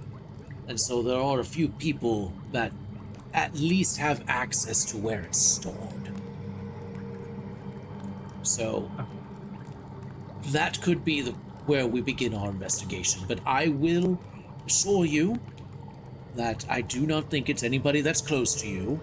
I hope you trust me. Well, surely you do, because you're telling me. I wouldn't have called you if exactly. I take that back. He doesn't even say that. He's like, obviously you trust me because you called me and told me. But I can also assure you I do not believe it is Eric's, because her schedule is very tight. If she's not out on patrol with her unit, she is where people can see her, or she is in her barracks, which she has actually opted in out of private quarters and actually sleeps in the same barracks as her unit. Oh, so that's a good leader. She is always around people. So I trust Eric's as well. But that being said, there is an entire quartermaster supply chain that we are now going to need to investigate. So. Again, the reason I didn't contact her is because I'm afraid of, like, the 1% chance in my head that it is her. Well, I can assure you that I hope that my testimony at least eradicates that 1%. Or at least makes it a 0.1% instead. It does. Good. I trust her with my life, that's why she is my bodyguard. And also why she is the knight captain of Lionsgate.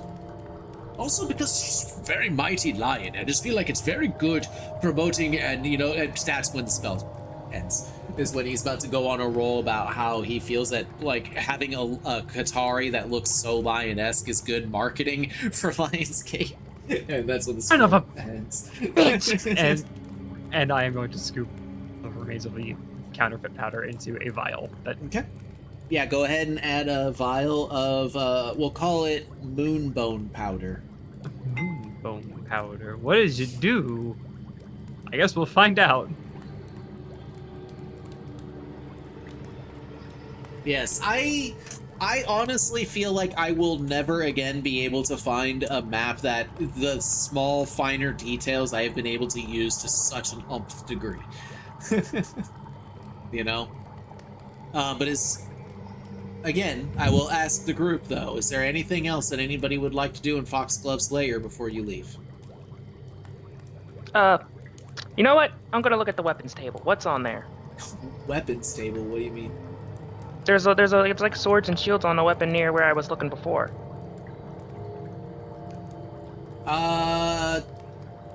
If you're talking about over here, that is a mushroom growing out of a pot and a small little knife and a jar of human hearts, as well as like a bison skull. Oh, I thought that knife was a sword because I had zoomed in on the screen. I can see how that looks like that, and Yeah, this I also zoomed in might on the look like a screen to get a weapon.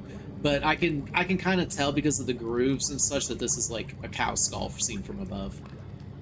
Are there clothes Um, here? No, Foxglove wasn't wearing any clothes. I thought so. That's why I asked, because I remember seeing the picture, and then after I saw the bedroom, I felt like something was off about. She didn't strike me as a creature that sleeps like a person. I am going to say this just in case That's anybody is in the group is curious about it, or if anybody that is lurking in chat might be curious. This skull over here, this is where the source of her voodoo tokens was coming from. Oh, we could have shattered the skull. If you shattered the skull, her ability of voodoo tokens would have been eliminated. But every time that she used it, nobody was like, can I see where this is coming from? She was just making a motion, and it was happening. This is also why Isabel, the hush wasn't affecting it. Because the effect wasn't coming from her. Oh. But yeah, you go over and you take a notice, you look down and you notice that there's like a crown with 8 points on it, and then inside the crown you see 12 little dots of I almost said amber, but I don't want to use amber again. But no, you see what look like to be arcane inscribed sapphires embedded on the inside of the band here, and that's where you're able to ascertain this is where the tokens were coming try from. the gems out? You can certainly try. Give me a finesse. I'm gonna try just because it's pretty. Yeah, give me a finesse roll. Can I add anything to it? No, I don't think so. I mean, you're dealing damage to this thing. I'll allow 12. you to roll if you want to add your damage thing That'd to be it. 15. 15 does it. I'll say you're able to pop 3 of them out. The other ones are proving to be a bit too stubborn, and every time you try it, you just can't get a good grip on them. But 3 of them, you're able to kind of get a good grip with it, with the point of a little like knife or a chisel, and you're able to pop them out.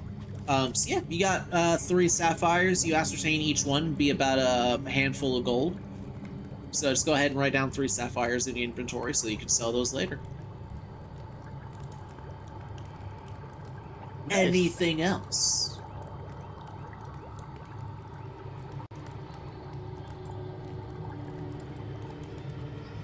Good.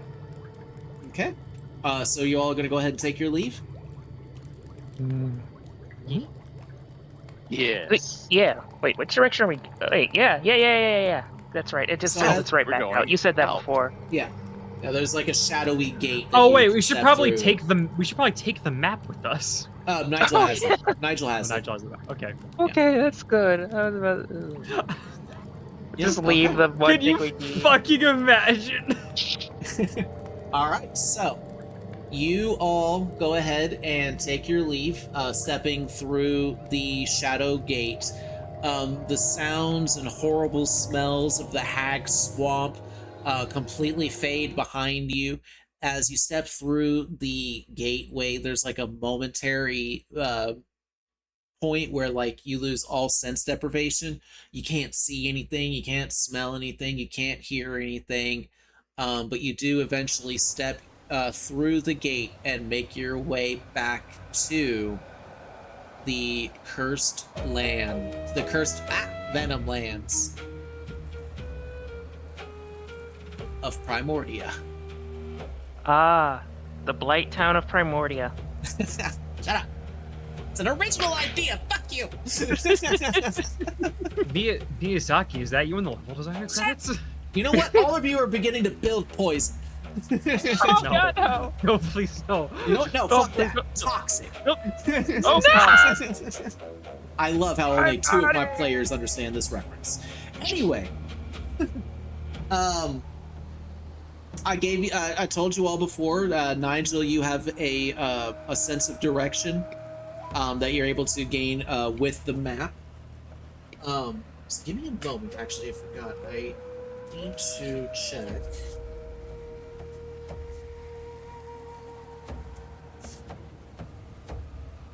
Okay.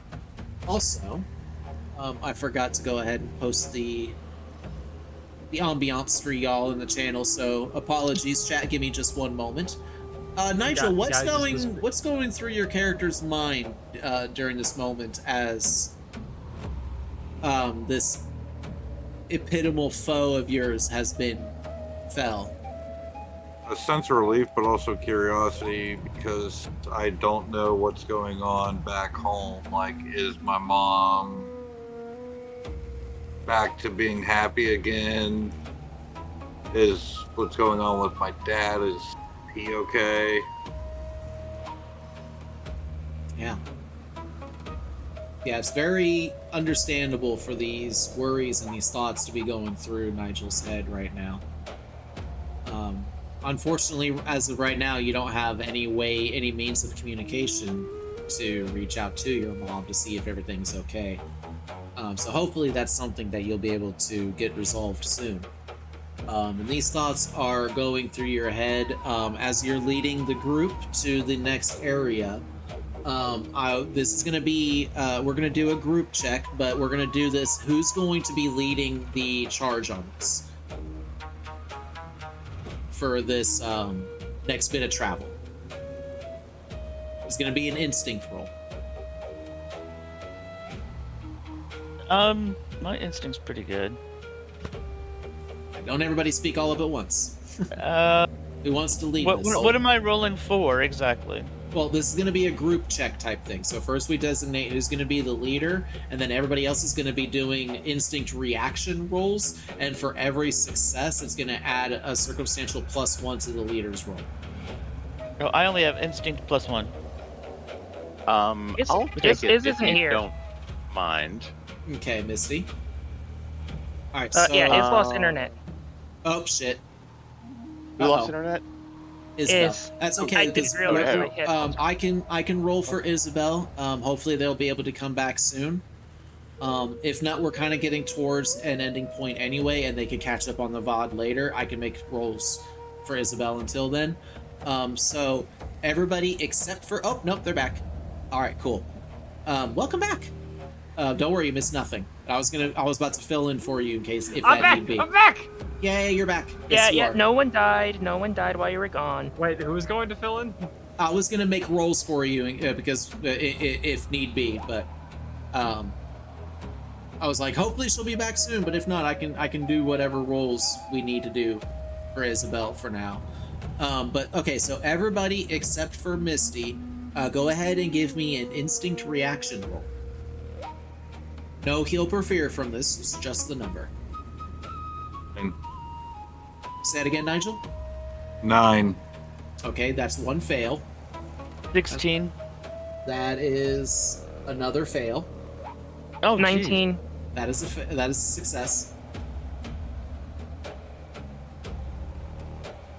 I'm gonna say, Ren, you just failed. You just missed the DC.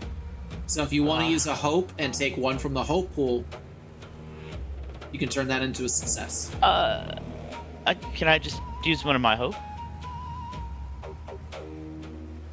Here. Okay. Yeah, that'll be a pass then, right? Yeah. Okay, so it's one fail, 2 successes so far. Isabel.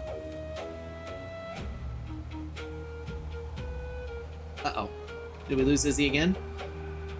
Hold on, let me check. Yep. Yeah. Okay. No worries. That's okay. I can roll this for Isabel.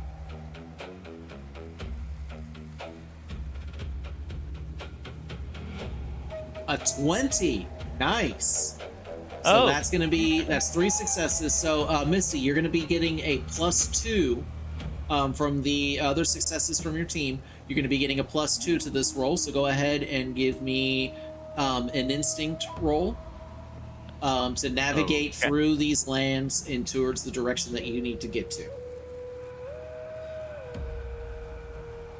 Okay, and that is a 19 with fear. 19, well, okay, 19 with fear. That is a success, but with fear. And I just dropped this up there. But with fear. But with fear. Yeah. All right. As you begin progressing through this cursed, jagged wasteland, you are able to maintain the course of the direction that is pointed out on Foxglove's map of this area. As you are going through, there is a sudden burst of high winds. Wait. No, hold on. Sorry.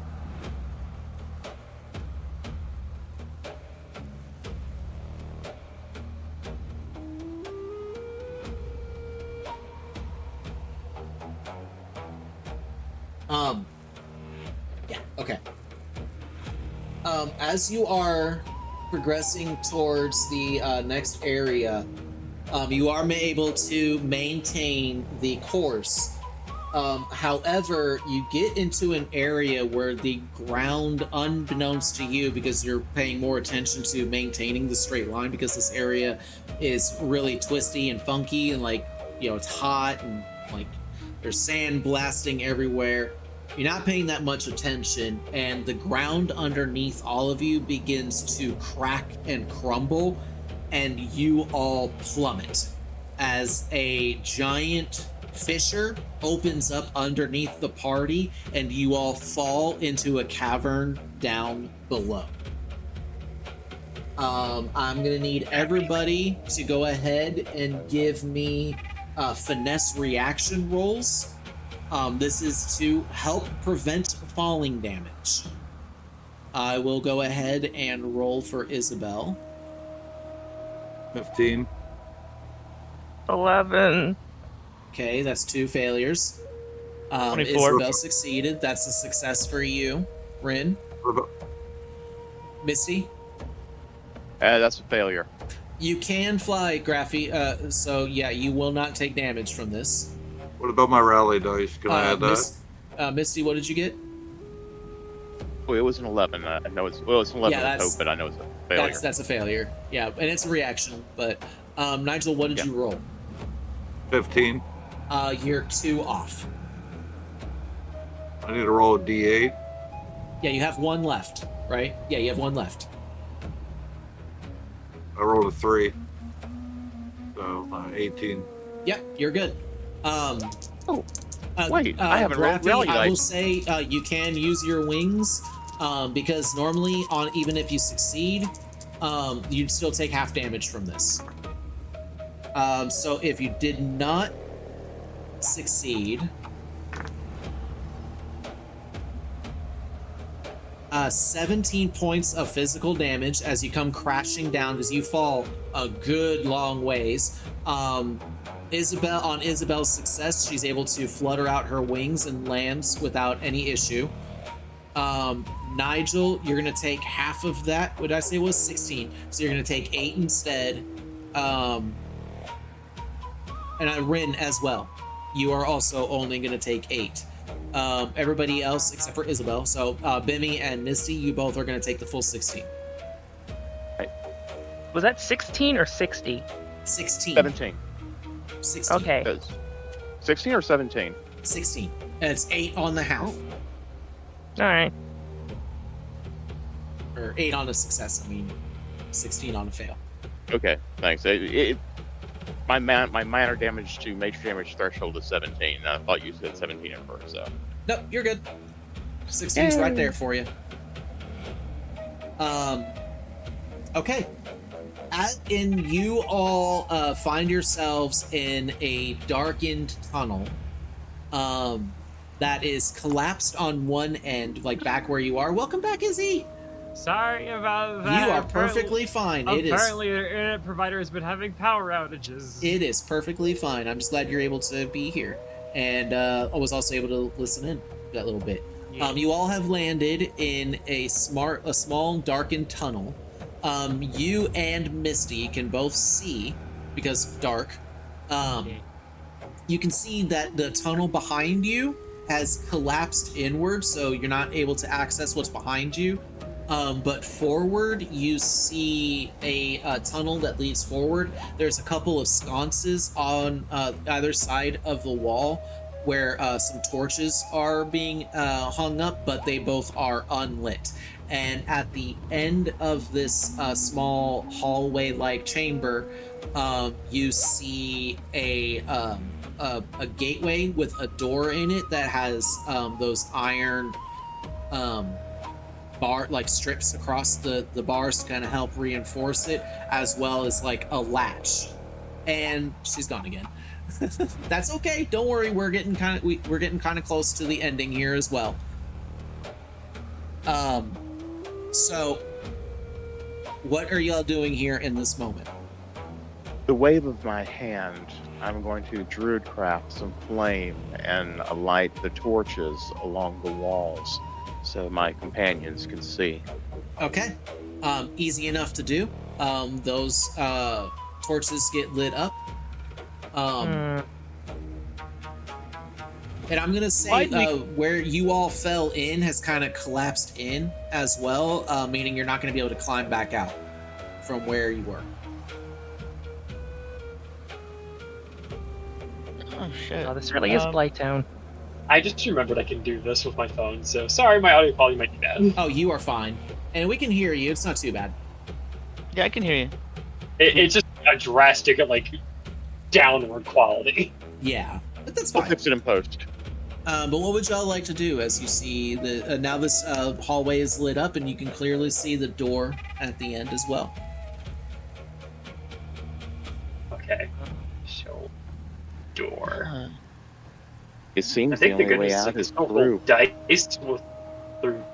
And the only way through is out.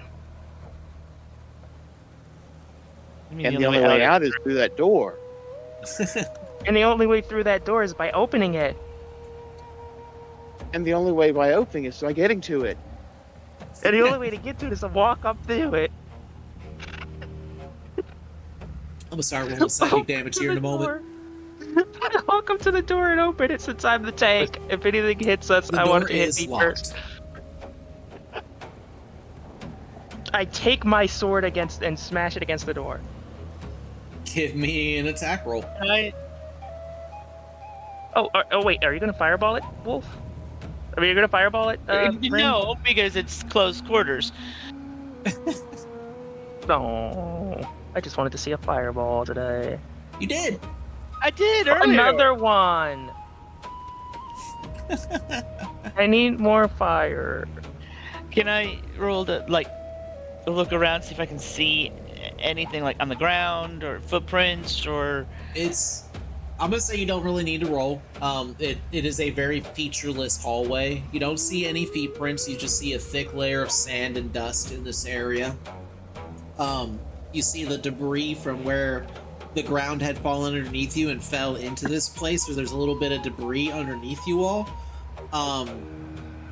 And there's a bunch of like fallen rocks that look like they've been there for a while and like super big and heavy that are blocking the other end of the hallway.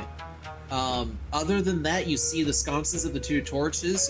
They're very plain, nothing that you can really hide anything in, and you just see the door.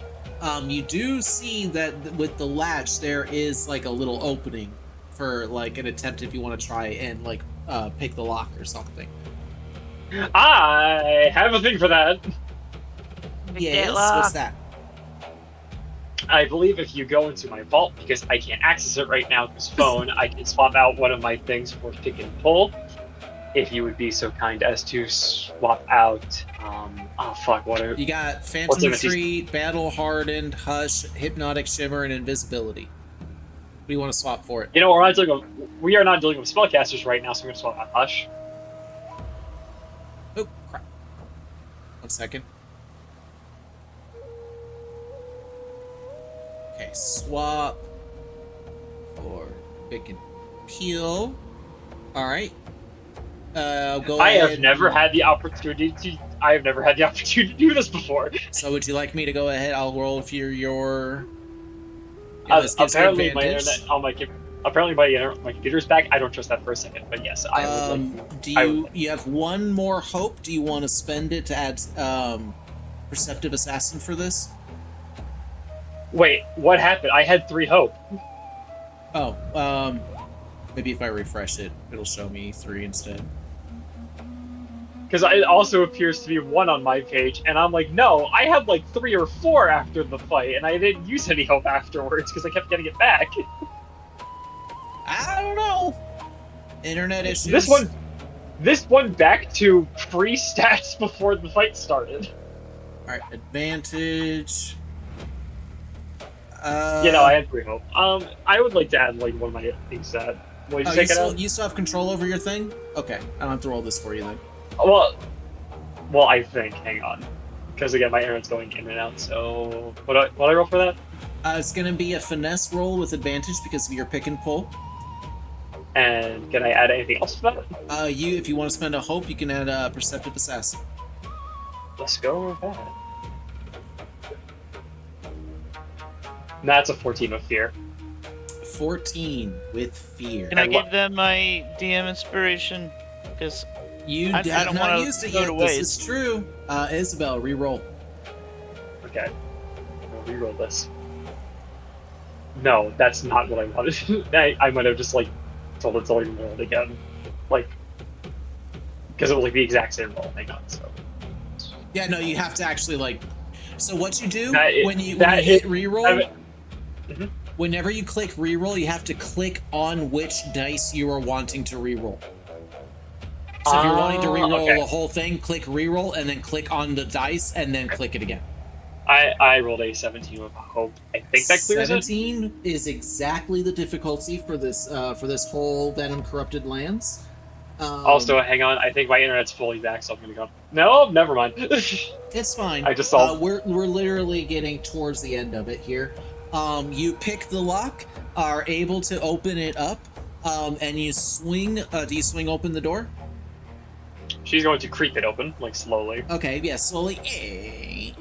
You open the door and peek inside, and on the inside, I'm gonna do a roll real quick. Go ahead, Isabel. Give me a finesse roll. Give you a finesse roll. Got it. Can I add anything to it? I guess still like a grave would be okay. Let's go. All right, so. Oh wait, shit! No, that wouldn't work. Oh no. Hang on. Let me get my physical dice. Or actually, no, this would be easier if you rolled it. Can you roll it for me since my internet went out again? Finesse. You said you're gonna add still like a grave, right? So yes.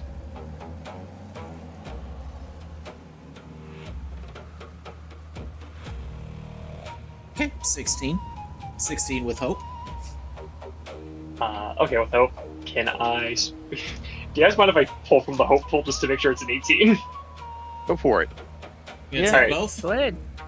Yeah, I'm gonna take both. All right, you take both. Make it into an 18.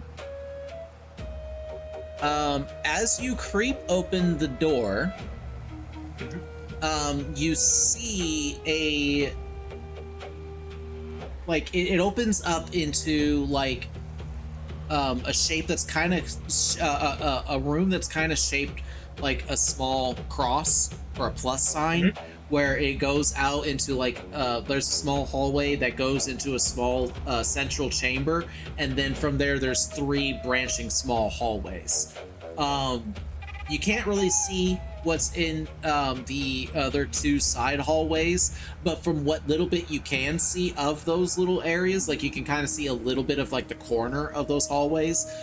You can see on one side it looks like shelves of armor, and on the other side are shelves of weapons, and on the back you can see shelves of like swords and stuff, and in the very back you can see another small hallway that like goes back maybe 10 feet before ending in a dead end that also has shelves on either side, where one side is filled with robes and brimmed hats that end with points, and on the other side you see rows of wands and scepters, and staves as well.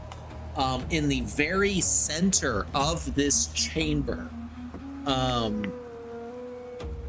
you see sitting on a raised dais in the center of this chamber. I'm actually going to put this in the little GM fear die thing, because I'm actually going to show the picture that's in the book here. You see sitting there. Oh, that's not actually that great. Hold on. Hold on. I can do it like this, or I'm going to move this instead. It's upside down, and I apologize. Actually, there we go. You see a large mechanical structure with a like active rounded ball-like eye that is like looking around, feverishly scanning the room. And as soon as as you are opening the door and you peek in, the eye locks in on the door, and you hear wouldn't actually understand what's being said, actually. You It's not hear divine? a language that you do not understand, and you see that the eye begins to turn red. And actually, I'm just gonna say that it's just gonna speak out in common, because I don't want y'all to not understand. But you hear movement. Okay, I'm gonna say it like this. You hear a language that you should not understand, but for some odd reason in your mind, you're able to ascertain what is being said by this machine or this structure. And you can hear clear as day, motion detected, search protocol activated. And you see this thing rise up on, how many legs does it have? 12 piston-driven mechanical legs. It lifts itself up and walks down off of the dais and begins walking towards the door. And that is where we are going to go ahead and call it for tonight's adventure. Oh my god, the Guardians from Zelda. Oh god, no. We're fucked. They do speak in the ancient language, so They're gonna shoot us with lasers. also I am going to see if I can finally connect on the computer really quick. Yeah. Okay. Really quickly though, thank you all so very much for being here and hanging out for another amazing session of As the Wilds Wither. This was an episode that we unfortunately had to wait for a while to get to, but people are fighting illnesses and such like that, and real life will always come first. So we don't give no shade towards anybody who's not able to make it for a session, but we are going to try and keep up with sessions as much as we possibly can. And like I said, at the beginning of today's session, things are really going to start heating up. Things are going to start moving. Plot lines are going to start coming to an end, and we're going to start seeing how things will develop fully for the world of Fainwick and what the future may hold for all of the citizens in this world. But again, from the bottom of my heart, thank you, each and every single one of you, for being here. A huge shout out to all of the lurkers and that have been here just hanging out, listening in. I greatly appreciate all of you, and to all of the VOD watchers as well. I greatly appreciate each and every single one of y'all. And if you're here on YouTube, update the VOD. Yeah, and anybody here on YouTube and such like that, huge thank you to you for staying here and sticking out with it, even after we had the really horrendous audio issues that was session 15. So I do again apologize for that, but we have taken steps to make sure that that does not happen again. I've figured out better audio levels for our music and for our players to make sure that every single voice is heard, and every single bit of music that I choose for our adventure is heard as well, because all of that's very important. You got to be able to hear the players, obviously, but I mean, the ambience really helps to set the mood, and it really helps you to immerse into those environments.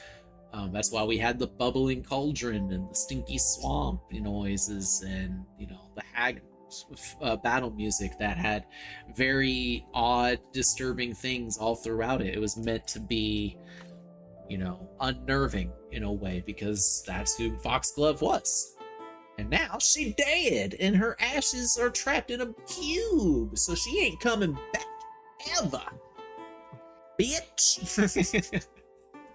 But again, thank you each and every single one of you for being here and hanging out today. Before we end today's session, as always, I will be turning it over to my players for them to give their piece and thoughts and comments out before we end for the day. And I have to start with our main man of today's session, Nigel. I'm going to give you a huge round of applause because that was amazing. You did wonderfully, and I'm insanely proud of you and your character for finally being able to get this closure. Please, my friend, if there's anything that you would like to say in closing today, the stage is yours. First of all, thank all you guys as players for helping me through such a tremendous arc in my story. Getting through that and doing that wouldn't have been possible without you guys having my back. So thank you all for that. I really appreciate that. Leona, props as always for making such an amazing enemy and someone for me to absolutely despise and hate. And I truly did hate Foxglove down to my core. Like in game and in real life, I just absolutely hated Foxglove. As you should. It is canonically known that Foxglove ate children. She made them into a soup.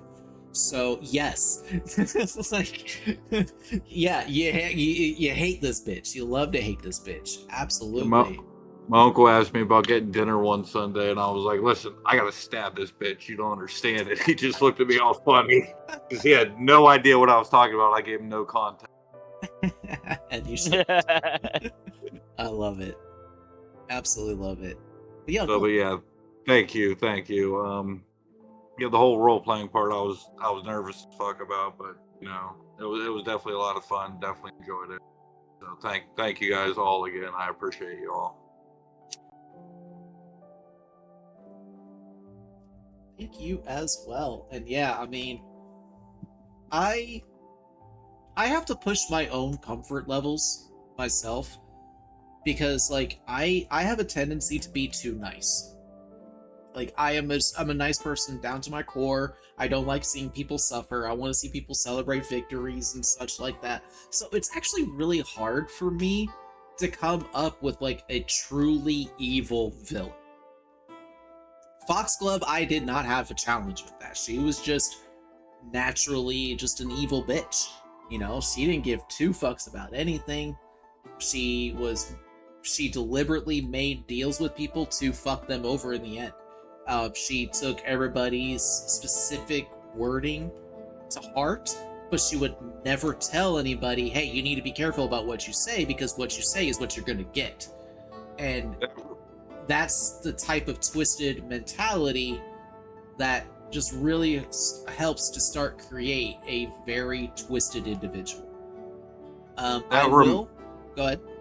That reminds me, you mentioned the whole her trying to make a deal thing. With my patron's mantle, I gain a bonus equal to your tier on action rolls to intimidate a target. If she would have tried to make a deal with me, would it have been possible for me to intimidate her into not doing it or not wanting to do it anymore? Any denial of the deal from her would result in damage, but I would have allowed you to make a presence roll to see if she would just never attempt to do it again. You would still take the damage because you're rending yourself from that magical connection that she's establishing with you, and in the act of doing that, you take the damage. That's why I put the damage there. Because I was like, well, if they just choose not to do the deal, then nothing happens, and I'm like, I don't really like that. So instead, I'm going to put an incentive. I'm going to incentivize them to take the deal. She was meant to be a villain that burned through fear like a freaking truck burns through gas, but to also have an ability where she could consistently generate fear. But if you all continuously took the decision to just deny me the fear without any repercussion from it, then she would just be a fear-chugging machine, and I would get no return from that. So I wanted to ensure that there was at least a counterbalance with that encounter for her and her mechanics. I will say, though, upcoming threats against you all, most of them are going to be coming from the book, but I actually have a few villains that I need to go ahead and begin cooking up in my head because we're going to start seeing their arrival soon. With that, I'm going to go ahead and turn it over to the next individual. I'm going to go ahead and turn it over to Isabel, who, since you're having internet issues and such like that, I'll go ahead and turn it to you just in case it does happen to go out again. Go ahead and give you the opportunity to speak your piece. So go ahead, dear. This mic is yours. You know, it's very funny. Everything I could have said possibly like left my brain. I don't know what to say. You know what? Thank you for making such a fun encounter. I genuinely had such a great time with this. Again, any opportunity to make is a little bitch to people is my favorite. Is my favorite thing ever, and I just loved her being a nonstop asshole to this very big threat. Very much so. I mean, y'all handled her so well too. Who did have beef with her too, so it was kind of nice, Nigel, to have like a fun like little team up attack at the very end. I'm glad that our characters who probably had the biggest stake in that fight were able to end it together. Yes, really cool. Honestly, yes. Yeah, thank you for doing that. Honestly, like I'm not gonna lie, I secretly hoped that Nigel would be the one to get the killing blow on Foxglove. I just was like, I'm gonna let the narrative play out and we'll see what happens. And I couldn't be more pleased. So thank you for that. Straight up when like I was like mentally preparing for this, all I could think was Nigel needs the last hit. Nigel needs the last hit. Nigel needs the last hit. And then I was like, I can guarantee he gets the last hit if I get him to use my attack. Yeah. Yeah, thank you for that. I'm gonna let y'all know a little thing. Whenever a creature, if I say the creature is bloodied, like this is straight from D&D, but if I say a creature is bloodied, that means they have marked half of their hit points, and they only have half left. Foxglove, instead of announcing she's bloodied, she gets her withered feature, where she actually gained 5 additional hit points and basically an additional proficiency to her damage. So she went from 3d12 plus 5 to and also I doubled the damage on that too. It went from 3d12 plus 5 to a 4d12 plus 10. And then of course, because she's in withered form, if anybody would have suffered severe damage from her, they would have accumulated a wither token. But y'all keep circumventing that severe damage. But yeah, I'm really glad that y'all were able to work together and put in that final blow. But yeah, bloodied is half. But if I say that they're starting to look rough or they're looking really fucked up, that means that they're at a threshold where attacks have a potential to just kill them right then and there. Meaning that they have 4 or less remaining hit points. Yes. So I heard that, and we have to do it now. We have to do it now. Yeah. So I'm glad that you were able to pick up on that cue and realize that that was the moment to strike heavy and hard. And you were right. Very wonderful conclusion, and a satisfying conclusion at that, for that amazing arc of Nigel's story. And I will guarantee you all, we will not have to wait long to find out what happens to Nigel's parents. I'm so excited. There will be a moment. There will be a moment where we will find out what happens in our next session of As the Wilds Wither, which hopefully will be next Sunday. But if we have to postpone, that's okay. Just keep an eye on my channel and on my Discord. I'll be posting updates about whether I'm going live or not on the day of. So keep an eye on that. And for anybody that would like to join into my Discord for those notifications, I'll go ahead and post the command for that. It's right there in my socials. That is, I believe, the second link right there should take you to my Discord. If it does not, reach out to me. I will make sure that I get that to you. I do have my Twitch DMs open, so if you want to reach out to me in private, you are more than welcome to do so. But that being said, we will be finding out more of Nigel's story in our next session, so be sure to tune in for that. Who would like to go ahead and speak up next for our closing remarks? I'll go next. All right. Floor is yours. I want to say thank you to everyone who's watching this VOD and who's here to watch it, or if like some point this gets put in a time capsule in the future and aliens find it or something and it's shot in Yo. space, thank you aliens or whoever sees this in that time capsule. Hell yeah. Everyone did great today. Everyone did great today. I loved literally everything. Getting to finally see what Foxglove looked like, that was insane. Yeah. Is giving Dean the final blow, like, kudos on like that level of that teamwork, that thinking about your team.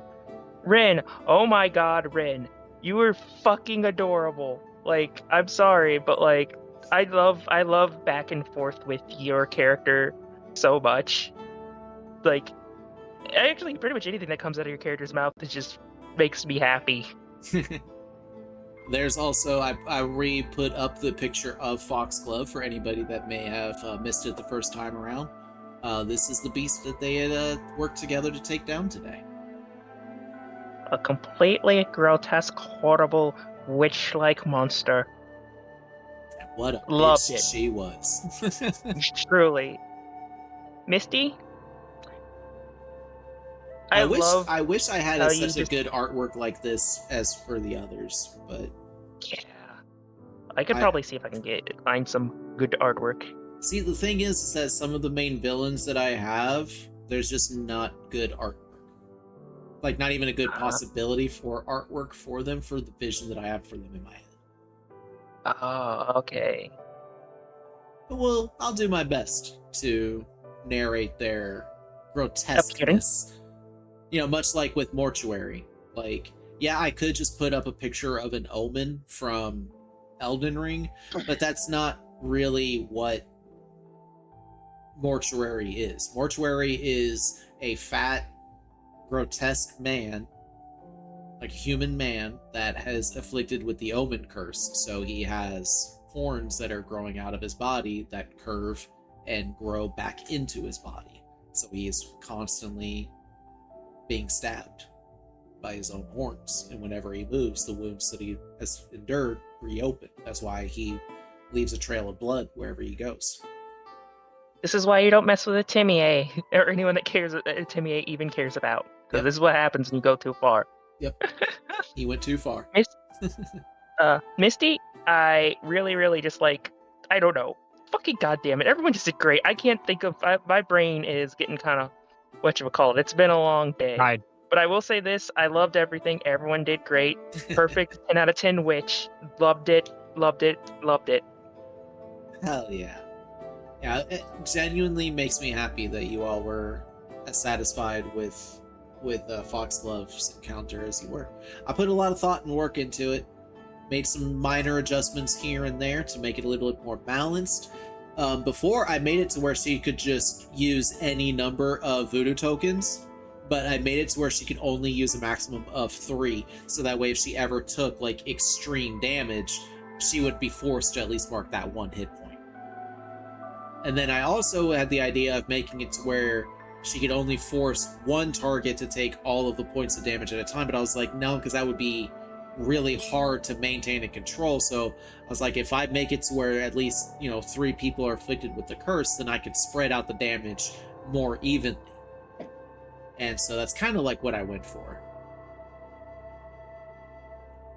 But Very good. I'm so glad that y'all loved the encounter so much. Rin or Misty, who would like to speak up next? I guess I'll go first. Just by virtue that my power is now flickering thanks to some thunderstorms that have rolled in. So if I disappear suddenly, I just pulled an Izzy. And she's gone.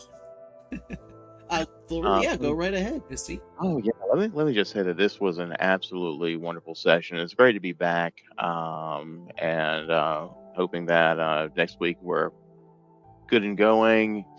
It felt like a really, really strong developmental episode. We had such wonderful closure for Nigel.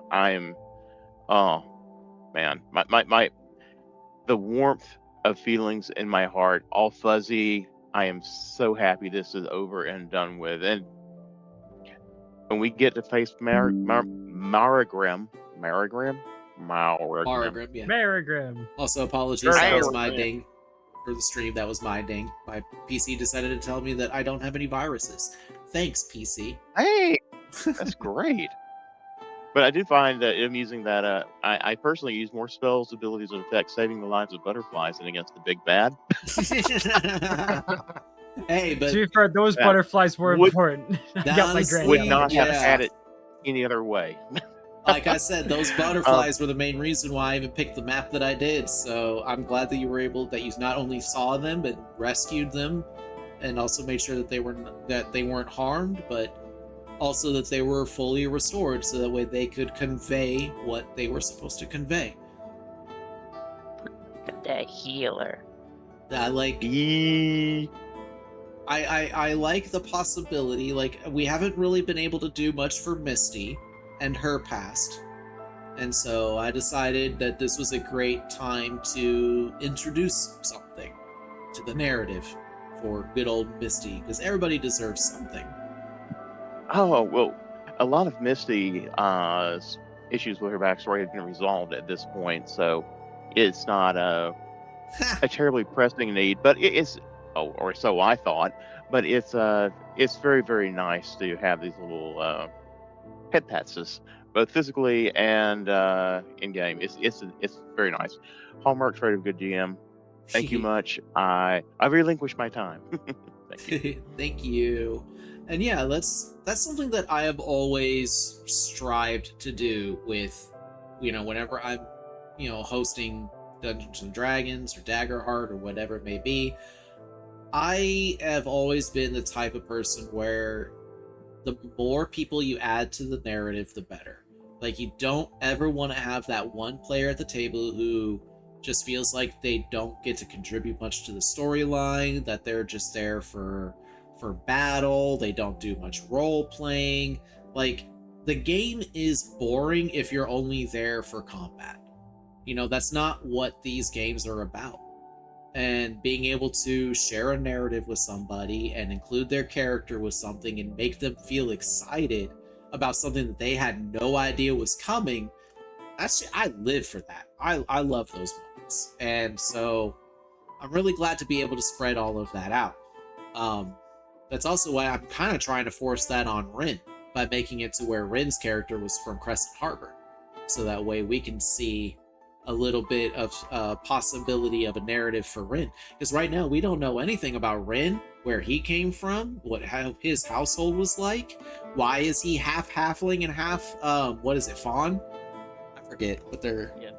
Are they Why fawn? he's Are they called short. fawn in Daggerheart? I just assume that the fawns find the halfling sexy.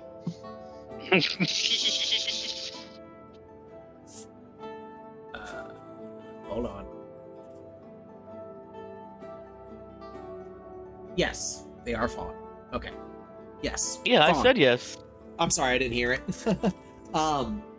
So yeah, like, we don't know anything about Rin's parents or Rin's lineage. Like, are Rin's parents also halfling fawns? Is one a halfling and one a fawn? Like, that's something we're gonna sit down at some point in time, Rin, and we'll discuss. Yeah. So we'll get to that. But yeah, Rin, you're the last one. Anything that you would like to say in closing for today? The highlight of this whole game was to realize that Rin is not the only yeetable character.